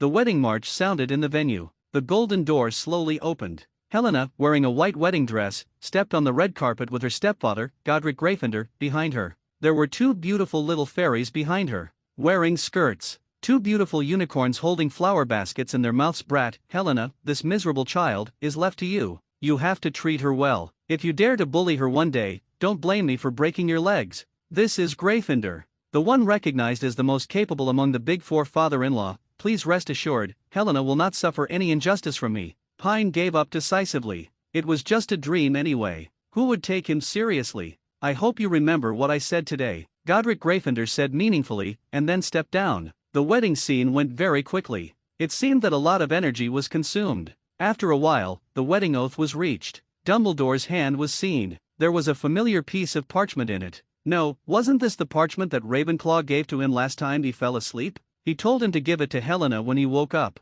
but he couldn't find it after searching for a long time. Unexpectedly, it appeared in the next dream. Dumbledore said to the bride Helena, Miss Helena Ravenclaw, will you marry Pine Wilson? From then on, I loved him, respected him, and stayed loyal to him for the rest of my life. No matter rich or poor, no matter alive or dead, no matter time and space, I will never leave him, always support him and love him, share the joys and sorrows with him and work together to create a healthy and happy family. Until eternity? Helena glanced at Pine and replied solemnly, I do. At this time, Dumbledore asked Pine again, Mr. Pine Wilson, will you marry Helena Ravenclaw? From then on, I loved him, respected him, and stayed loyal to him for the rest of my life. No matter rich or poor, no matter alive or dead, no matter time and space, I will never leave her, always support her and love her, share the joys and sorrows with her and work together to create a healthy and happy family. Until eternity? Pine turned back and glanced at the lovers' table. Although this place was just a dream, he couldn't feel sorry for Chu Jong and the others. To read Bao Swan novels, go to Fila Novel Network. Then he whispered to Dumbledore, discuss, Principal, can you change the oath a little bit? You know. Dumbledore blinked at him narrowly and said with a smile, the oath given to the groom just now was not rigorous enough, so I will reorganize the words and say it again. Mr. Pine Wilson, are you willing to marry Helena Ravenclaw? From then on, they loved him, respected him, and remained loyal, for the rest of their lives. No matter rich or poor, no matter alive or dead, no matter time and space, I will never leave them, always support them and love them, share the joys and sorrows with them and work together to create a healthy and happy family. Until eternity? Dumbledore replaced she with them, with the difference of one word. The meaning of the oath changes dramatically. Pine said decisively, I do. Boom! The sheepskin suddenly flew into the air and turned into a complex magic text with golden light. It seems like a mysterious contract. The surrounding scene instantly disintegrated and dissipated, and finally turned into a wedding room. This, Pine was shocked. "We are married now," Helena reminded in a low voice. Pine lowered his head and looked at himself. He also turned into an illusory pearl white. It seemed that he was also a soul body. He couldn't help but stretched out his hand to touch the other party. This time, he didn't miss. Pine smiled bitterly. "After a while, I couldn't even hold hands when I was alive. I really have everything after death. Since everyone is a soul body, why hesitate?" At this moment, Pine suddenly discovered Helena's soul. "Okay, there is a small mark in the heart. If you look closely, it looks like a simple stone tablet. There is a row of golden writing on the stone tablet. It is the vows you just made when you got married." Pine broke out in a cold sweat. Fortunately, his will to be a scumbag was strong enough. He didn't really say "I was willing." Instead, he asked Dumbledore to change his vows. Otherwise, he would really have to marry a ghost wife in this life. He lowered his head and checked his heart again, wanted to see if there was this stone tablet. Sure enough, I saw it. I finally saw it. She is indeed a female ghost who has lived for 1,000 years. So moist. But now I am considered a married man. Thinking of the parchment given by Ravenclaw, Pine had a headache. The eternal marriage contract. Rowena really gave him her daughter mourning. Pine. Helena felt a little unnatural when she woke up. She still had some pain in her body. Was Ghost's first time so painful? Pine was a little curious. Helena was thin-skinned and had been showing a cold image to others for thousands of years. It was really hard to wake up at this moment. She doesn't know how to face this boy who is 1,000 years younger than her. "Don't be nervous, you'll just get used to it. Let's go out to eat first," Pine reassured. When they arrived at the restaurant, they all looked at each other. Then the little wizards began to whisper. Even the teachers at the staff table looked at Pine with a strange look. The wedding in the dream last night, everyone they were all involved. Old Bat looked even more impatient. He rushed off the stage and took Pine by the arm to an empty classroom on the second floor. Did everything in last night's dream really happen? Snape's face was a little irritated. He was afraid of hearing a negative answer from Pine. "It was a gathering of souls, Professor Snape." Pine smiled and said, "Is the soul of the person you want to meet still in this world?" I don't know, I just want to see her again." When Snape heard this, his body was like a deflated balloon, and his body was trembling slightly. "Do you really want to see her that much?" Pine said in a persuasive way. "Then do you know who her favorite person is?" Suddenly, Snape's eyes were gouged out like knives, and he shouted hoarsely, "Don't mention the damn Potter." Pine knew who Snape was thinking of as Potter, but he just wanted to tease the old bat. Smiling, "Oh, Professor Snape, it turns out you hate the savior Harry Potter so much. For a 10-year-old, who would love her the most and make you jealous?" At this moment, Pine seemed to have discovered a shocking secret, covering his mouth and saying in disbelief, "It turns out you like the savior's mother, a woman born as a muggle wizard like me." The old bat now realizes that he just made a mistake. He didn't expect Pine to be so smart. He could guess so many things from just one sentence of his own. In fact, he didn't even know that Pine was a jerk. As he spoke, he subconsciously wanted to take out his wand. However, Pine took the lead and put the wand against his sexy hooked nose, denting a piece of flesh hard. "Don't move, Professor Snape. Trying to cast an oblivion curse on your own students is not a sensible move. No matter how world-weary you are, I believe in one sentence: do what you do and love what you do. This is the basic professional ethics. If you are a professor, you should not cast spells on your students easily, right?" Cold sweat broke out on Snape's forehead. He didn't even see clearly when Pine pulled out the wand just now. Incredible fighting skills. No wonder he could defeat so many XXXXX artifact animals in the Forbidden Forest half a year ago. "Humans, the shadow of the famous tree was planted today. The company you opened took in that damn Lupin, and now he treats me like this. He must have told you a lot about me, right?" Snape looked into Pine's eyes and said coldly. Pine pressed the wand harder and said with a smile, "Professor Snape, I find you are really like a naughty little girl sometimes. You don't listen when you say it, you don't do it when you hear it, and you don't change it when you do something wrong. I have a headache for you right now. How come you are legilimizing me even though you are so good?" Speaking of this, Pine shook his head, feeling very sorry. "Last time in Principal Dumbledore's office, CFDG, you should have heard the Sorting Hat's words, right? I have inherited the talents of the four founders. Slytherin is born with a closed brain, so I am just able to restrain myself from your methods." Snape's pupils dilated instantly and he said in disbelief, "Do you really have the talent of the four founders? Didn't you also see them in your dream last night?" Pine laughed. "What?" Snape was shocked. "You mean the bride's relatives and friends? Otherwise, I could marry a Ravenclaw daughter, and you would have trouble chasing a Muggle wizard girl, and your eyesight is too poor. To read exciting novels, go to Phelan Novel Network. Since you like Potter's mother, you should know that what a mother loves most is her child. If I use a forbidden magic involving the soul, the imprint of the soul will also be attached to the child. Snape immediately became excited when he heard Pine's words, holding his arms and shaking them continuously. You mean that Harry Potter still has the imprint of Lily's soul on him?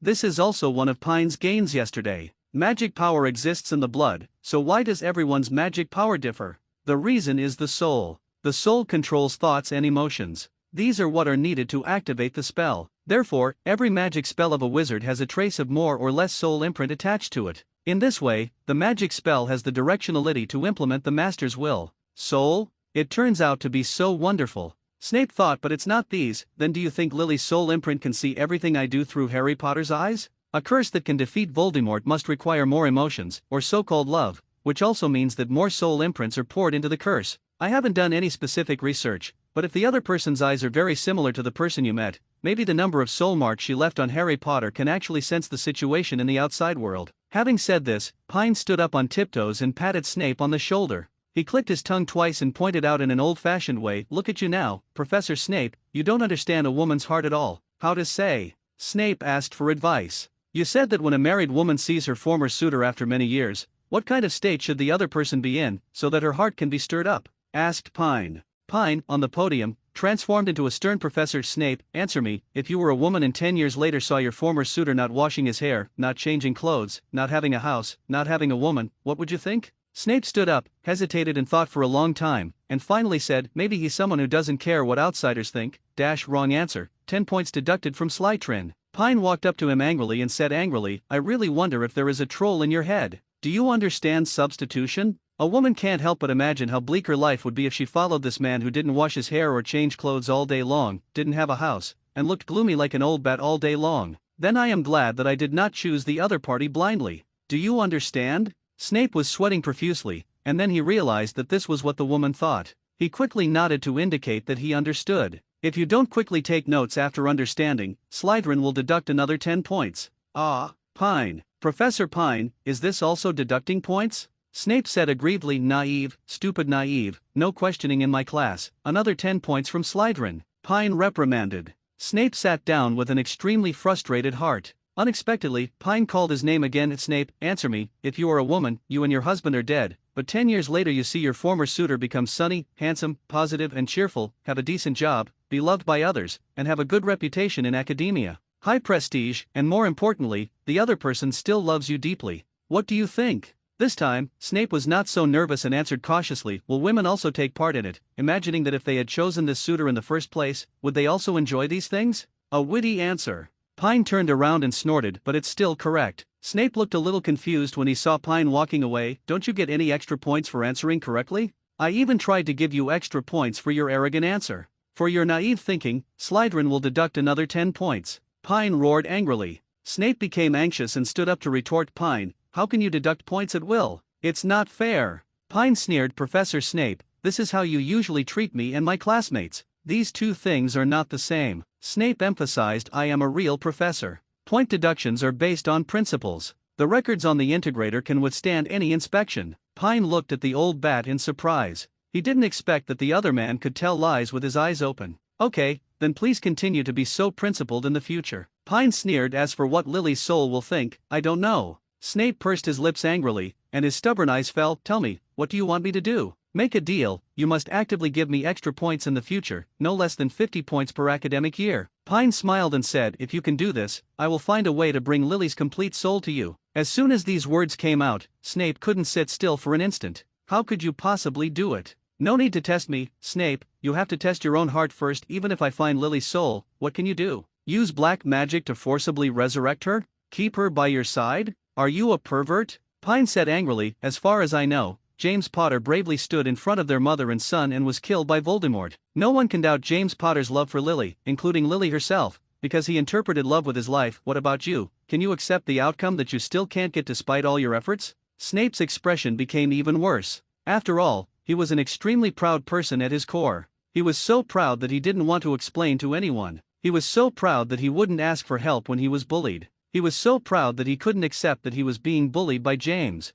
Special rescued him once. He stared coldly into Pine's eyes and said, you don't need to vaccinate me in advance. I'm not that mean, I just want a chance to redeem myself face to face. In fact, it doesn't matter whether she forgives me or not. Just finishing this thing can make me free in this life. Don't be in a hurry to seek life and death, Professor Snape. Pine laughed. I still need you to give me extra points here. As long as I don't graduate, you can't die. For the next half month, Pine basically stayed in the room of requirement. Helena, come and fall asleep together. Ah, are you still here? Helena was a little shy. How can I observe the contract monument on your soul if I don't fall asleep? The time is limited, and the Easter holiday is coming soon, Pine urged. Helena looked at the excuses that Pine made, and her face felt like it was on fire. To read Bao Xuan novels, go to Fila Novel Network. You always say look at the stone tablet, but you ask me to use a different one every time. You are just trying to tease me. Then just tell me whether you like it or not. Not bad, then come quickly. The collision of muscles will be tiring. The collision of souls will also be tiring. In the past half month, Helena has been wondering, is this so fun? Why can't he get tired of it? I haven't returned to Lavin for half a month. Crow's common room was on duty. I don't know if the little wizard there was naughty or not. However, when Pine figured out the function of the contract monument, Badia left ruthlessly and started busy transforming the microscope his father gave him. The original optical lenses are replaced with magic lenses. Sure enough, after magnifying the curse 100,000 times, the soul imprint contained in the curse was discovered. The existence of this brand is very small, but its distribution in the curse is very wide. Then I started trying to see if I could extract this substance. After countless failures, finally, he invented a new spell. Soul power comes quickly. But he wanted to extract enough soul material to describe the blood contract of human-animal transformation. My current magic power is not enough. It takes more powerful force. Perhaps it's time to find someone to sponsor the supplies for the large magic circle. In the process of Pine's tireless research, Helena, who has a taste for food, panicked. She wandered around the room of requirement every day. Going to the auditorium on Monday evening, the audience was crowded and all seats were occupied. Pine stood on the stage, preparing to deliver a speech on the founding of the school enterprise. Looking at the crowd in the audience, he knew very well. Most of these people are group performers urged by the prefects of various colleges. After all, who would be willing to act as an extra when pretending to be cool for others? Only those first and second year wizards who were not aware of their abilities were happily holding small notebooks in their hands ready to take notes. It seems that after listening to Pine's speech, I can create a great cause. He made 6 million a day. Pine didn't know if his speech would help them. Real galleons are the most practical. Let them know how to work hard for galleons and make their campus life full of a sense of accomplishment. There are several media outlets on both sides of the classroom. They are mainly school newspapers and British local newspapers. The most senior was probably Rita Skeeter of the Daily Prophet. There's a 100 galleons bonus for a trip. Seeing Dumbledore's affirmative eyes towards him during the speech, he looked like 983. Pine sighed in his heart that it was really not easy to coax these little wizards. Then he cleared his throat, changed the subject, and cursed loudly. Everyone is tired of hearing the cliché cockfighting from before. Now I will tell you something closely related to myself. I will spend 500,000 galleons to establish the Pine Campus Foundation, and the leaders will be the 4 deans led by Professor McGonagall. The main purpose of this foundation is to inspire everyone to learn. For example, if a student mastered the armor charm before 5th grade, please contact Professor Flitwick to receive a 20 galleons bonus. If a student has mastered the cultivation of advanced dangerous plants before 5th grade, please find Professor Sprout to receive a 50 galleons bonus. If a student masters advanced human transfiguration before graduation, he can go to Professor McGonagall to receive a 100 galleons bonus. Dear students, not only that, we will also release a large number of bounty tasks on campus, such as assisting the administrator Mr. Filch to clean up the castle, 2 galleons at a time. Help Mrs. Pants organize all the books in the library and get a reward of 100 galleons. Whoever publishes a new type of spell in a journal will be rewarded 200 galleons. Whoever can invent a new type of magic props and establish a second school enterprise will receive an angel investment of 1,000 galleons. All project details will be posted in the common rooms of each college tomorrow morning. As long as you have the ability, you can earn a steady stream of galleons from me. Ba bang bang. The audience burst into applause. You little wizards can't sit still anymore. Holy shit. Is Junior Payne giving us money? Many seniors can't wait to go to the library right now. Check the information. Learn all those armor spells, patron saint spells, advanced transformation techniques. The smart little wizard has already begun to plan to set up various study groups. Pine on the stage bowed slightly and walked off the stage. Pine, as soon as I got there, I was immediately surrounded by a group of Ravenclaw fans. Well, there were actually some fans nearby, but seeing so many girls, I was too shy to push in. Junior Pine, can I receive the award as long as I master the advanced magic course before 5th grade? Junior, I feel that advanced transfiguration is very difficult, especially human body transformation, which is too dangerous. I wonder if you can stay with me and guide me to see where my figure needs to be improved. Dionysus, is your company still short of people? I graduate this year and don't want to go to the Ministry of Magic. I want to join your Wilson Wine Company. I know haute cuisine magic. Won the best debater in the Ravenclaw debate competition and got straight A's in level 5W test. Faced with this barrage of questions, Pine looked confused. Although I know I'm handsome, there's no need for you to be so enthusiastic. I'm sorry. I finally got rid of the entanglement of my seniors. Pine returned to the room of requirement. Early the next morning, others had to go to class. As a super academic, Pine could already skip classes reasonably and legally. He walked towards the library. Usually 7th grade senior sister Tonks, who doesn't have to go to school next school year, will accompany him in the library. But she has been busy training fighting skills these days and has not come to the library. It just so happens that Pine has no time to talk to her about advanced topics in the past 2 days. Magic spell. Although Leopard Girl's blood-packed magic circle is imprinted in his mind, but it still takes a lot of effort to turn the magic circle of Valoran into the world of Harry Potter. The most basic thing is, if you want others to understand your proof process, you must at least digest it yourself. The most important thing is that you want to popularize this method. To read Bao Swan novels, go to Fila Novel Network. Save the bloody A wizard troubled by a curse. He needs to successfully pass the review in the International Wizarding Journal. Payne used 120 points of concentration to restore every fuzzy detail of Leopard Girl's blood-packed array given by the system. Then little by little, it was replaced with magical patterns from the Harry Potter world. In the end, there was no fault to be found. Discussion on the spiritual contract and the blood curse and the proof of the blood contract circle abstract. This article studies the sorcerer's soul tablet involved in the blood curse and proves the existence of spiritual imprints in the curse path. And this is used as an argument to prove that in the blood curse contract, the inference that the blood curse contract can be prevented from breaking out by extracting soul power to supplement or change the blood curse contract on the contract tablet is established. In the quiet library, Pine put down the books he took from the restricted area and picked up paper and pen. When he entered the state, he completely forgot about external objects and even himself.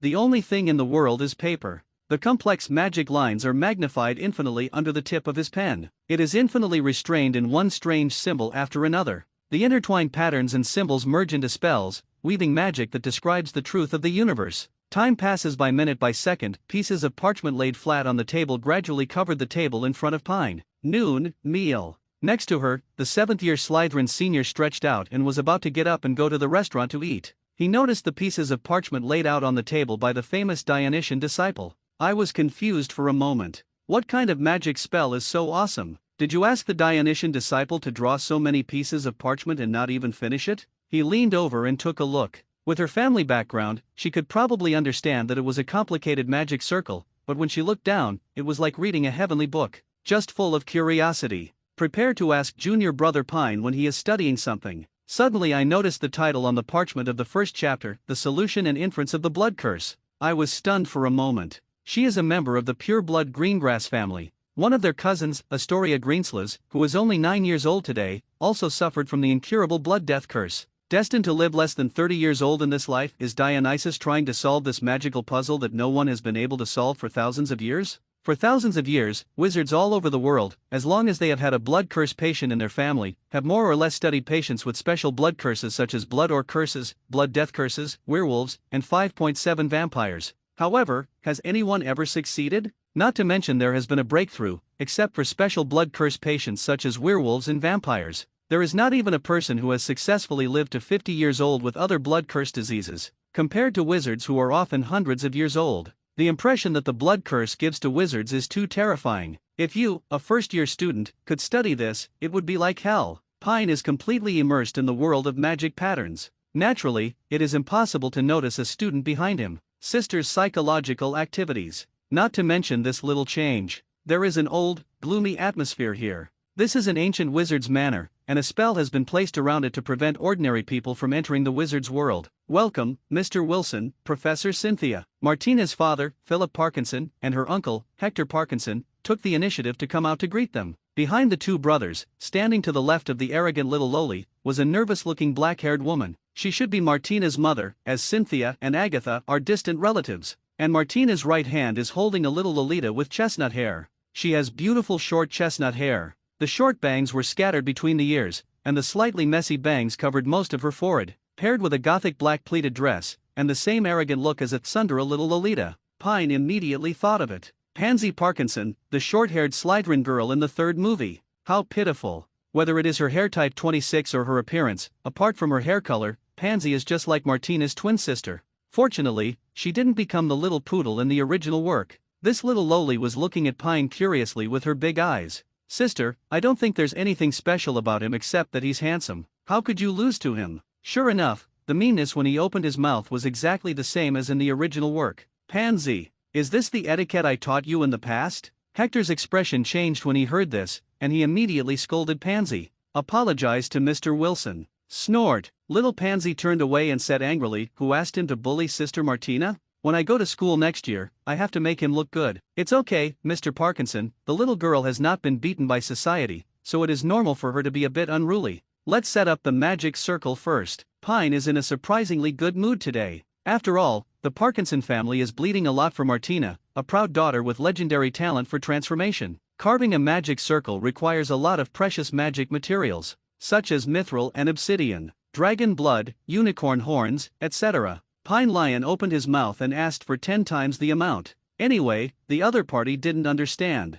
Even if something fishy is discovered later, Pine can refute that it is your family's Martina talent. It's too high. The resources consumed are naturally 10 times that of others. Maybe the other party can still be happy. After all, this fully shows that Martina is extraordinary. Thank you for your indulgence, Mr. Wilson, Hector said as he wiped the cold sweat from his forehead. Because of the shocking news that the young wizard in front of him told in an exclusive interview with the French media, the pureblood family that originally followed Voldemort was disgraced in the wizarding world. People would always be there when they went out. A few jokes behind the scenes. Now except for the damn money, their pureblood family has nothing. Everyone walked slowly in the castle of Parkinson Manor. The expensive lamps emitted a gentle light. The lines on the gray and black walls formed by the erosion of time, every detail is illuminated. Every time you walk a certain distance, you can see a long-lost painting of a famous person hanging on the wall, or a portrait of an ancestor of the Parkinson family. It always shows the generosity of the owner. The internal structure of Parkinson Manor is very special. It's complicated. To read Bao Swan novels, go to Fila Novel Network. The layout of the various corridors is winding and winding, with many side roads. People who are not very familiar with the corridors can easily get lost. Little Pansy also proudly emphasized, Muggle wizards, remember to follow closely and don't get lost. Pansy, shut up. At this time, Martina finally spoke. Her tone was majestic, as if she was the unique head of the Parkinson family. Little Pansy did not dare to disobey her sister's order. She followed her with her mouth pouted and kicked her feet away. A beautiful lamp. Everyone came to a basement where the materials requested by Pine were piled. Okay, you go out first, and then come back in after I finish painting. After counting the materials and confirming that they were correct, Pine invited the others out, leaving only Cynthia to help draw the magic circle. 3 hours later, the blood contract circle was drawn. Cynthia, you start first. Pine knew that the Parkinson family was worried about the safety of the blood contract circle, so he asked 380 Cynthia to enter first. Soul power comes quickly. The red formation shone brightly, and ancient chants whispered. The marble walls of the basement kept shaking off countless dust. A simple stone tablet slowly appeared from Cynthia's heart. The bloody contract inscription was unusually obvious on the stone tablet. Pine the one in his hand kept dancing, using the power of his soul as the magic to write a new inscription contract. Sweat beads rolled down his forehead. The Parkinson family did not dare to breathe when they saw this scene, for fear of interfering with Pine's actions. For a long time, a new blood contract was generated. The monument of the contract shone brightly. Then it gradually disappeared into Cynthia's soul. Not long after, Cynthia regained consciousness. Did you make it? Asked Philip Parkinson nervously. The next step is submission. On the recommendation of Professor Flitwick, Pine finally chose to submit the Annals of Charms. This journal was founded in 1872 by the International Society for the Study of Charms. It mainly publishes research papers on the theory of magic, covering a wide range of topics. He holds a pivotal position in wizarding academic circles. Before the paper is published, the news that the Parkinson girl's blood curse has been cured has spread among the pureblood families. The Greengrass family came to the door first. Pine also needs a lot of experimental data for practice. As long as the other party is willing to pay a high fee for materials, he didn't refuse. Next comes the lengthy review process, waiting for an academic master to be free to verify whether his proof process is correct. It is different from ordinary published magic papers. Pine's paper involves a breakthrough in major issues in the wizarding world. The review cycle is often extremely long. After all, once a wrong curse research is published, that wasn't just an April Fool's joke. Rather, it will seriously damage the academic reputation of newspapers and periodicals. It will also bring a lot of disaster to the wizarding world. The study of magic spells is a very dangerous thing. Devon. In a quiet single-family manor, a gray-haired old man was fishing by the lake. His long life gave him endless time, but it also made him look down upon the many surprises in the world. Eternal life without purpose is like a kind of prison. At this moment, Nickholm had some thoughts of welcoming death. Just put away the fishing gear and returned to the house. An owl flew in front of him and handed him a letter obediently. Was it some little wizard who invented this mess of spells? Nicholas Flamel has been dealing with this kind of paper review work for 200 to 300 years. Every year, ambitious wizards publish new works. They want to prove that they have made a major breakthrough that subverts magic. However, it turns out that most of those research results were as bad as the editor's book. But this time, he was stunned when he saw the introduction in the letter. Has the blood curse been overcome? Nicholas Flamel put on his glasses with trembling hands in excitement, slowly opened the parchment underneath the letter. See the name of the paper's author. Nickholm was stunned for a moment. Pine Wilson? First year at Hogwarts Ravenclaw? Isn't this a joke? How could a first grader overcome such a difficult problem? I couldn't help but feel a bit of contempt in my heart, but I thought that the Curse Annual would not fool me with something that looks like parallel imports at first glance.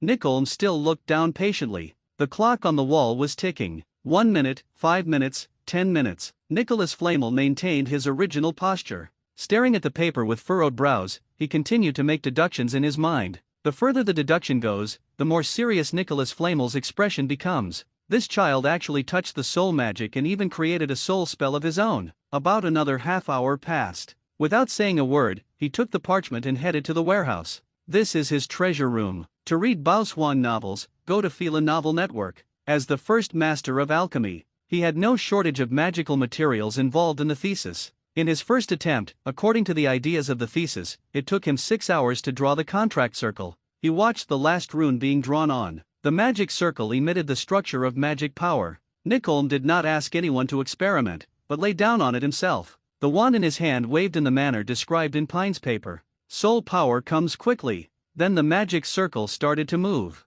He saw the existence of his soul. Then a tablet of contract appeared on his chest. It recorded the loyalty spell and unbreakable vows he had made with others throughout his life. Nickholm sighed deeply. Say a word softly in French sharp. If it were said that before the magic circle was drawn, he was still mostly doubtful, so by now, he was almost convinced. There is absolutely no problem with this contract formation. He couldn't think of any other praise besides being awesome. If possible, he would really like to meet the author of this paper. A first-year student at Hogwarts? That should be the child Dumbledore raised. He had a close friendship with Dumbledore and had studied alchemy with him. It has always been a good idea to let this child come and see me later. If only I could witness such a rising star before I die. I saw someone succeeding in the magic world. Even if he gave up eternal life, he wouldn't have such regrets. As for his accidental success of the magic stone, originally he planned to destroy it. Now, it seems that you can use it to test it out and see if you can find a master that is truly suitable for you. And in the room of requirement at Hogwarts Ding. Congratulations to the host for completing Ravenclaw's Trial 3. I have a date with a ghost and successfully cracked the blood curse problem. Mission reward, level 9 talent point *1, Nidame Hokage contract psychic research manual *1. Pine saw the level 9 talent point reward that had finally arrived.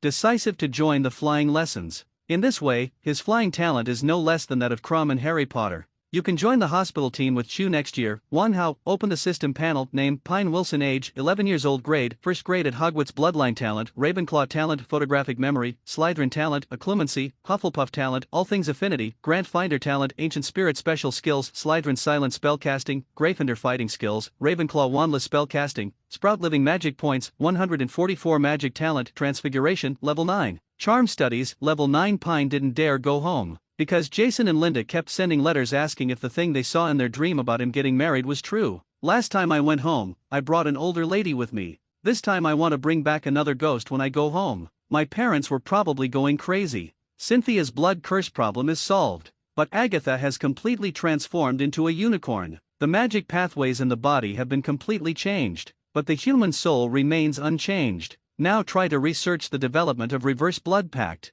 And he was getting the 2nd generation psychic contract research manual as a system reward. He also wants to try to see if the psychic beast plan can be realized in the Harry Potter world. In this way, House Elf and Little Spider Girl Elise are replaced with human skins rewarded by the system. It seemed logical and natural. After lunch in the restaurant, he came to the library. Today, Hogwarts has an unprecedented learning atmosphere. The students began to study hard in order to earn galleons. There are 300 students who have mastered many advanced magic spells and have even started to hold training classes. That's right. It's the Weasley brothers. The pair also roped in Cedric and Marietta. A team of 4 teachers was formed. The charge is not high. An armor spell costs 2 galleons. A patroness charm costs 5 galleons. Baoy. But refund. It's just that the talents of most of the young wizards in Hogwarts are hard to describe in one word. Even with professional teaching guidance and extensive training, it probably takes half a year to learn an armor spell. Not to mention the complicated patroness charm. It would be great if many people can successfully master it in one school year. This money is not easy to make either. I just found a corner to sit down and found relevant documents in the library. Pine began to read assiduously. Contract channeling involves space magic. The Flu Network, Portkeys, and Apparition in the Harry Potter world are all such magic, and these contents can only be dabbled a little in senior grades. Therefore, Pine needs a lot of reading to accumulate relevant knowledge. After understanding the role of the soul in the spell, if you want to realize the sensing coordinates between contracts and create spatial anchor points for linking, there is also a theoretical basis for realization. But Pine's goals go beyond that. Thinking of the eternal marriage contract of Ravenclaw, so between wizards and magical beasts, is it possible to sign a similar master-servant contract or equal contract? There are a lot of ideas waiting to be realized in his brain, although he failed to solve the problem of reverse blood contract by following the clues. But it led to something even more incredible, the School of Magical Beast Control. It was already dark, but the main castle of Hogwarts was still brightly lit. There are students in every classroom learning spells. Others are completing tasks issued by the 4 deans. In Professor Flitwick's office, Pine knocked on the door and walked in. In addition to Professor Flitwick, there were 7 or 8 6th and 7th grade seniors from various houses in the room. These people are members of Professor Flitwick's Charms Club, quite talented in charms. There is even a Ravenclaw senior who will be recommended by Professor Flitwick to intern at the Charms Association after graduating this year. Actually, before coming here, Pine already had an idea of what Flitwick was looking for. Just now, the round-faced chubby chicken brought back to him a reply that the Magic Annual had been approved. To read exciting novels, go to Phelan Novel Network. However, what surprised Pine? His paper was actually reviewed by Nicholas Flamel himself. This is the #1 alchemist today who has developed the Philosopher's Stone, a living fossil that has lived for more than 600 years. As soon as they entered, Professor Flitwick stopped teaching. Look at the senior classmate next to you, Mia. Go get your junior a glass of water. The senior named Mia stood up without saying anything. Pine quickly said, No, senior, I can do it myself. No, you must let me do it this time. The senior named Mia made a cup of black tea with a smile, handed it to Pine respectfully and said, passing tea to a Dionysian disciple, thanks. He looked at the filled teacup dumbfounded. Pine couldn't laugh or cry. As soon as he sat down, he saw the magazine in Professor Flitwick's hand, the latest issue of the Curse Annual. On the cover, Pine saw 4 bright red characters at a glance, Blood Curse Cracked. Little Pine, your breakthrough in blood curse research is beyond my imagination. Especially the soul research content and related magic spells involved in it are really exciting. Professor Flitwick danced and said, I just took your seniors to study your thesis, and I even suggested that they can engage in related work in your research direction in the future. The Monument of Souls and Contracts is such a wonderful thing, so fascinating. To be honest, Professor Flitwick himself can't understand some of Pine's research content, especially when it comes to the soul level. This is an area he has never been exposed to. It seems that there is indeed such a thing in this world. He is a genius who can ignore common sense. Pine was a little embarrassed by the praise. He laughed twice and said modestly, Professor, you're very flattering. I just made a breakthrough in Ms. Ravenclaw's trial. It's not as exaggerated as you said. At this time, the office door was suddenly pushed open. Dumbledore and Professor McGonagall walked in one after another. Seeing Pine, Dumbledore's eyes suddenly lit up and he smiled, Little Pine, you did an amazing thing. Pine's research results are tantamount to dropping a blockbuster in the international wizarding world. Countless desperate wizard families suffering from the blood curse burst into tears with excitement. Although the cost of the blood-packed array is extremely high, but there is finally a treatment plan. And reporter Rita Skeeter of the Daily Prophet took advantage of the heat of this issue, interviewed more than a dozen well-known scholars. These scholars who focus on the field of magic research have repeatedly verified Pine's blood-packed array. Then, America Ilvermorny's charms professor was shocked. The International Federation of Wizards was shocked. Everyone's verification results are without exception completely correct. Under the guidance of Rita Skeeter, such a sensational atmosphere spread from academia to the general wizarding community. The blood curse that has plagued the magical world for thousands of years has been overcome. This means that from now on, the blood curse will no longer become a nightmare inherited by many wizard families. What most excited the collective excitement of wizards around the world was that the person who solved this problem was actually a child under the age of 12. Many people think of Dumbledore, who showed off all kinds of self-invented transfiguration magic in the exam at the age of 15. Thinking of Greenwald, who was expelled from campus early but showed unparalleled magical subversion. Thought of, well, okay. In comparison, Voldemort, Xiao Mu was relatively tolerant when he was in school. His talent for dark magic is rarely revealed in public. The wizarding world is completely in a state of excitement, especially with all the news that continues to track down Pine Wilson, break the dry wine challenge record, defeat XXXXX dangerous creatures, invented Wilson's magic wine and became popular all over the world. The legend of the new era is rising, although a blood contract formation alone is far from enough for the strength of those legendary wizards. But, he still has 2 months to go before he turns 12. Give him 30 years and he will lead the next era. Compared to adult wizards, they are more restrained when it comes to praising others. The little wizards have really accomplished a lot. In the Gryffindor common room, in the Hufflepuff common room, in the Ravenclaw common room, these little wizards almost blew Pine into Merlin's life. And Slytherin, his senses about Pine are much more complicated, because the other party exposed Voldemort's background, which they were proud of. It brought shame to many pure-blood families. It also made these Slytherin children the laughingstock of Gryffindor. In the Quidditch competition not long ago, we almost lost to the opponent, but now his headmaster, Snape, kept giving him extra points in potions class. This has to make the Slytherin children a little afraid. As for Martina, who wants to compete with Pine, now I am a little discouraged. The other party actually hid his clumsiness in the transfiguration class at first. His talent for transformation is no worse than his own, and even his talents in other subjects are surprisingly amazing. But I won't give up easily. Pine can't even go out now, because reporters from all over the world have come to the school. It's not that the school doesn't stop them, it's that these people were brought by Fudge, the British Minister of Magic. How could this ambitious guy miss it? A chance to show his face. During his tenure, such geniuses were born in Great Britain. This just shows that under his wise leadership, the quality of education in the British wizarding world has improved. To read Bao Swan novels, go to Fila Novel Network. Not to mention that according to the Daily Prophet, this genius boy's first pot of gold for starting a business was when he recognized that he could win the election for the Minister of Magic and placed a bet of hundreds of galleons. Mr. Wilson, congratulations. Fudge, who was carrying a big belly, shook hands with Pine with a cheerful smile. You are so proud of us at Hogwarts. No wonder Principal Dumbledore praised you so highly in his letter to me. When I saw you today, you are indeed a talented person. Pine smiled politely and said modestly, Secretary Fudge is overrated. Facing the reporter's criticism, Fudge was thinking about showing his close relationship with Dumbledore almost all the time. Look, I often correspond with Dumbledore, and there is a genius wizard on campus. He will also communicate with me. Immediately afterwards, Fudge faced the reporter. He hugged Pine's shoulders enthusiastically. Today's performance begins, Mr. Wilson, on behalf of the British Ministry of Magic, I would like to express my gratitude for your contribution. You have saved countless wizard families who were tortured by blood curses and given them new hope in their lives. For talents like you who have made outstanding contributions, I will apply to the Wisengamot to award you the second-class Merlin Medal. Speaking of this, Fudge seemed to be very friendly and winked at Pine. Unless wizards have made great contributions to saving the wizarding world, such as Dumbledore, the Order of Merlin is basically awarded to deceased meritorious wizards. Otherwise, with your contribution, I really want to directly apply for a first-class medal for you. I just broke the blood curse, how can I afford the Medal of Merlin? In response to Fudge's official tone, Pine was just perfunctory and polite. What you said is wrong. Fudge smiled and said, you have saved countless families and the lives of countless wizards, and you have also brought great encouragement to our staff at the British Ministry of Magic.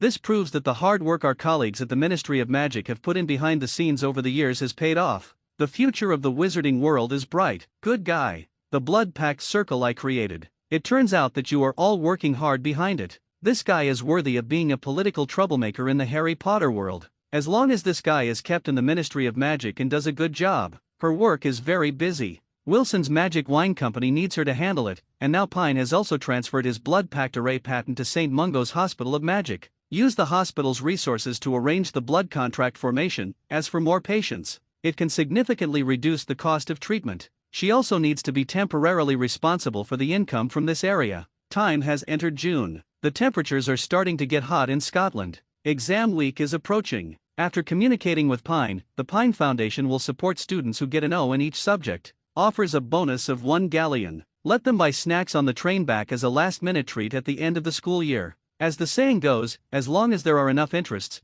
capital will trample the law and moral 820 under its feet. Little wizards with excellent grades naturally don't have to worry, but those with average grades. The terrifying shadow of the final exam quietly covered the entire school. Students in 5th and 7th grades are working hard for their respective vocational exams. Most of their spare time is spent reviewing. The tense exam atmosphere even spread to the entire school and affected students in other grades. The Weasley twins, who love to cause trouble the most, are still struggling with how to teach a young wizard with average talent how to cast armor spells. After all, the money has been collected, but the usual theoretical classes are over. The thought of not getting an O in any of the subjects, the galleons that seemed to be within reach, were far away from him. Marietta was a little less gifted than either of the brothers. Although I found a boyfriend who was a top academic like Cedric, but she also needed to spend more time practicing her spells. However, what made a few people grit their teeth the most was Pine's attitude towards final exams. There is no harm without comparison. This guy Pine is doing research on the blood curse.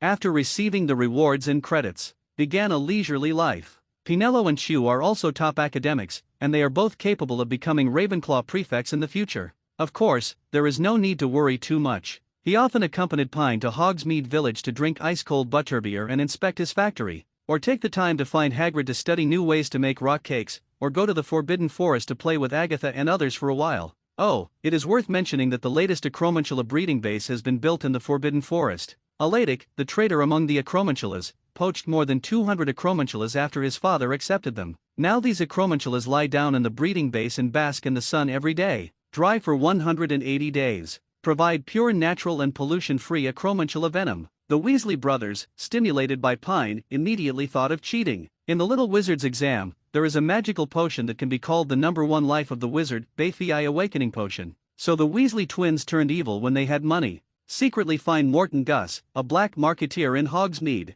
I got a bottle of Baffy's brain refreshing agent from the other party. Baffy's Awakening Potion is prohibited by the Ministry of Magic. It can greatly improve the wizard's brain vitality, enhance memory, and thinking activity. But this medicine is the same as Fulling Elixir. It is prohibited to be used in various competitions and examinations. The wizarding world still has many ways to prevent young wizards from cheating in exams. For example, students must use new quills given to them by their teachers specifically for exams, with anti-cheating spells on them. Although exam pens are issued by teachers, but students need to bring their own ink. So, a clever little wizard once again came up with the idea of ink. Invented self-correcting ink. This is an ink that automatically corrects writing errors, but the ideal is very full, and the reality is very skinny. This self-correcting ink can only correct spelling errors in words, not answers. The inventor was happy to mention that he failed and was fired at the same time. To read cool novels, go to Fila Novel Network. It is said that the other party later opened a strange magic supply store.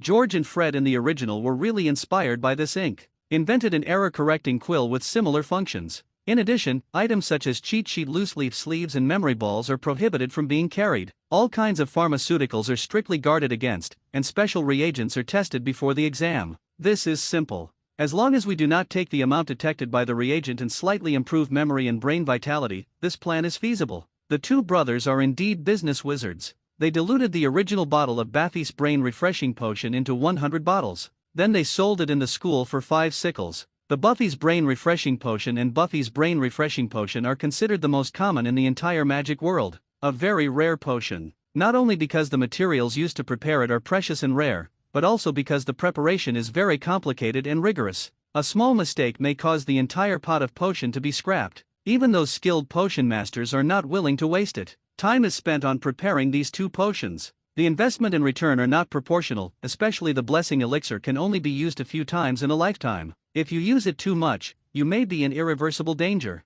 Basically, every potion master is too lazy to try again after configuring it successfully once or twice. Bafe Brain Refreshing Agent will consume the brain's brain power after use. It can be completely replaced with other solutions without side effects, although the effect is not as good. Compared with the hard work involved in the cooking process, the return rate is too low. Therefore, even pure-blood wizards cannot buy this thing in an emergency. If you want to buy one, you have to book 1 or 2 years in advance. 3.3 Everyone was curious about where Fred and George got it. This is a trade secret. Understand, brother, if you are so smart, you don't want a bottle, right? Fred whispered, holding Cedric's shoulder. No, I'm just afraid that you won't lose it in the end. Cedric was still worried about the catastrophe that the two brothers would cause every year, and carefully reminded, just when the Weasley brothers and a group of Gryffindor wizards were discussing cheating on the 36 moves, a conspiracy against poor Lao Fu quietly unfolded. The principal's office was brightly lit late at night. The portraits of past principals whisper, I mourn for the poor Dark Lord in my heart. Dumbledore frowned and reviewed today's memorial sent by Fudge. Consider writing a reply to the other party. I was afraid that the chubby guy would do something outrageous in his name. That's a great reputation for a lifetime, destroyed in one day? Severus, has Quirrell set off? Dumbledore finished processing the letter and put it into the stove connected to the Ministry of Magic. He picked up a few cockroach piles and threw them into his mouth, feeling the sweetness in his mouth. He had been tortured by the forbidden love for his whole life. Dumbledore. Need to use sweets to reminisce about the romance of that summer vacation in Godric's Hollow. Snape snorted dissatisfied. The old bee in front of him was actually willing to give up the magical defense class for the next school year for his own calculations. A timid and cowardly Quirrell. He is also unwilling to let him be responsible for teaching. He has booked a ferry ticket to the Mediterranean and will leave once his Muggle studies exams are over. Dumbledore, you should give me the damn course. Let me personally teach the child the power to resist dark magic. Dumbledore could feel the despair erupting from the despairing man in front of him through the lenses. He shook his head. You have a more important job, Severus, to protect that child in the coming years. Protect him? The old bat was so angry that he gritted his teeth and jumped out word by word. You want me to protect James Potter's son? Dumbledore raised his eyebrows, as if he had anticipated his reaction. He tapped his fingertips on the table and reminded, but he is also Lily's child. Some time ago, Dumbledore deliberately exposed the news to Quirrell that Nicholas Flamel was going to hand over the Sorcerer's Stone to him for safekeeping. In order to resurrect Voldemort, he would never let go of this opportunity. At this moment, the world has the most hope of finding Voldemort. This is Quirrell who wants to learn Voldemort's curse. Over the years, Quirrell has traveled around the world, searching for traces of the Dark Lord. Last year, he gained something in the area on the east side of the Mediterranean. See all of this before his eyes. Dumbledore in the movie. He decisively used Quirrell and began to arrange a growth plan for his chosen child. Through the crown of Ravenclaw. Now he is very sure that the other party achieved immortality through the evil black magic of Horcrux, but he still doesn't know how many Horcruxes the other party has made. Harry Potter's special identity is just suitable for destroying Voldemort's conspiracy. Therefore, Dumbledore wants to use the Sorcerer's Stone in Harry to seduce Voldemort. After all, enemies hiding in the dark are really difficult to deal with. The exam day is coming soon. In the morning, everyone brought their own ordinary ink and used the special anti-cheating quills prepared in the examination room to answer the questions. In the afternoon, they also have a practical test. Professor McGonagall asked them to turn a mouse into a snuff bottle. The prettier you become, the higher your score. But if there are still mouse whiskers on the box, points will be deducted. Pine easily transformed the mouse on the table into a precious snuff bottle with Bactrian enamel from a previous life. There is even a lifelike and majestic mythical beast Kylan engraved on it. This is already a work of art, Mr. Wilson. Under Professor McGonagall's admiring gaze, Pine easily got a perfect score. In subsequent examinations such as charms, herbology, etc., Pine passed easily. But as expected, something unexpected happened. More than 10 second-year candidates suddenly fell into a coma during the potions exam to configure the shrinking potion. He couldn't help it. I don't know who shouted, "There's something wrong with the materials," and Professor Snape kills someone. The little wizards were so frightened that they yelled and ran away. To read exciting novels, go to Fila Novel Network. The examination room was in chaos. This incident even alerted the Ministry of Magic. At noon the next day, they were temporarily suspended. Snape, who was imprisoned in the dungeons of Hogwarts, was released with a gloomy look on his face. Sorry, Professor Snape, the result of the incident has been investigated. What happened? The bat spirit's cannibalistic gaze startled Kingsley, who was in charge of the investigation, and he quickly explained some students bought fake Bayfii brain-boosting supplements outside the school. The ingredients inside were actually vitality tonics. You're a potions master and should know. The stupid little wizard took the vitality tonic as a Bayf brain refreshing potion. When preparing the shrinkage potion, the smoke from the mouse spleen and the ingredients reacted with the vitality tonic, causing a coma by accident. Torture potion. Snape blurted out the question without thinking, and GG said with a strange smile, as expected of my good student, he can't even tell the difference between the damn Baffy brain refresher and the vitality tonic. Extremely stupid. What's more interesting is that after the Aurors investigated the Weasley brothers, they followed the clues and found the black market businessman Morton Gus. Unexpectedly, the other party directly took out the letter from the Weasley twins and argued aggrievedly, "Look, it's the Weasley brothers who want to buy a potion worth 10 galleons that can make their 720 brains extra energetic." From other merchants, although a bottle of Vitality Tonic is only 1 galleons, a bottle of Baffy Awakening Potion is usually around 10 galleons. But who in Hogwarts doesn't know that my Mortingus products are of the best quality? A bottle of Vitality Tonic costs 10 galleons here. As for Baffy's Brain Refresher, which is a contraband product, I am determined not to sell it, not to mention that I am friends with the Weasley family. How could I let them violate the Ministry of Magic's ban? Good guy. This Mortingus pretended to be real. Not only did he sell a 1 galleon Vitality Tonic for 10 galleons, he even escaped any punishment. As for George and Fred, naturally, they received one easily, a red roaring letter. In the Hogwarts dining hall, Mrs. Weasley's loud voice made the walls tremble. "Fred, George, Mom, I can't believe you guys dare to do such a thing. It's a good thing Mortingus didn't sell you the real Baffy Awakening Potion, otherwise I would have only seen you two in Azkaban this summer holiday." Not surprisingly, it was another mediocre Olo report card. Senior Tonks graduated early and participated in the Auror training course of the Ministry of Magic. This year, she was the only one who successfully joined this training class right after graduation. It can be said that it is unparalleled in the limelight.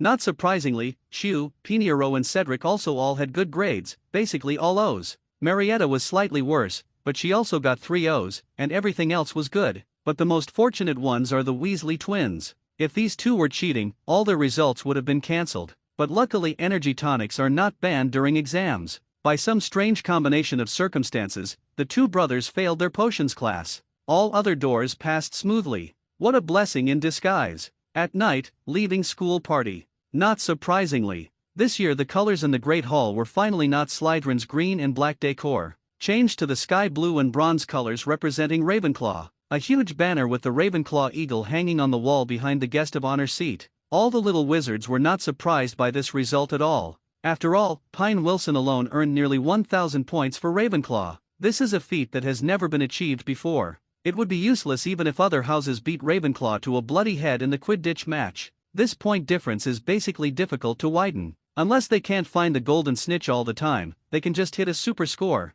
After a while, Dumbledore arrived, and the noise in the auditorium gradually subsided. Another year has passed. Dumbledore was dressed in gorgeous clothes, and his fractured aquiline nose was rosy and shiny. Another year has passed and now, as far as I know, it's time for us to present the Academy Championship Cup. The scores for each college are as follows. 4th place, Gryffindor, 156 points. Boom! All the Gryffindor students focused their attention on Fred and George. Because of their cheating, Gryffindor's year's hard work was in vain. Each of them was deducted 150 points, directly dragging Gryffindor from 3rd place to the bottom position. Charlie was so angry that his eyes were on fire. At this moment, he really wanted to kill his 2 younger brothers. This was his last year.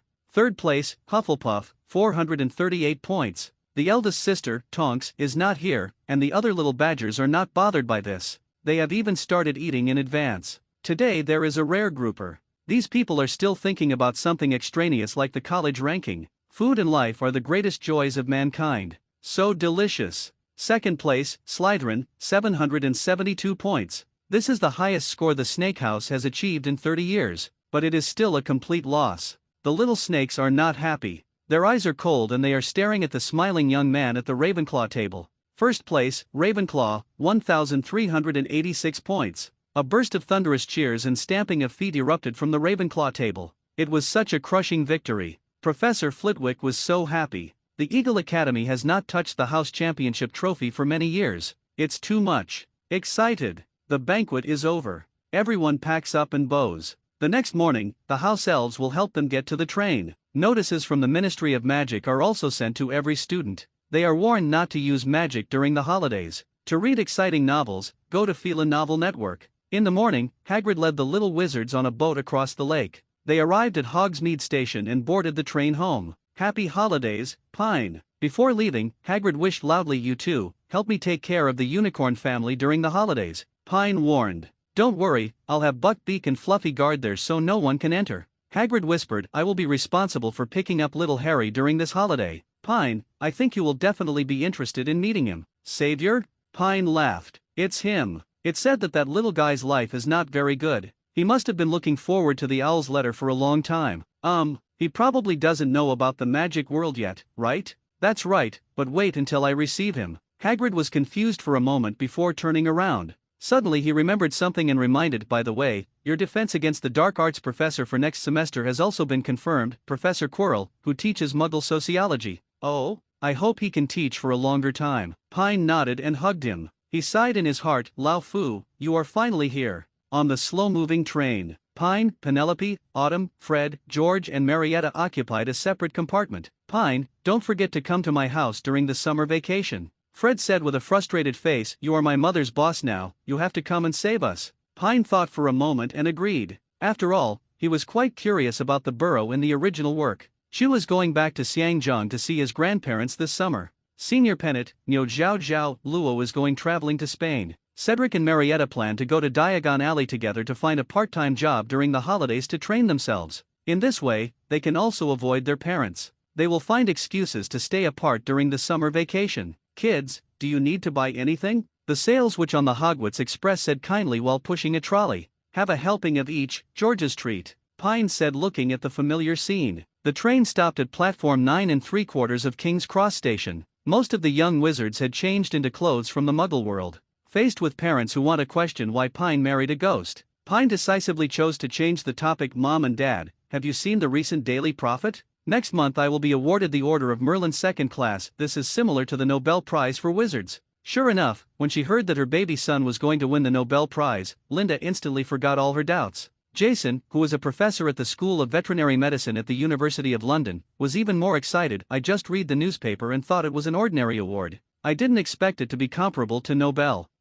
Well, it's called the Order of Merlin, right? Does it also have a dome ball and gold coin chocolates? I'm not sure about this, but I can help you ask, Pine said. The family of 3 chatted and laughed, and Jason got into the car with his luggage. Pine nodded to a couple in the corner. After he became famous in the magical world, the safety of his parents 103 also needed to be protected. As the security director of Wilson Liquor Company, Lupin recruited a group of kind-hearted wizards who also turned into werewolves due to accidents. These people were unwilling to join forces with Fenrir Greyberg. Their lives were equally bad. Pine's blood pact the formation cannot transform them into human beings again. However, it can also modify their blood curse contract from the soul level so that they no longer have to suffer the trouble of losing their minds during the full moon. Therefore, these kind-hearted werewolves regard Pine as their benefactor. There is a pair of werewolves. The couple now lives near Pine's house, protecting Pine's parents. They have become employees of Wilson Company and live a decent life. Quirrell is a smart man who graduated from Ravenclaw. It's just that I have a cowardly personality and am afraid to talk to others. When I was in school, I envied those classmates who had many friends around them.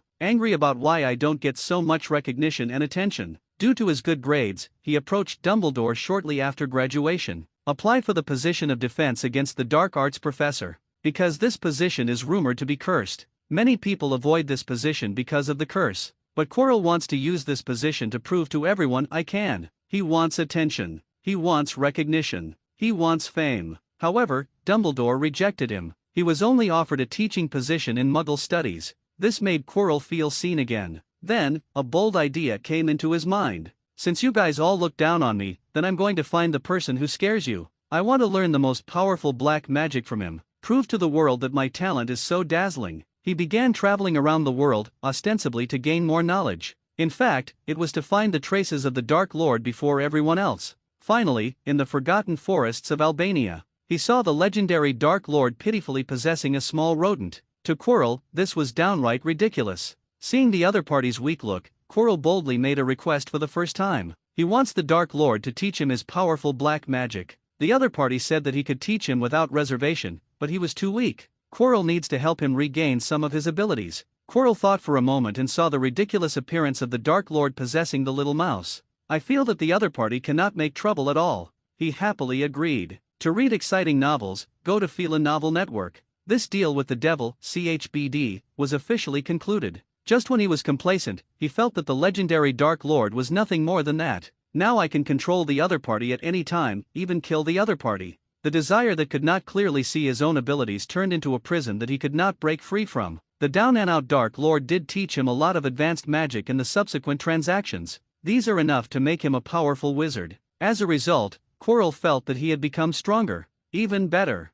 he began to ask the other party to teach more profound things, until he encountered a curse he couldn't understand. Finally agreed to the request of the weak opponent to possess him. This was the devil's whisper, slowly seducing him. I'm addicted to it and can't extricate myself. Lost reason, lost humanity. At the moment of possession, he realized the powerful gap between the legendary wizard and the ordinary wizard. Bottomless. He lost control of his body, completely reduced to a vassal of the Dark Lord. The other party completely took control of his life with a mysterious curse. After searching Quirrell's brain, the Dark Lord discovers the secret of Nicholas Flamel and Dumbledore. He gave instructions to his new servant, the magic stone that can create immortality. It can definitely reshape him into a stronger body. Therefore, he must get the magic stone. Quirrell is a very smart man, and his inner show makes it easy for others to ignore him. Through constant exploration, he skillfully used the Imperious Curse to get information, and used the Oblivion Curse to eliminate his traces. Eventually it was discovered that the Philosopher's Stone might be hidden in Gringotts.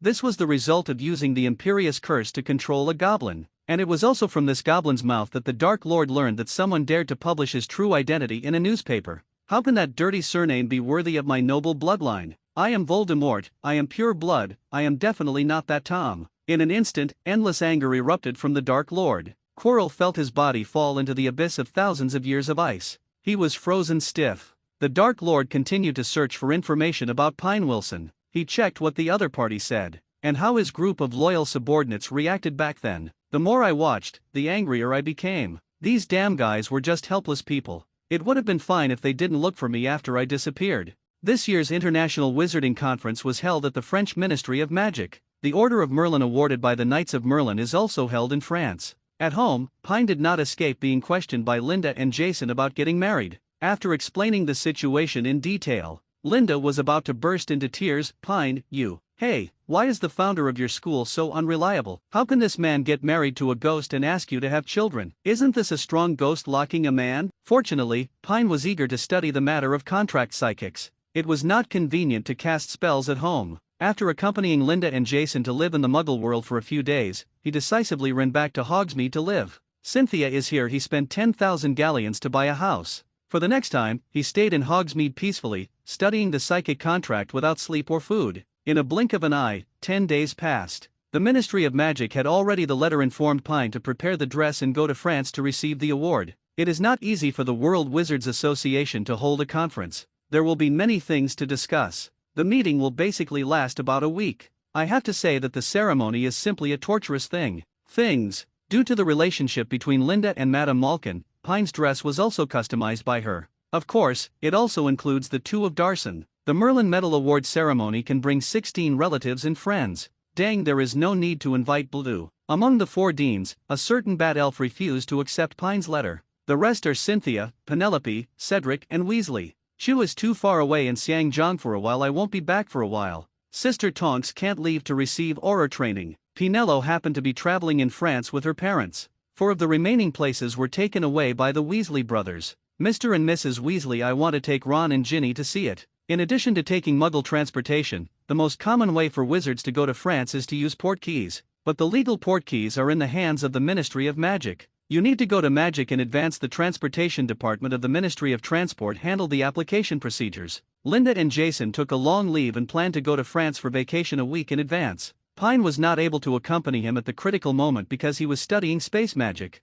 Cynthia and the Weasley family went with them to provide protection. They are traveling by plane. This must be one of the reasons for Mr. Weasley's excitement. He is too interested in Muggle tools. He even got along with Jason very quickly. These days, apparition and portkeys are made. I have basically mastered knowledge. Pine. However, I have reached a deadlock on the issue of how to combine space magic with soul contract. Tomorrow is the time for the International Wizarding Congress. Pine stretched and went to the traffic management department of the Ministry of Magic to apply for the use of door keys. Marietta's mother was in the flu management department and Pine did not disturb her. There were many people traveling abroad during the summer. While queuing up to go through the formalities, Pine could only look around boredly at the young lady to pass the time. At this moment, he suddenly heard a man and a woman standing behind him. They seemed to be discussing the International Wizarding Conference. Both of them were actually a staff member of the Ministry of Magic, a wizard whose accent sounded like America. In the crowd, I saw the male wizard talking in a tone full of superiority.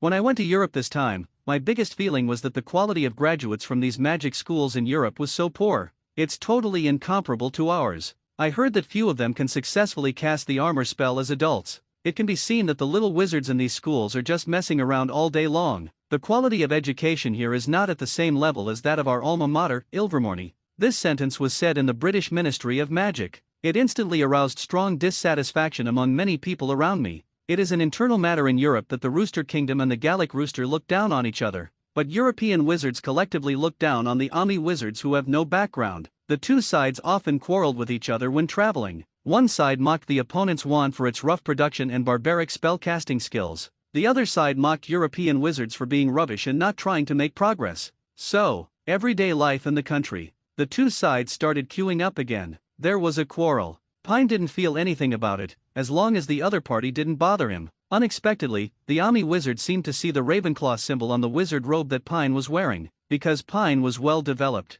"Looks like a 3rd or 4th grade wizard," said regretfully the little wizard at Hogwarts. "It's such a pity that you can't even use the disarming charm when you go to Hogwarts." Pine glanced at the other party. Isn't Ami's happy education the same as that of the rotten country? Even the public education is not as good as the rotten country. You ask me? I am just an ordinary student who was about to enter the 2nd grade. The man glanced at Pine in surprise. He didn't expect him to be so young. He raised his eyebrows slightly and asked impatiently, "Oh, have you mastered the lockpicking spell?" "Certainly. What about the levitating spell?" "Learn a little bit." "What about the repair spell?" "Just learned." "Ha, that's not bad." The man chuckled, with a touch of sarcasm in his tone. "It's okay for a 1st grader to learn these basic spells, but in Ilvermorny it's only at the level of an ordinary 1st grader? If you want to read exciting novels, go to Fila Novel Network. I see that you are also applying for a portfolio and planning to go abroad. Why not go to our American country? There are many first-year students who have learned fire spells. Boy, you still have to practice." Pine looked at this American young wizard who felt good about himself in surprise. He was too lazy to argue with him. The American was used to being arrogant, and he had been a wizard and became the world's auror in recent years. Soon, it was his turn. Behind the window was a blonde and blue-eyed middle-aged aunt. As an old social worker, her passion for work had long faded. She looked at Pine's application form expressionlessly and asked questions in a routine manner. "Why go to France?" "Pine, I was invited to participate in this international wizarding conference and received the Order of Merlin." Order of Merlin. Hearing what Pine said, the portfolio auditor gave Pine a surprised look. "How old is this kid? How is it possible to get the Order of Merlin?" Paused for a while. "Can I see your invitation?" "Of course, here it is." Pine took out the invitation letter sent from the Wizards Union from the space bag and placed it at the window. After receiving the invitation letter, the middle-aged aunt first carefully checked the outside of the invitation letter. After checking that the badge on it was correct, I opened the invitation and saw the name on the letterhead. My pupils shrank and I was surprised. "Are you Mr. Pine Wilson?" As soon as these words came out, the surrounding staff and the people in line all looked at Pine. As we all know, Pine Wilson has never appeared publicly in the news, but his experience is undoubtedly a legend that shocked the entire European wizarding community. Unexpectedly, the middle-aged aunt used honorifics after learning about Pine's identity. The person in charge of the portfolio management office personally came out to welcome Pine in. "Mr. Wilson, please come with me." "Thanks." Pine nodded his thanks and left. The young Ami wizard was left stunned to watch Pine's leading figure. The Order of Merlin. Even though he was far across the Atlantic, he didn't know much about Pine's experience, but still he knew the weight of this medal. At this time, the witch beside him said belatedly, "I think I've read about him in the newspaper." The wizard came back to his senses and asked subconsciously, "Where?" The witch whispered, "Washington Wizard Post." This is the first-year wizard who solved the blood curse problem some time ago and made a lot of noise. The man blushed, but he didn't want to lose face in front of the wizard of the rotten country. He still said something stiff, "It's just a minor problem. There are even 1,000 patients in the world. What's the use of researching it? How many galleons can it earn?" As soon as he said this, he made the whole room burst into laughter. The wizard of the Fu Kingdom had long been unhappy with him and mocked, "How many galleons does he earn?" The French Ministry of Magic is located in the huge square in front of the Palace of Versailles. As soon as you look up, the majestic and magnificent palace appears in front of you. As a famous scenic spot, there are a large number of tourists in front of the Palace of Versailles. This is the so-called Great Concealment in the city. The North American Ministry of Magic is even more arrogant. It is established directly in the bustling Woolworth building of the capital. According to owl letters, Linda, Jason and others met the Pinello family in Marseille. A group of people were happily playing together. They would be back on the day when the Order of Merlin was awarded. Tell Pine not to worry. Linda, in particular, emphasized her satisfaction with Senior Pinello many times in her letter. They also said that the two of them are working hard to establish a good relationship with Pinello's parents. Pine shook his head after reading the letter. The fifth day of the International Wizarding Conference 760 is the day when the Order of Merlin is awarded. The organizer provides hotel accommodation. The hotel arranged by the organizer seems to be called White Horse Hotel?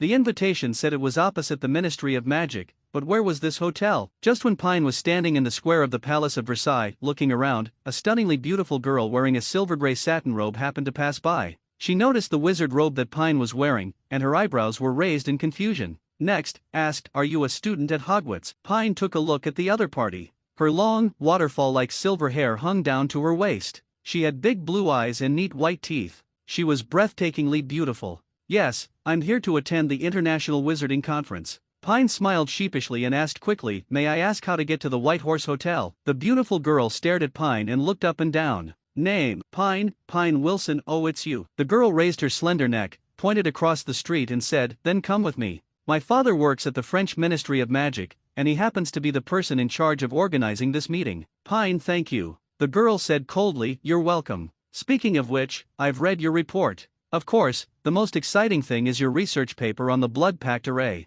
Our professors at Boobaston School of Magic all praise you highly." Pine smiled modestly, "Just lucky." The girl raised her neck when she heard this and said like a proud white swan, "If you are humble, there is no need. If you can research this kind of magic spell, it is a reflection of your talent. A mediocre person needs humility to make up for it, but a true genius does not." Pine was a little surprised when he heard this. He didn't expect that the other party's character was so strong. "No, he was special, okay, but I'm sorry to trouble you this time. By the way, can I ask your name?" The girl lifted her beautiful silver hair that was blown up by the wind by her ears, and said proudly, "Fleur Delacour. You can call me Fleur, a third-year student at Boobaston." Hearing this name, Pine looked at her in surprise. No wonder she is so beautiful and has such a special personality. It turns out to be Fleur, the most beautiful woman in Harry's world who has a quarter of Vila blood. She has this arrogant capital. Fleur took Pine to the White Horse Hotel. After handing him over to the waiter in charge of the hotel, she left without even saying hello. It was like a gust of wind when she came and a gust of wind when she left.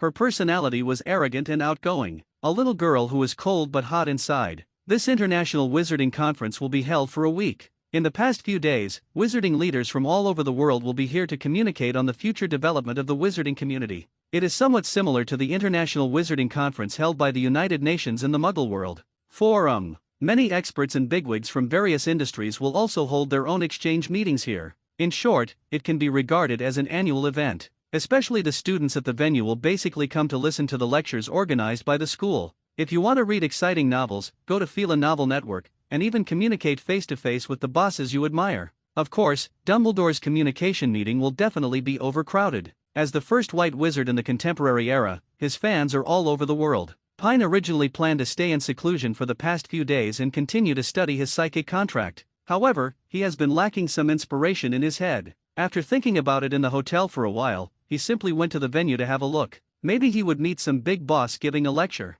Does it inspire you? The International Exchange Conference for Wizards is still very interesting, different from traditional Muggle communication meetings. As a wizard, you naturally have room for display. Therefore, a huge circular drill area was expanded in the center of the first floor of the building. This circular practice area is divided into small stages. Any wizard who wants to show off their new spell or potion, etc., you can pay 10 galleons to rent a practice platform for performances. Skeptic or interested person, you can go on stage and compare notes with him. Everyone has the right to express their own opinion, no matter your race or identity. There are all kinds of wizards from all over the world. It is in this collision that the wisdom of magic is sublimated. Pine had turned less than a fifth of the ring stand. I saw Lao Hei, who was good at animagus, Thyssen, who was good at playing with snakes, and I also saw the little devil who was full of craftsmanship and kept bowing and apologizing to people. Looking at the bustling crowd, Pine was glad that he didn't change into a dress today. Otherwise, sooner or later, the cauldrons exploded by those magic potion masters will be soiled. Why is it like setting up a street stall? Pine couldn't help complaining about the potions master who performed on stage. No wonder old Bat 3.4 is willing to come. He probably looks down on these stupid potion masters. Snape's misanthropy is very serious and he can't stand being tainted by others. The art of potions, which he regarded as glorious. As Pine wandered around curiously, a project performed by a wizard from South America instantly piqued his interest. Come and take a look, everyone, take a look at my latest research, a spell that can summon magical creatures. Pine, hold the grass. Just as Pine walked towards the South American wizard, his stunning good looks and priceless clothing, He stands out among this mixed bag of wizards. The South American wizard noticed him immediately. When Pine came closer, the South American wizard had a spring-like smile on his face. Say hello to Pine in crackling Portuguese. Hey, handsome little guy, are you also interested in the magical animals you can summon? That's right, but can you show it? The other party's English is not very good. The popular ones in South America are Portuguese and Spanish. Pine spent 20 credits to exchange for Spanish and Portuguese. He directly tried to talk to the other party in the two languages. The person's face, the freckled South American wizard, was delighted when he heard Pine's fluent Portuguese. He said excitedly, I didn't expect that you speak Portuguese so well. Are you a Portuguese student at Bobaston College? Bobaston College is located in the Pyrenees Mountains in southern France, next to Spain. Therefore, this magic school enrolls students not only from 29 French countries, but also from Spain, Portugal, Luxembourg, Belgium, the Netherlands, etc. The wizard of the land. That's why the South American wizard asked this question. Pine smiled and shook his head and said, I'm from Hogwarts. What? Are you a student at Hogwarts? Unexpectedly, when the other party heard that Pine was a student of Hogwarts, he was surprised with a hint of jealousy. So do you know the red-haired Weasley family? Have they come today? Pine frowned when he heard this. It seems that the Weasley family has offended him before? He tentatively asked, we know each other, but not very well. Do you have anything to do with them? Since you are not familiar with it, forget it. The South American wizard said with a regretful expression. He seemed to be immersed in some kind of sad mood. After a long time, he didn't show the magic spell to summon the beast. The people in the audience were anxiously waiting and urged, are you going to show it or not? That's right, if not, don't stay on stage. I think he is just doing a gimmick about summoning magical animals. This kind of research has such liars every year at the conference. Cut. Facing the doubts of the wizards in the audience, the South American wizard said disdainfully, this is the arrogance and prejudice that you European wizards have towards our wizards from third world countries. I, Echo Beto Geisel, assistant to the ranger of the Castrobusk rainforest and expert on magical animals in the Amazon, will open the eyes of you arrogant European wizards today. Echo Beto waved his hands, and then clasped his hands together. Then he bit his thumb, stained it with blood, and slapped it on the ground. His eyes showed a bit of coldness, and the dense freckles on his face looked a bit ferocious. Psychic technique, Peruvian venomous dragon. Pine looked weird. Could it be that this guy has really developed the art of psychics? Then, with a swish sound, a black suitcase flew from the air. It moved and fell into the hands of Echo Beto Geisel. Damn! The wizards who were looking forward to the scene immediately wanted to curse. Pine couldn't help but want to punch the opponent. I thought you had really researched some psychic contract. After a long time, you first waved it with both hands, without a wand. A flying spell was used to cast the spell silently. Then he pretended to be a monster and made some fancy moves, even biting his fingers and pressing them to the ground. During this time, he just summoned the suitcase that stored magical animals. I heard that African wizards never like to use wands. Many wizards in South America are also good at wandless spell casting. It seems that this rumor is true. This Ernesto's wandless spell casting is quite good. It's just that the forward swing is a bit long. Don't worry. Looking at the wizards in the audience who had been tricked and wanted to come on stage to beat him up, Echo Beto quickly explained loudly, the flying spell is just a solution to quickly summon magical animals to your side. The effect achieved is the same. Just tell me, did I summon this magical animal to my side easily? This explanation immediately made the wizards present feel suffocated. Hiss, this method seems to be a feasible solution. Seeing that everyone was thinking about it, Echo Beto explained again, read the cool novels in Just Fly Lou Novel Network. When summoning magical animals, the process of summoning is not important. What is really important is the connection between people and magical creatures. At this time, Ernesto's black suitcase began to shake continuously. The magical creatures stored in it seemed to be impatient to come out for air. Pine had a bad premonition for a moment. He pulled out his wand and stepped back. But it was too late. Echo Beto opened the black suitcase carelessly. Ouch ouch, two 15-foot-long Peruvian viper tooths flew out of the black suitcase. He seemed dissatisfied with the small space in his suitcase. Yelled. The two dragons began to breathe dragon breath. The Peruvian viper tooth is the smallest of the dragon family, about the same size as a grizzly bear. But this is also a giant dragon, and it's a headache. This dragon is the fastest flying of all fire dragons. The tusks are also highly poisonous. They usually feed on goats and cows, but they also like human meat. Hassan, Paul, you two, stop it. As the Dragon Master, Echo Beto shouted, trying his best to control the two angry Peruvian venom-toothed dragons. Pine keenly observed that while he was issuing orders, his face seemed to be making uncontrollable expressions of anger and anger. Dragon's same expression, he can actually communicate with dragon's emotions. Pine was a little suspicious. Fortunately, the wizards present were not weak. When they were prepared, they were not afraid of these two Peruvian venom-toothed dragons at all. After causing more than 10 minutes of chaos, the two Peruvian venom-toothed dragons finally emerged. Nestor was under control. He could even order the two dragons to give some simple instructions. The wizards present were amazed. You must know that dragons are not obedient masters. Even Romanian dragon trainers can't do this or this. This grumpy creature successfully completed those simple but detailed actions. Unexpectedly, Echo Beto could. How about, I used the psychic spell to successfully contract these two Peruvian venom-toothed dragons, Echo Beto said triumphantly. Just when everyone believed it was true, Pine saw the other party's problem and smiled. Do you have ancient Mayan blood in you?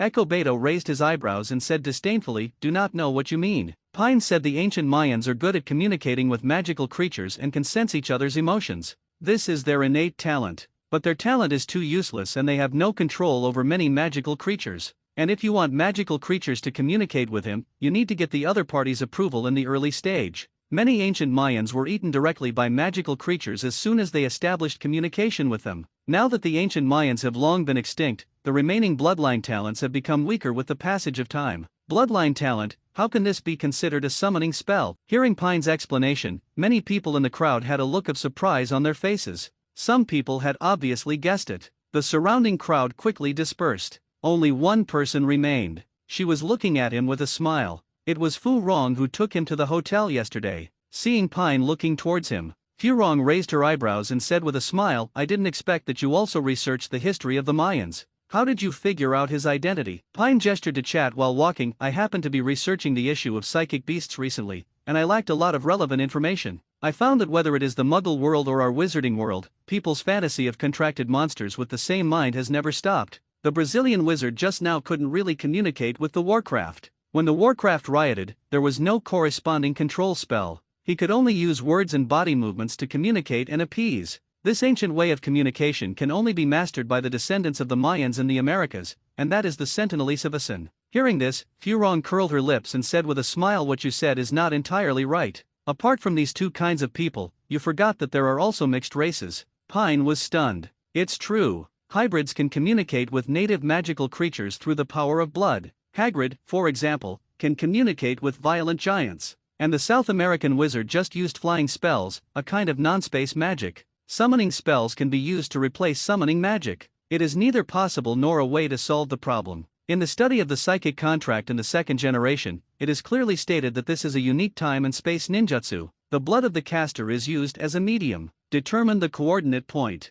Then use the contract array to awaken the induction between the caster and the psychic beast. Then sacrifice a large amount of chakra, and summon the psychic beast to yourself through the time and space array contained in the contract array. Around you. But the space magic in the Harry Potter world is different. The biggest problem is timeliness and one-wayness. Apparition cannot go to places where the caster has not been. The door key has a time limit and can only be formulated for a single time. Coordinate point. The disappearing cabinet can be kept for a long time, but a pair is needed. The disappearing cabinet is a pair. Seeing that Pine was lost in thought and did not speak, Fleur asked curiously, are you still thinking about the psychic beast? Oh, sorry, I was really thinking about these things just now. Do you think the space magic on the vanishing cabinet can work on humans and animals? Pine apologized for being distracted just now, but he was still discussing this issue. Fleur raised her eyebrows slightly. Are you planning to open a space hole in the bodies of people and magical creatures that can allow people to enter and exit? The space magic of the disappearing cabinet opens a connected space tunnel, rather than transporting people directly there. Pine frowned and said space tunnel.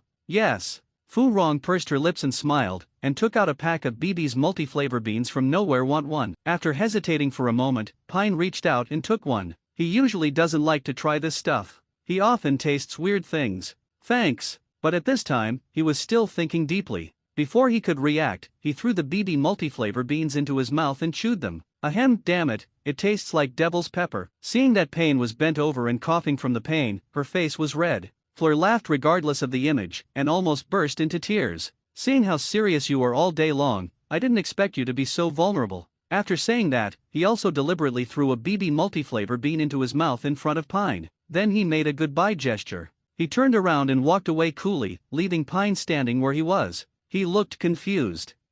Why did he leave so suddenly? After finding the bathroom, Pine used several mouth-refreshing spells in succession. Only then did the burning pain in his mouth disappear. I didn't expect the power of the devil pepper to be so terrifying. John Shington, that dude, you are really awesome. If you want to read cool novels, go to Fila Novel Network. I dared to take a big bite of this thing in my mouth. He continued to wander around the hall. For the rest of the morning, Pine was alone in the meeting. I walked around the center and saw many lectures by internationally renowned wizards. Of course, the most popular ones were about the promotion of certain types of public opinion. For example, save energy and reduce emissions, develop broomsticks with lower magic power consumption, increase the minimum salary for wizards to 40 gold galleons per month, werewolves' lives matter, oppose werewolf discrimination in the magical world. True love has no boundaries, the love between wizards and magical animals needs to be protected, except for these lectures, of course. The third-level academic exchange forum opened by the French Ministry of Magic is even more exciting. Many well-known masters present their latest research results here. For example, a big boss conducted research on aerospace magic tools.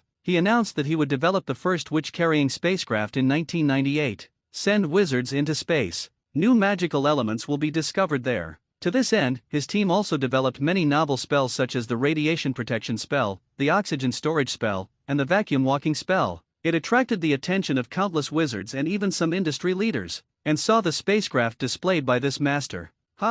Pine was surprised. How does this look like a big flying saucer? In an instant, he seemed to understand something. Depend on. It turns out that there were alien flying saucer incidents exposed all over the world in the 20th century. It turns out that it was all when you were testing magic spaceships around the world. The invisibility spell happened unexpectedly and was only seen by the Muggles.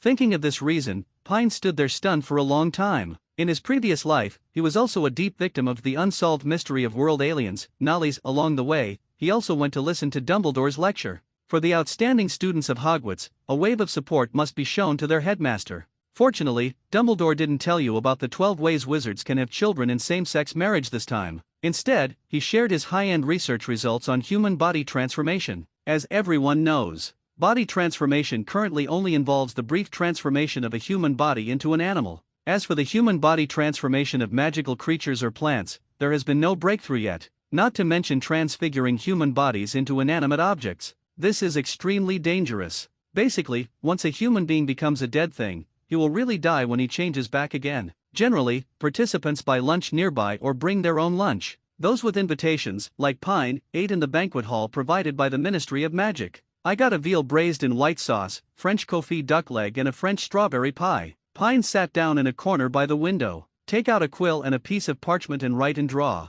Today's conversation with the Brazilian wizard and Fleur gave him a lot of inspiration, although these two people did not have substantive suggestions, but the idea of a new approach. A fleeting spark flashed in his troubled mind. The flying spell is just a solution to summoning, and space teleportation is not the only way to summon contracted psychics. Pine looked at the complex tree diagram he had laid out on the parchment. Various types of space magic and summoning magic are clearly written on it. Thinking back, I fell into deep thought. The space magic of the disappearing cabinet opens a connected space tunnel, rather than transporting people directly there. Fu Rong's words always lingered in his mind. They couldn't get rid of them. A space tunnel opened. Just as he was thinking about this problem, a faint scent of perfume floated. A beautiful silver-haired girl opened the door. Sitting opposite him with a French fish soup, he asked in a surprised tone, still thinking about contracted monsters. Yes. Hearing the sound, Pine had already guessed who it was, so he didn't raise his head and continued to write on the parchment. Today, with so many wizards sharing their thoughts, why are you so obsessed with this magical issue that no one has solved for so many years? Fu Rong looked at the boy in front of her in surprise and asked with a smile.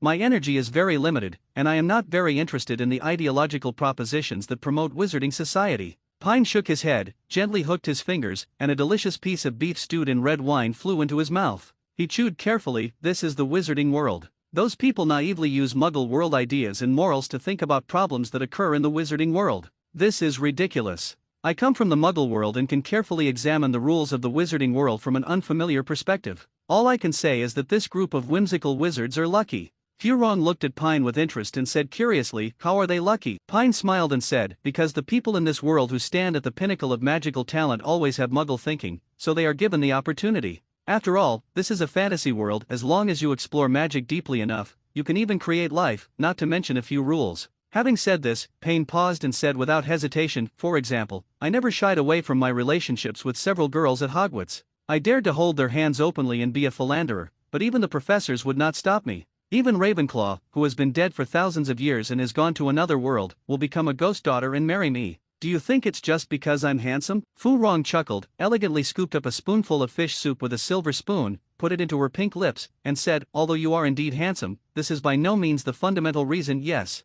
Pine agreed, in the final analysis, it's because my talent is strong enough and my strength grows fast enough. The wizarding world is more naked than the muggle world, so after all, this is a world where strength is respected. As long as you are strong enough, you can create all kinds of magical magic and potions to help you realize all kinds of desires. If you like power, then make yourself so powerful that you can rule all wizards. If you want to win the admiration of others, learn to make a unique love potion even if the other person doesn't love you. As long as you are strong enough, you can even change the other person's emotions and control the other person's thoughts. Of course, that includes you, Miss Delacour. From yesterday to now, you have secretly cast charm magic on me 3 times. Pine exposed the little trick that Furong used behind her back. But the other party didn't panic at all, but said with some annoyance, I'm a Vila hybrid, so I naturally have special charm magic, but I didn't expect it would have no effect on you. This makes me look like a failure. Pine picked up the glass filled with orange juice and gently clinked the glass with her. Your charm magic is very strong. It is estimated that all senior wizards will fall into it. It's just that I'm special. Furong looked at Pine blankly, and then laughed. That's right. You are someone who can solve the blood curse at the age of 11. I don't seem to complain if I lose to you, even though I am 2 years older than you. Thank you for the compliment, Pine said with a smile. To read exciting novels, go to Fila Novel Network. But I still want to say sorry to you. Sometimes I am a bit too competitive. Fleur raised the goblet slightly and touched it with Pine. I understand you. Pine said thanks. In the afternoon, big bosses from various countries started a war of words about profit distribution behind closed doors. They were discussing major issues that could affect the entire wizarding world. Pine was not interested in these things. 2 generations of Dark Lords were killed by Muggles. Their Pua thoughts are deep. Their talent and strength are beyond ordinary wizards. They have such a strong desire for power and so many ideas. If they don't improve their strength and do research, they will come out when they are absolutely invincible in the world. Just control the entire magic world in one wave. The result: all day long he thinks about controlling wizards the Muggle way. A coup d'état, one plays a terrorist threat. Isn't this a brain trap? Pine considers his lower limit to be very low. In addition to being interested in the study of magic itself, my biggest hobby is the beautiful little witches in the original novel. There are systems around you or in the magical world. Who else is telling them some bullshit love story? Play pure love and go to female videos. As long as the strength is in place, what I fancy is mine. Can't even run away. Don't let Muggle morals bind me. Pine wandered around giving interesting lectures. Enrich your knowledge of the magical world. 6 o'clock in the evening. The French Ministry of Magic has prepared a party. This is also an old tradition hosted by various countries. It's just that this year's party wine no longer uses champagne, whiskey, mead, and butterbeer. Instead, they were all replaced with Wilson's magic wine. For many students who have been placed at Bobaston School, the evening reception is the highlight. Many senior wizards serve as cupbearers at the reception. This is when they are closest to the big guys. Who knows, she will be attracted by a big boss and be invited to dance with her in the next ballroom dance.